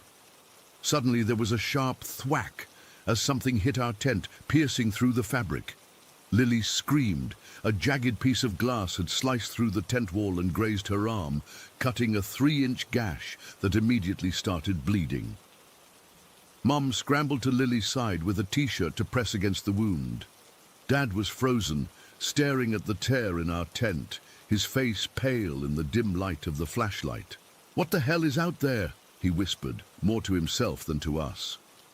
The footsteps started again, faster now, circling our tent like a predator. Sometimes they'd stop for a few seconds, and we'd hear that unnatural breathing right outside the thin fabric wall, sometimes near the ground, sometimes higher up, as if it was changing positions. We huddled together in the middle of the tent, Lily silently crying as Mom tried to bandage her arm with our first aid kit. Dad had his knife out, pointing it toward each sound as it moved around us. "We're leaving at first light," Dad whispered. "Nobody move, nobody make a sound until then." It was the longest night of my life. For hours that thing circled our tent, occasionally scraping against the fabric or making that guttural growl. Sometimes it would go quiet for 20 or 30 minutes, making us think maybe it had left, only to suddenly scratch at the tent from a different direction. I remember looking at my watch around 4 in the morning and realizing we still had hours until sunrise. Lily had eventually fallen into an exhausted sleep against Mom's shoulder. Mom's eyes were wide open, following the sounds just like Dad and I were. Around 5, the sky began to lighten just slightly. The footsteps had stopped about half an hour earlier. Dad carefully peeked through the tent flap. "I think it's gone," he whispered. "We need to pack up and get out of here now, while it's light enough to see, but before it's fully day." We moved in silent efficiency, throwing our sleeping bags and supplies into duffel bags, not bothering to fold anything. Dad took down the tent, while Mom got Lily and me into the car. I remember looking back at our campsite as we pulled away, the half-burned logs in the fire pit, our forgotten playing cards scattered by the morning breeze, the single inner tube we'd left inflated by the shore. As we drove down that dirt road, I looked out the back window and saw something move at the edge of the trees, just for a second. Just a shadow that seemed to stand upright and then drop down, disappearing into the underbrush. Nobody else saw it. I didn't say anything. We drove in complete silence for almost an hour before Lily finally asked, "What was that thing?" Dad just shook his head. "I don't know, and I don't want to know."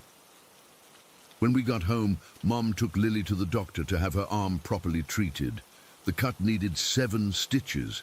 The doctor asked how it happened, and Mom just said it was an accident with broken glass while camping. Technically true, I guess.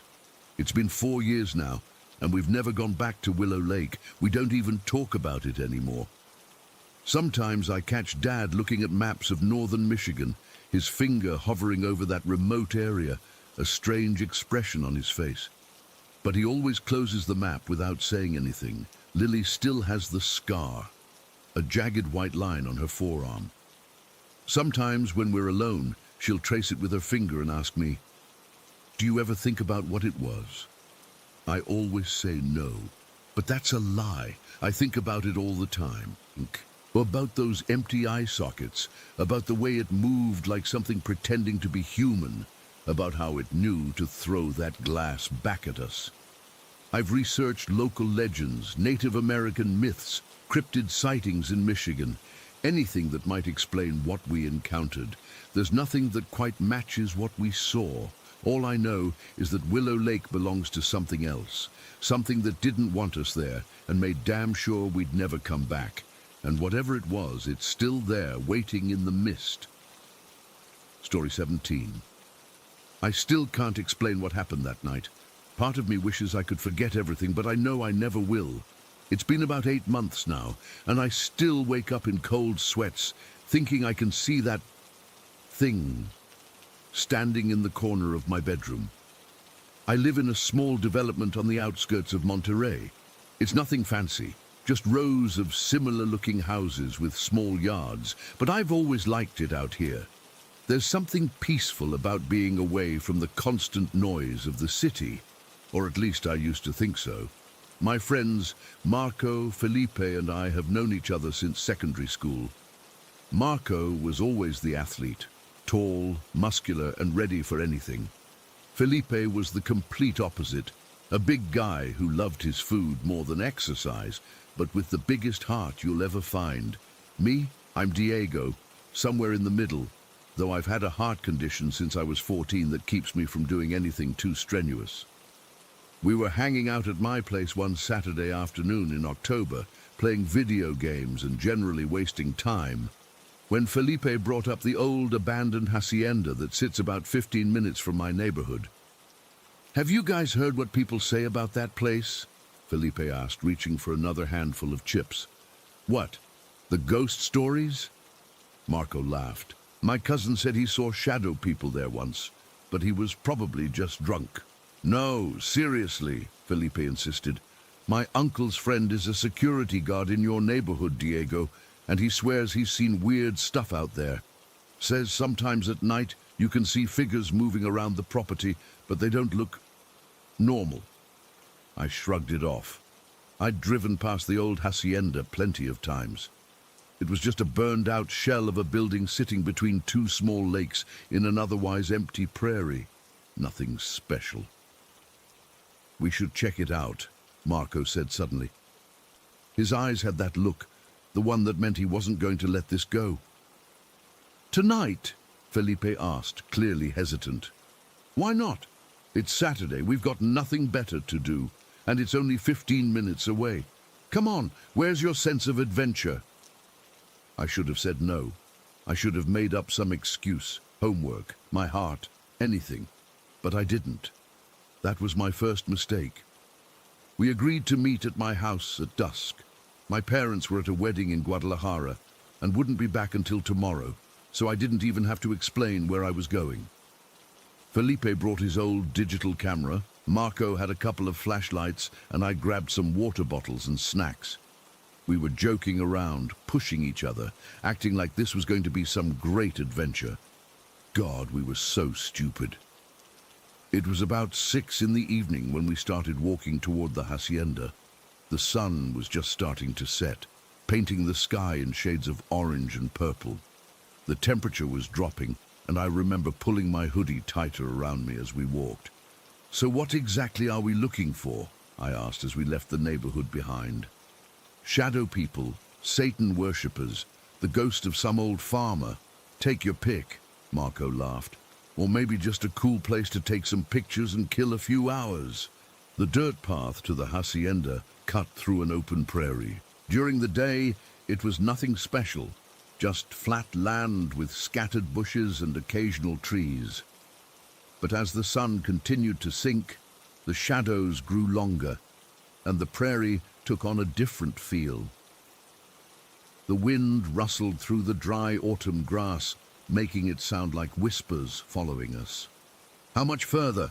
Felipe asked after about 10 minutes of walking. He was already breathing heavily. "Should be just up ahead," I said, pointing to a dark shape on the horizon. "See? That's probably it." As we got closer, I felt the first real twinge of our knees. The hacienda must have been impressive once, a large main building with several smaller structures around it. But now it was just a burnt-out shell. The roof had collapsed in places, and the walls were blackened from some long-ago fire. The windows were empty holes looking out at nothing. "This place is creepy as hell," Felipe muttered, and I couldn't help but agree. Marco, on the other hand, was excited. "Come on, let's check it out." He switched on his flashlight and headed toward the main building without waiting for us. Felipe and I exchanged looks, but followed him. What else could we do? The inside of the hacienda was worse than the outside. Debris littered the floor, broken furniture, fallen beams, and things I couldn't identify in the dimming light. The walls that were still standing were covered in graffiti, most of it the usual tags and crude drawings you'd expect, but some of it was different. "What the hell are those?" Felipe's voice was barely above a whisper as he pointed his flashlight at one wall. The symbols painted there weren't like any graffiti I'd ever seen. Pentagram-looking things, weird symbols I didn't recognize, and what looked like dried blood in places. I'm not religious, not really, but looking at those symbols made my skin crawl. "Probably just some edgy teenagers trying to scare people," Marco said. But I could tell he was unsettled too. We moved further into the building, our flashlights casting long, dancing shadows on the walls. The wind had picked up, moaning through the empty window frames and making the whole structure creak and groan. Outside, it was almost completely dark now, and the temperature had dropped even further. That's when I realized how quiet it had gotten.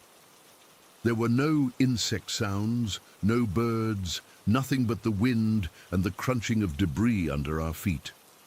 It was as if the whole prairie was holding its breath. "Guys, maybe we should head back," I suggested, trying to keep the growing fear out of my voice. "What, already? We just got here," Marco said, but I could tell his enthusiasm was waning.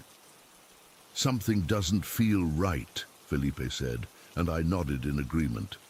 We were in what must have been the main room of the hacienda, with doorways leading to other parts of the building.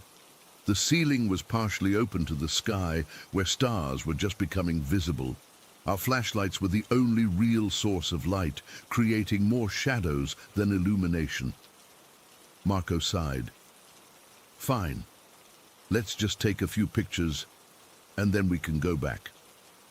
Felipe raised his camera and took a couple of shots, the flash momentarily blinding us. As my eyes readjusted to the darkness, I looked through one of the empty window frames toward the prairie.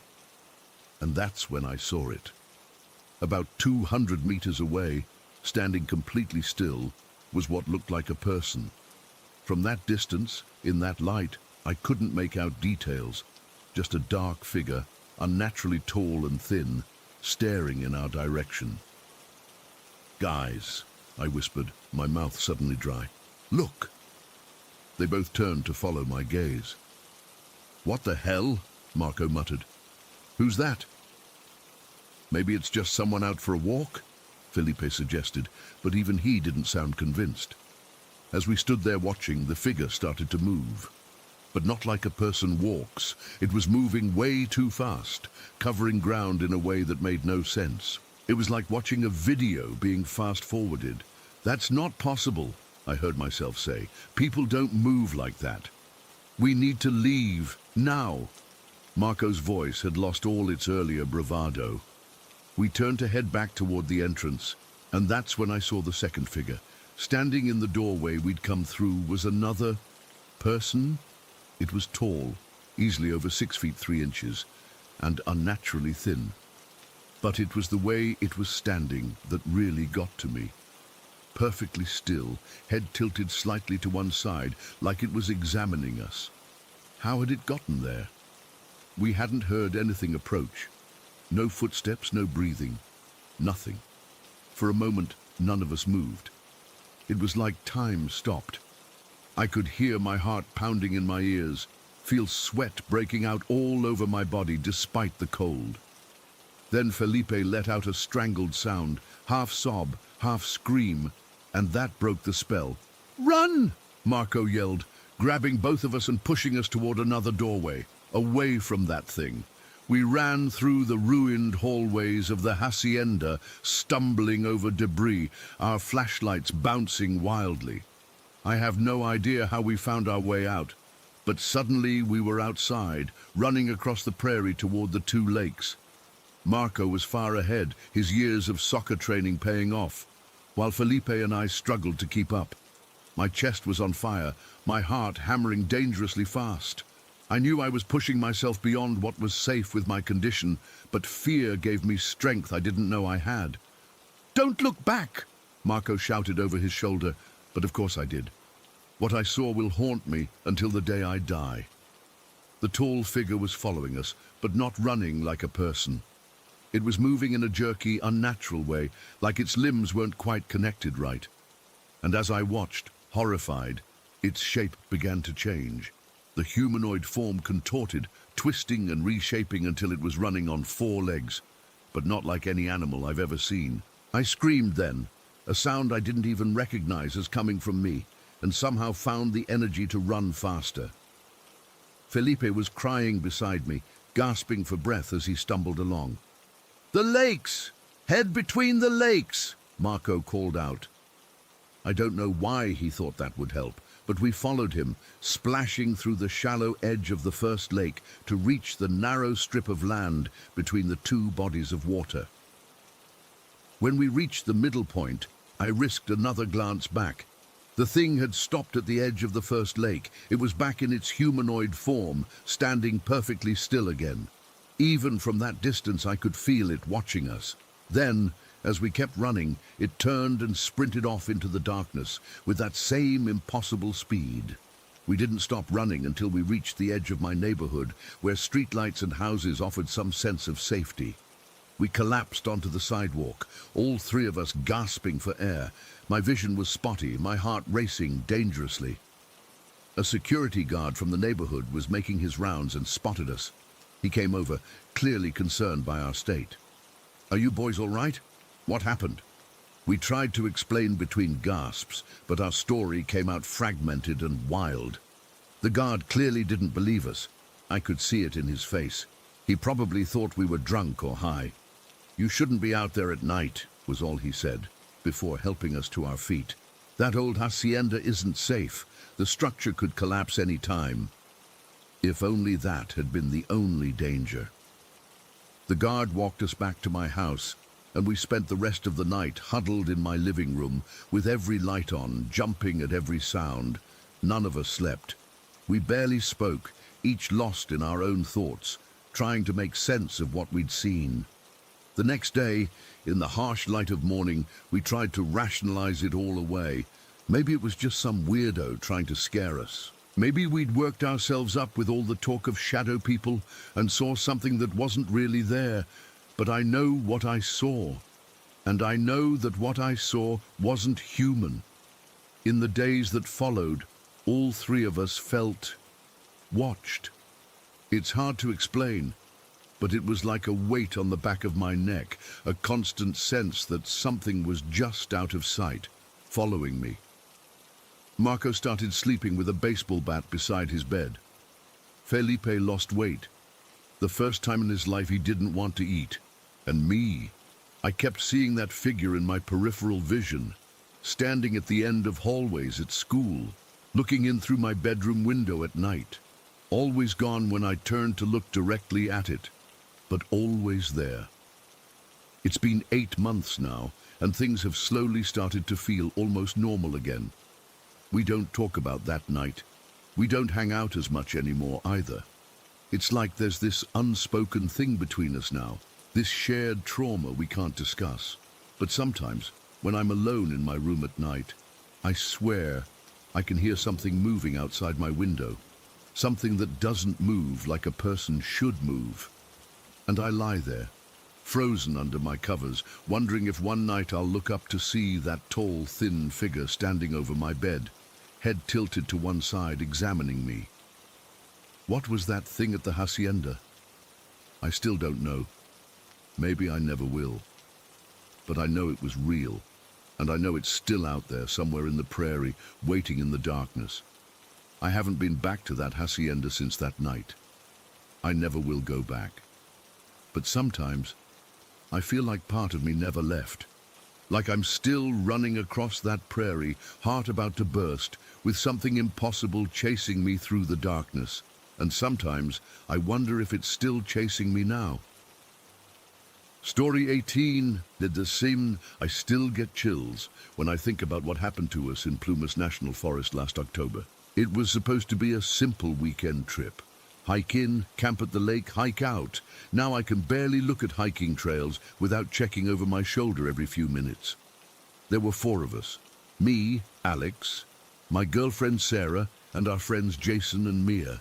We'd been planning this trip for weeks, nothing crazy, just a 10-mile hike to this supposedly gorgeous lake where we'd camp overnight.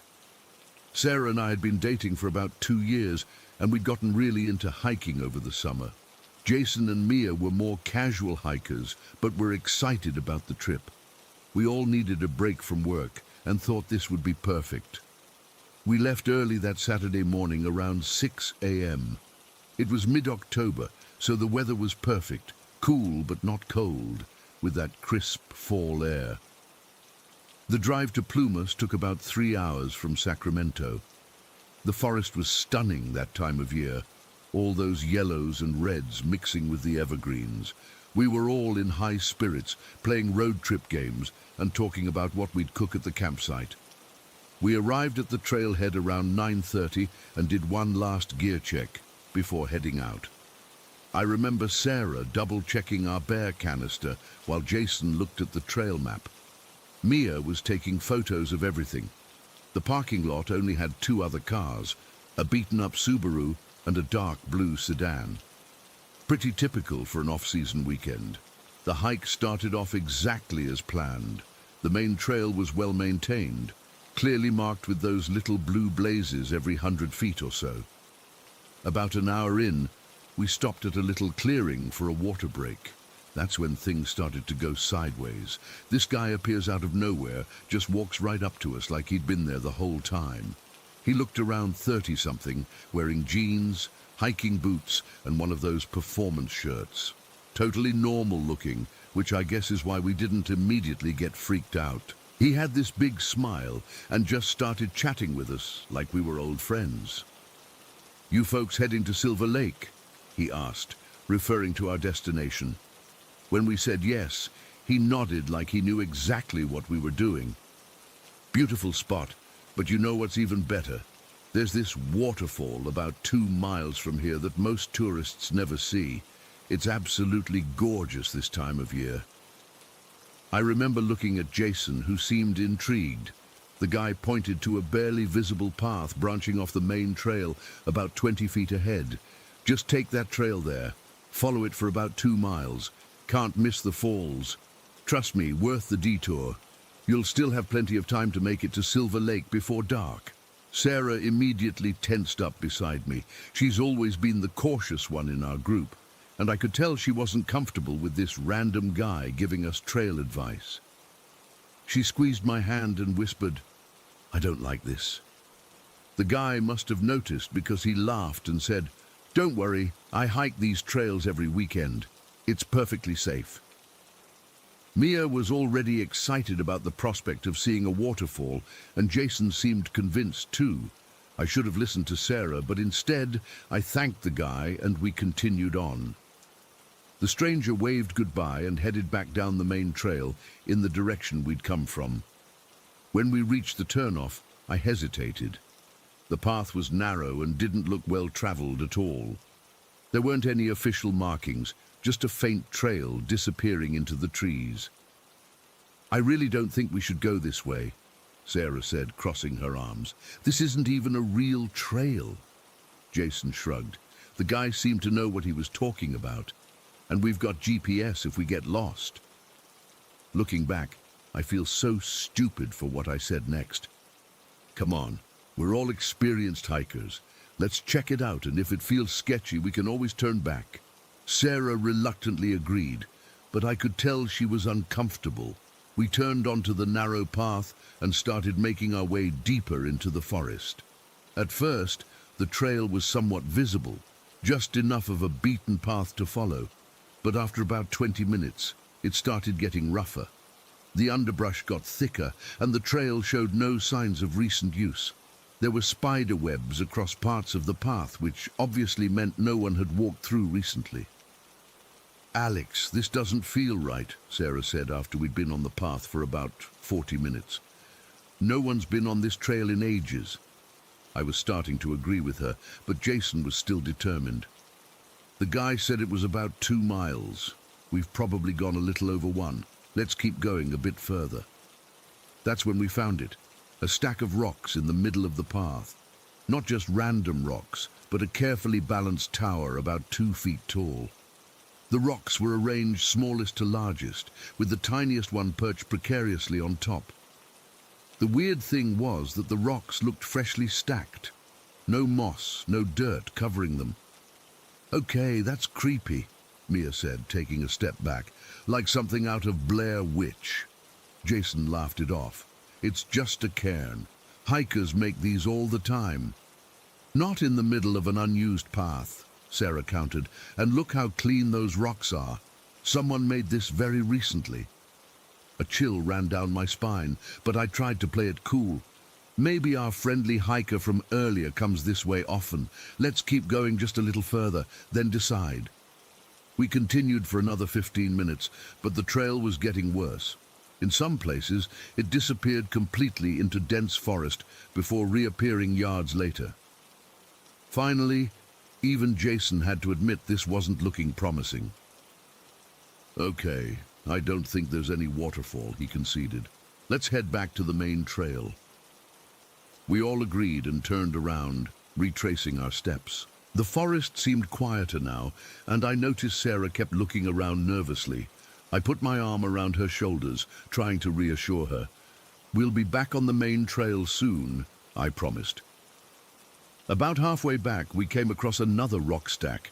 It was identical to the first one, same arrangement, same size.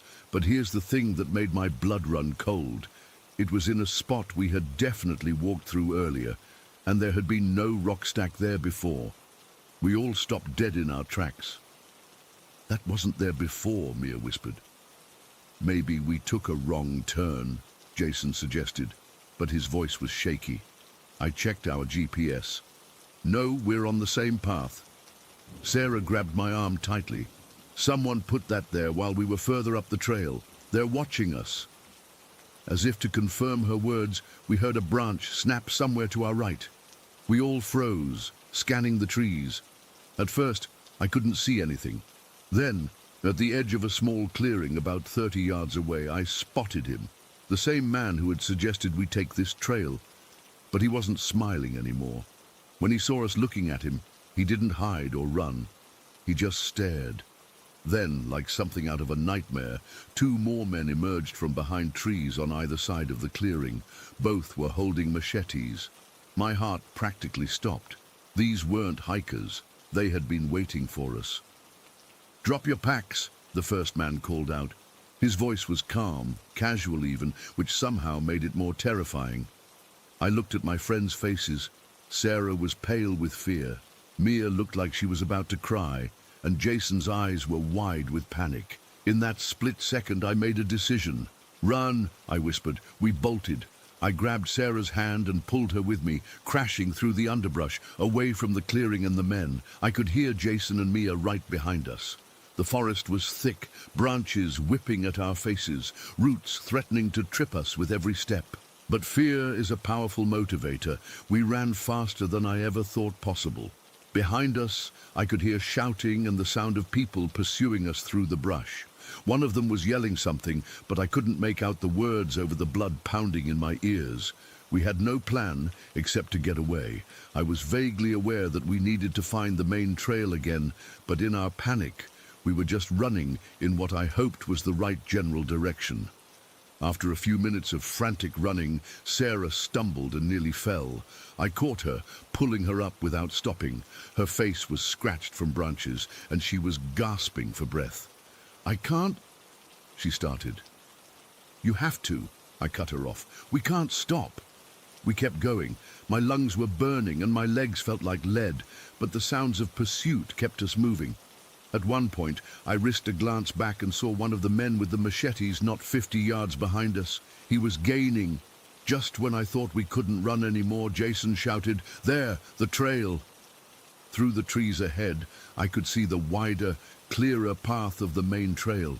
It gave us a new burst of energy, and we sprinted toward it. As we broke out onto the trail, I looked back again. The man chasing us had stopped at the edge of the forest. He was watching us, machete still in hand, but he didn't follow us onto the open trail. We didn't stop running. We tore down that trail like our lives depended on it, because they did. We passed a couple of hikers heading in the opposite direction who looked at us in alarm, but we didn't stop to explain. We just kept going until we reached the parking lot. The lot was nearly empty now, just our car and an old pickup truck without license plates. We piled into our vehicle, and I fumbled with the keys, dropping them once before managing to start the engine. As we pulled out, I saw the truck's driver's side door open, but we didn't stick around to see who got in. I floored it out of there, tires spitting gravel. We drove for about 20 minutes without speaking, all of us trying to process what had just happened. Finally, when we were on the main highway and I was sure no one was following us, I pulled over at a gas station. "Is everyone okay?" I asked, turning to look at my friends. We were all scratched up from branches. Our clothes were dirty and torn in places, and we had left all our backpacks behind. Thousands of dollars worth of gear, not to mention our food and water, but we were alive. "What the hell just happened?" Jason finally asked, his voice breaking. "They were going to rob us," Mia said, tears streaming down her face. "Or worse." Sarah was quiet, just staring out the window. When she finally spoke, her voice was barely audible. "I told you we shouldn't have gone that way." She was right. I had ignored her instincts, and it nearly cost us everything. We found a police station in the nearest town and reported what had happened. The officers took our statement, but I could tell they weren't overly concerned. They said they'd look into it, but warned us that the forest was huge, and finding 3 men based on our vague descriptions would be difficult. They never called us back with any updates. That was 6 months ago. We never got our gear back, obviously. I still have nightmares about those men emerging from the trees, about that expressionless face of the friendly hiker when he revealed his true intentions. Sometimes I wake up in a cold sweat, convinced I can hear branches snapping outside my window. We've all dealt with it differently. Jason throws himself into work and rarely talks about what happened. Mia started seeing a therapist. Sarah broke up with me a month later, saying she couldn't trust my judgment anymore. I don't blame her. I haven't gone hiking since that day. I'm not sure I ever will again. Every time I see a trail leading into the woods, I imagine what might be waiting just out of sight. Every cairn I see makes my heart race. So that's my story, and my warning. Don't trust strangers in remote places, no matter how friendly they seem. Don't leave marked trails for unmarked paths, just because someone tells you there's something worth seeing. And most importantly, trust your instincts, and the instincts of those with you. If Sarah had been more insistent, or if I had listened to her unease, we would never have been in that situation. I still don't know what those men wanted from us. Money? Our gear? Something worse? I'm just grateful we'll never find out. But I can't shake the feeling that somewhere in Plumas National Forest, they're still there, waiting for the next group of hikers who stray from the path. Story 19. I still can't bring myself to go camping, and it's been almost 2 years since it happened. My wife Emma thinks I'm overreacting, but she didn't see what I saw. She felt it, sure, but she didn't see it. It was supposed to be a relaxing family trip. Emma and I had been planning it for months, a nice secluded camping spot in Red Feather Lakes up in northern Colorado. We invited her brother Jack and his 3 boys, Tyler, 8, Mason, 6, and Lucas, 5, to join us.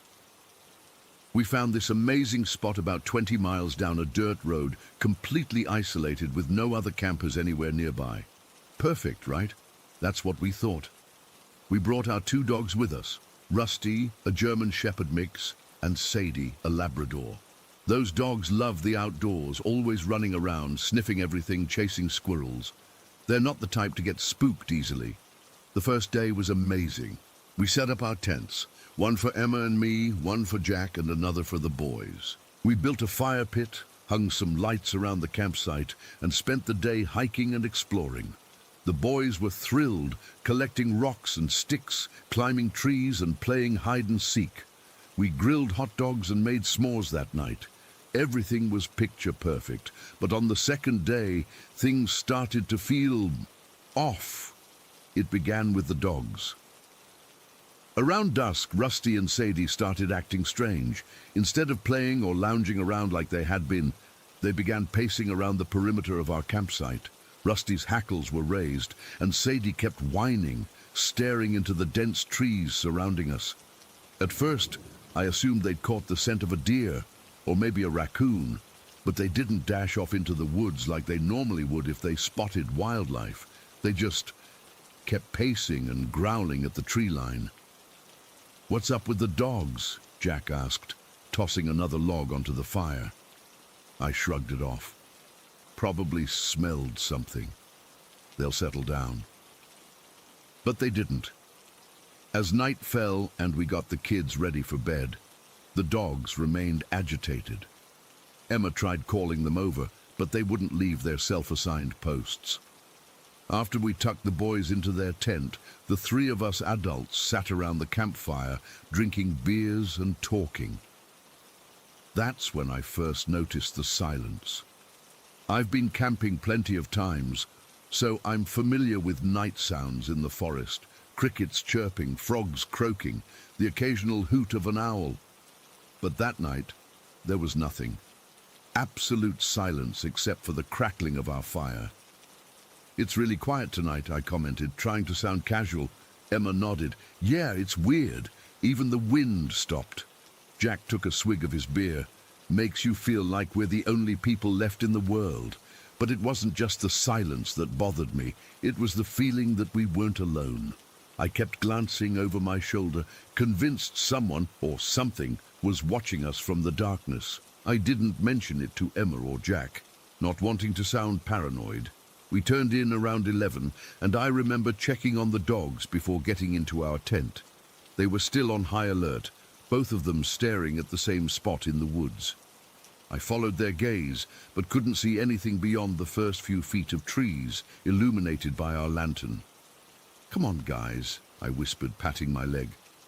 "Bedtime." Reluctantly, they followed me to our tent, but instead of curling up at the foot of our air mattress like they usually did, they positioned themselves at the entrance, facing outward. Sleep didn't come easy that night. Every snap of a twig or rustle of leaves had me wide awake, straining to hear. At one point, I swear I heard footsteps, heavy and deliberate, circling our campsite. But when I unzipped the tent a crack to peek out, I could see nothing in the pitch darkness. Morning couldn't come fast enough. I was up with the first light, exhausted but relieved that the night was over. As I stepped out of the tent, I immediately noticed something strange. The 2 5-gallon water jugs we'd brought were empty, completely drained. But they weren't knocked over, and there was no water spilled around them. It was as if someone had carefully opened them and poured out every drop.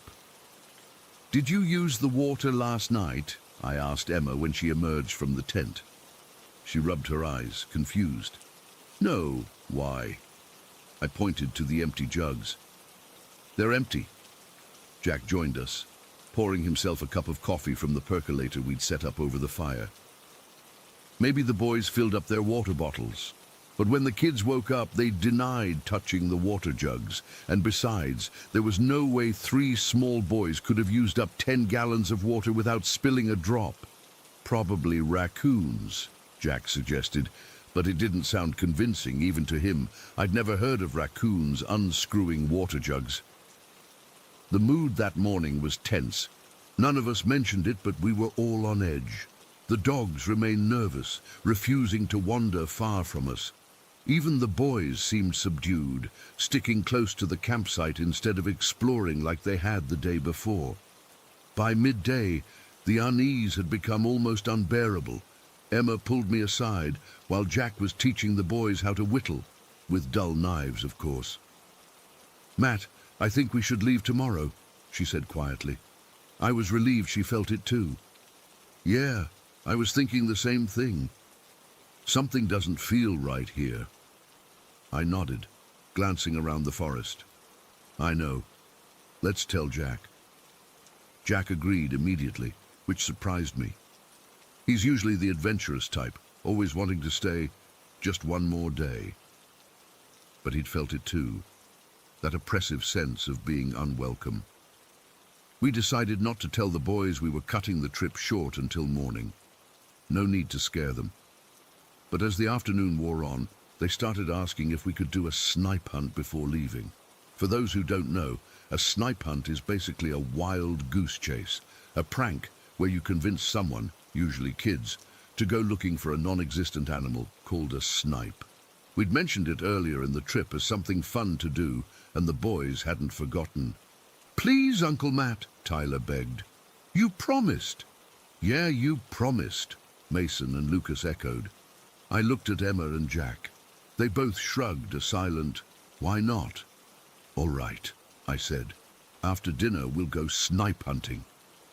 The boys cheered, momentarily lifting the heavy atmosphere that had settled over our camp.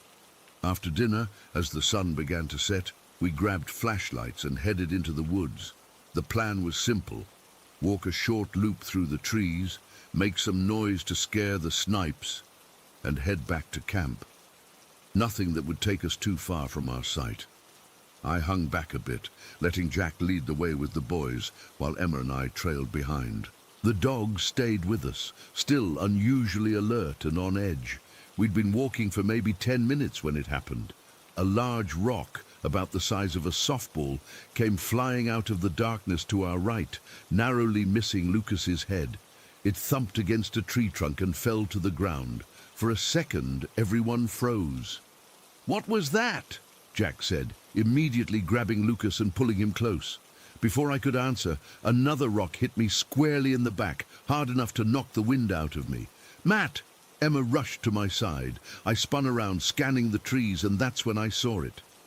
About 30 yards away, partially hidden behind a large pine tree, was a figure.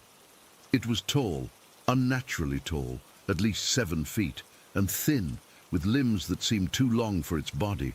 I couldn't make out its face in the gathering darkness, but I could feel it watching us, watching me. "We need to go," I said, my voice barely above a whisper. "Now!" Jack must have seen it too, because he immediately scooped up Lucas, while Emma grabbed Mason's hand. I took Tyler, and we started moving quickly back toward camp. As we hurried through the trees, I could hear something, or things, moving alongside us just out of sight. Branches cracking, underbrush rustling, but always keeping pace with us. It wasn't the sound of one thing following us, but multiple entities spreading out to flank us. The boys were scared now, picking up on our fear.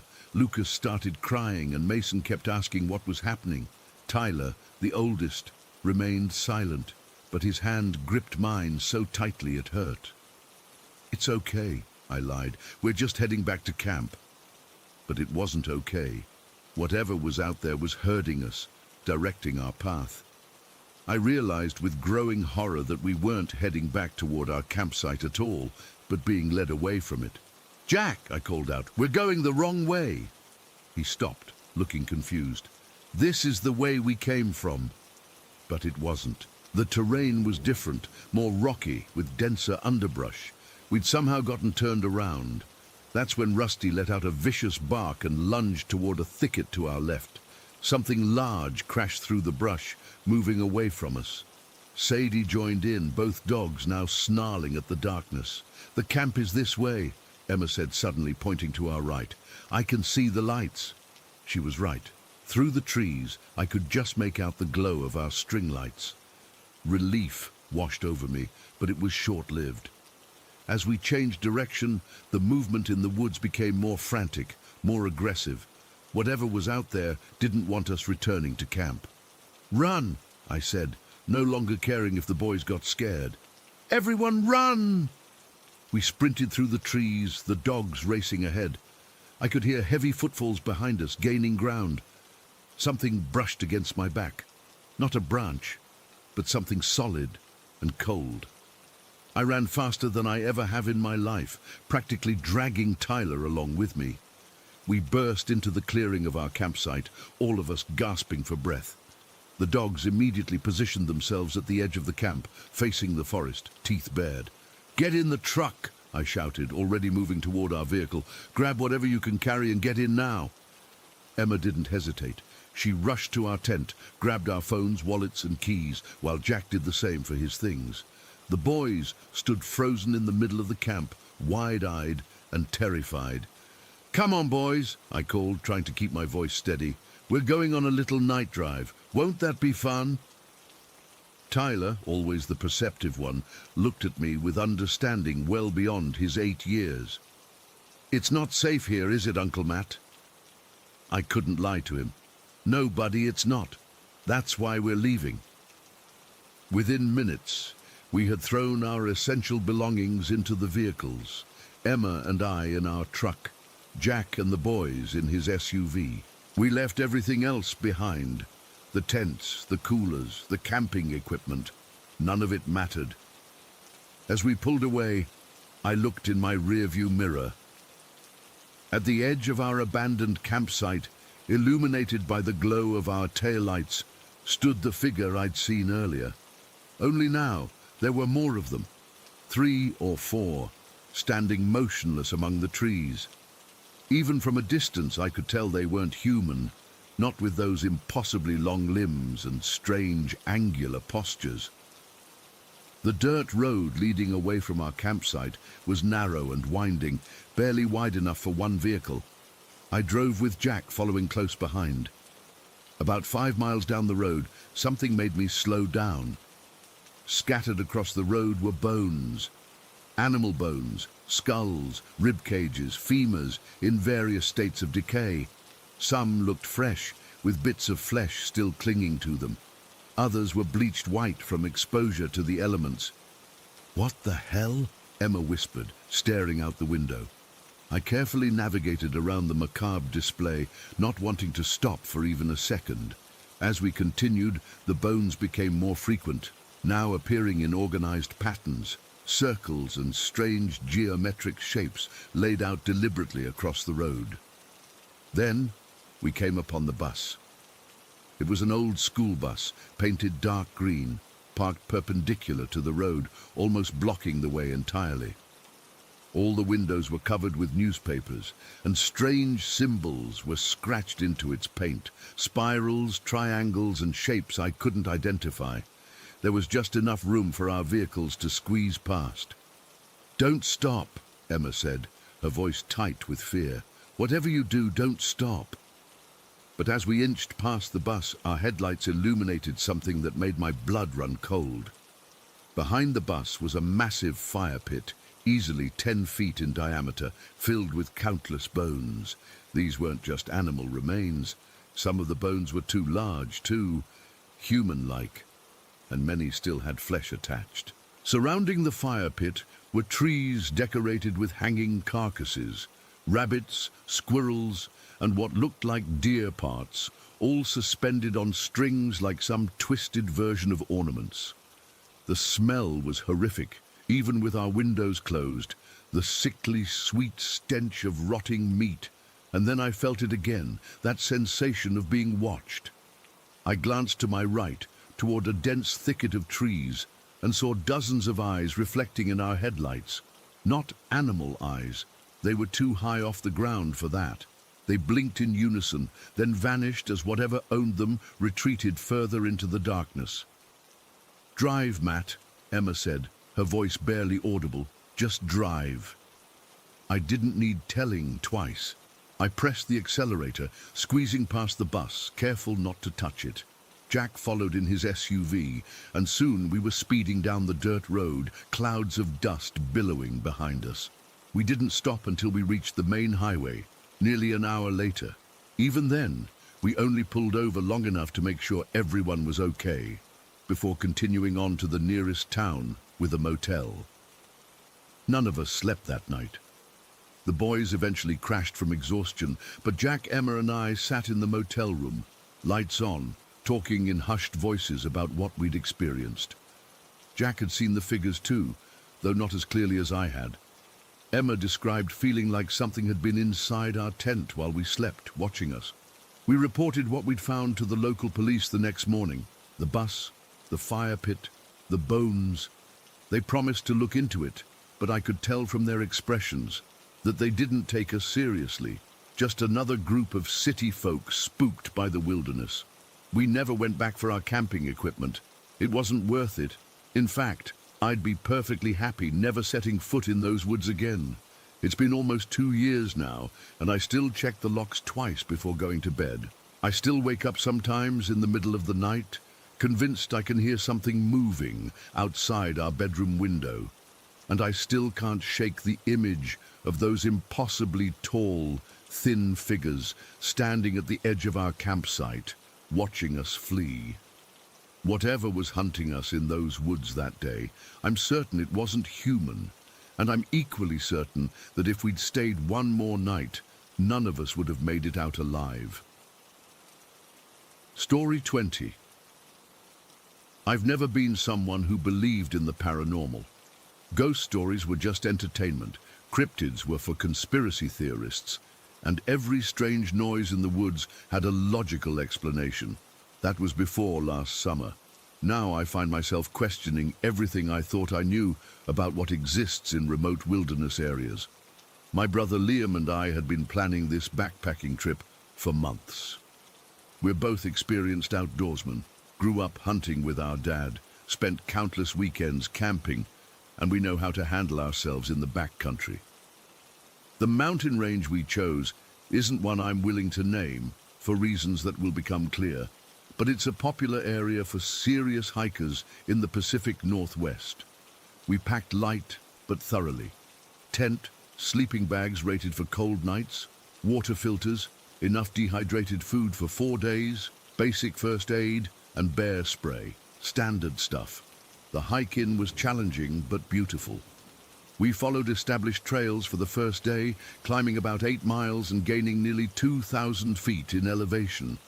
By late afternoon, we'd reached our planned campsite, a small clearing near a stream that feeds one of the larger lakes in the region. The first night was perfect. Seriously, one of those camping experiences you dream about. The stars were incredible, with no light pollution for at least 50 miles. The temperature dropped into the low 40s, but our gear kept us comfortable. We built a small fire, cooked our freeze-dried meals, and spent hours just talking and enjoying the absolute quiet that you can only find when you're miles from civilization. I remember joking with Liam that this was the kind of night that made all the effort worth it. Hauling our packs up steep trails, filtering water, eating mediocre dehydrated food. We even saw a small herd of elk at dusk, grazing in a meadow about a quarter-mile from our site. Everything felt right. Connected to nature, peaceful, exactly what we'd hoped for. The second day, we left our camp set up and did a day hike further up the mountain, reaching a ridge with views that stretched for what seemed like 100 miles. We took photos, though they didn't come close to capturing the scale of what we were seeing. We spotted a black bear in the distance, not unusual for the area, and it showed no interest in us. We kept our distance, watched it for a while, and then headed back to camp. Everything changed that second night. We'd eaten dinner around 7:30 and were sitting by our fire as darkness fell. The temperature had dropped faster than the previous night, and there was a thin fog starting to form in the low areas. Nothing alarming, just typical mountain weather. Around 9, we heard the first sounds. At first, it was just branches breaking in the distance, the kind of noise that usually indicates a deer or elk moving through the underbrush, maybe a quarter-mile away. We didn't think much of it initially. Wildlife is active at night, and sounds carry far in the mountains, especially when everything else is silent. But then the sounds became more deliberate, heavier.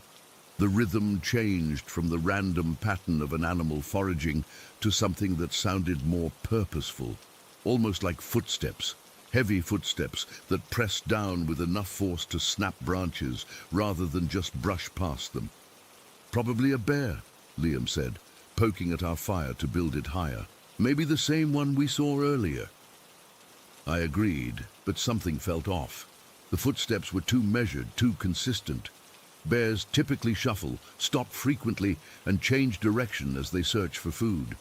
These sounds moved steadily, directly, as if whatever was making them knew exactly where it was going. and it was coming toward our camp. "Hey!" I shouted, standing up. "Hey, bear! Go away!" Liam joined in, and we made noise the way you're supposed to when there's a bear nearby. We clapped our hands, yelled, and threw small rocks into the brush in the direction of the sounds. Usually that's enough to send a bear looking for easier territory. The footsteps stopped. "There we go," Liam said, sitting back down. "Problem solved." For about 5 minutes, everything was quiet. Then we heard it again, branches breaking, heavy movements through the underbrush, but from a different direction, about 50 yards to our right.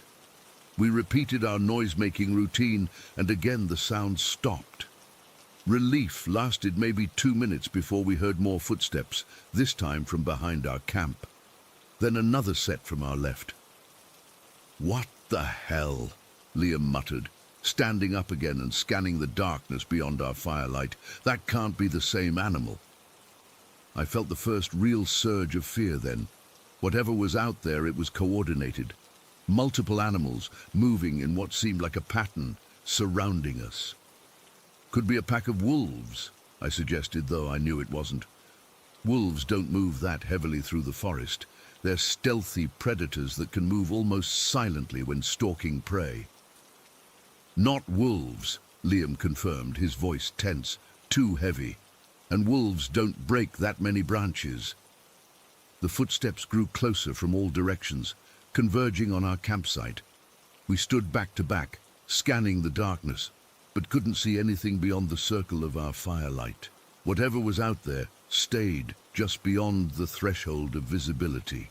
That's when we heard the first growl. I've heard bear growls before. I've heard wolves, cougars, and just about every predator that lives in those mountains. This wasn't like any of them. It started as a low vibration that I felt in my chest before I consciously registered it as sound. Then it built into something deeper, more primal than anything I'd ever heard. It contained harmonics that shouldn't have been possible from a natural animal, overtones that made my skin crawl and the hair on my arms stand up. The growl seemed to last forever, echoing slightly in the clearing. When it finally stopped, another one started from a different direction, then another, and another. Soon, they were overlapping, creating a symphony of sounds that my brain couldn't process as coming from any animal I recognized. Liam and I didn't need to discuss what to do next. Without speaking, we both began grabbing essential gear. The tent stayed where it was. The cooking equipment stayed. We each grabbed our backpacks, stuffed our sleeping bags inside, made sure we had our water and some food, and retrieved the bear spray from where it hung on a tree branch. "Don't run," I whispered, though every instinct was screaming at me to flee. "Slow movements until we're on the trail." Liam nodded, his face pale in the firelight.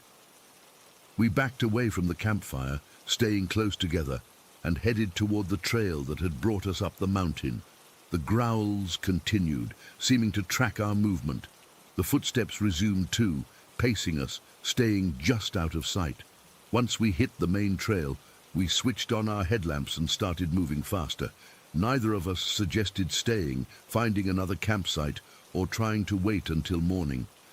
Something primordial in our brains recognized danger in a way that bypassed rational thought.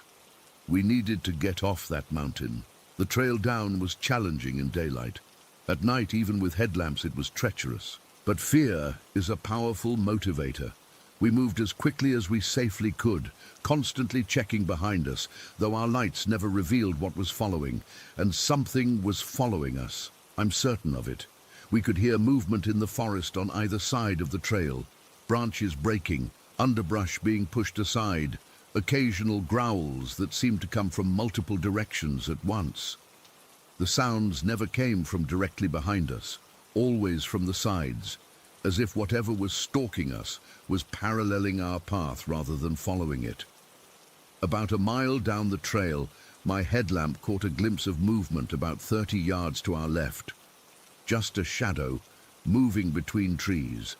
Too tall for a bear, moving upright. I blinked, and it was gone. I didn't mention it to Liam. He was already scared enough, and I wasn't even sure what I'd seen. We kept descending, moving faster than was safe on the rocky trail. Twice I nearly twisted an ankle on loose stones. Liam slipped once and skinned his palm, catching himself. Neither of us slowed down. The strange thing is, while the sounds continued to pace us on either side, they never seemed to get closer. It was as if whatever was out there was herding us down the mountain rather than trying to catch us. That thought was almost more terrifying than the idea of being attacked. The suggestion of intelligence, of purpose, beyond simple predation. What had taken us most of 2 days to climb, we descended in about 3 hours. By midnight, we had reached the lower sections of the trail, where the forest was less dense and the path wider and better maintained. The sounds gradually faded as we got closer to civilization, though neither of us relaxed until we could see the lights of the RV campground at the base of the trailhead. We stumbled into the campground around 2 in the morning, exhausted, sore, and still terrified. An older couple who were full-time RVers took pity on us and let us sleep in their awning area for what remained of the night. They asked what had happened, and we gave some vague explanation about hearing bears near our camp. I don't think they believed us. We were too shaken for it to have been just bears, but they didn't press for details. The next morning, we retrieved our car from the long-term parking area and drove home, leaving behind most of our camping gear and not caring in the slightest about the financial loss. Neither of us spoke much during that drive. What was there to say? We hadn't seen what chased us. We couldn't explain the sounds we'd heard. We had no proof of anything except our own fear. In the weeks that followed, I researched everything I could about the area. I found a few stories from other hikers who'd had strange experiences in those mountains. Unexplained sounds, feeling watched, unusual track patterns, but nothing that matched the intensity of what we'd encountered. I even anonymously called the ranger station for that district and asked if there had been any unusual wildlife reports. The ranger sounded bored, assured me that apart from the usual bear precautions, there was nothing to worry about in the area. Liam and I have tried to make sense of what happened.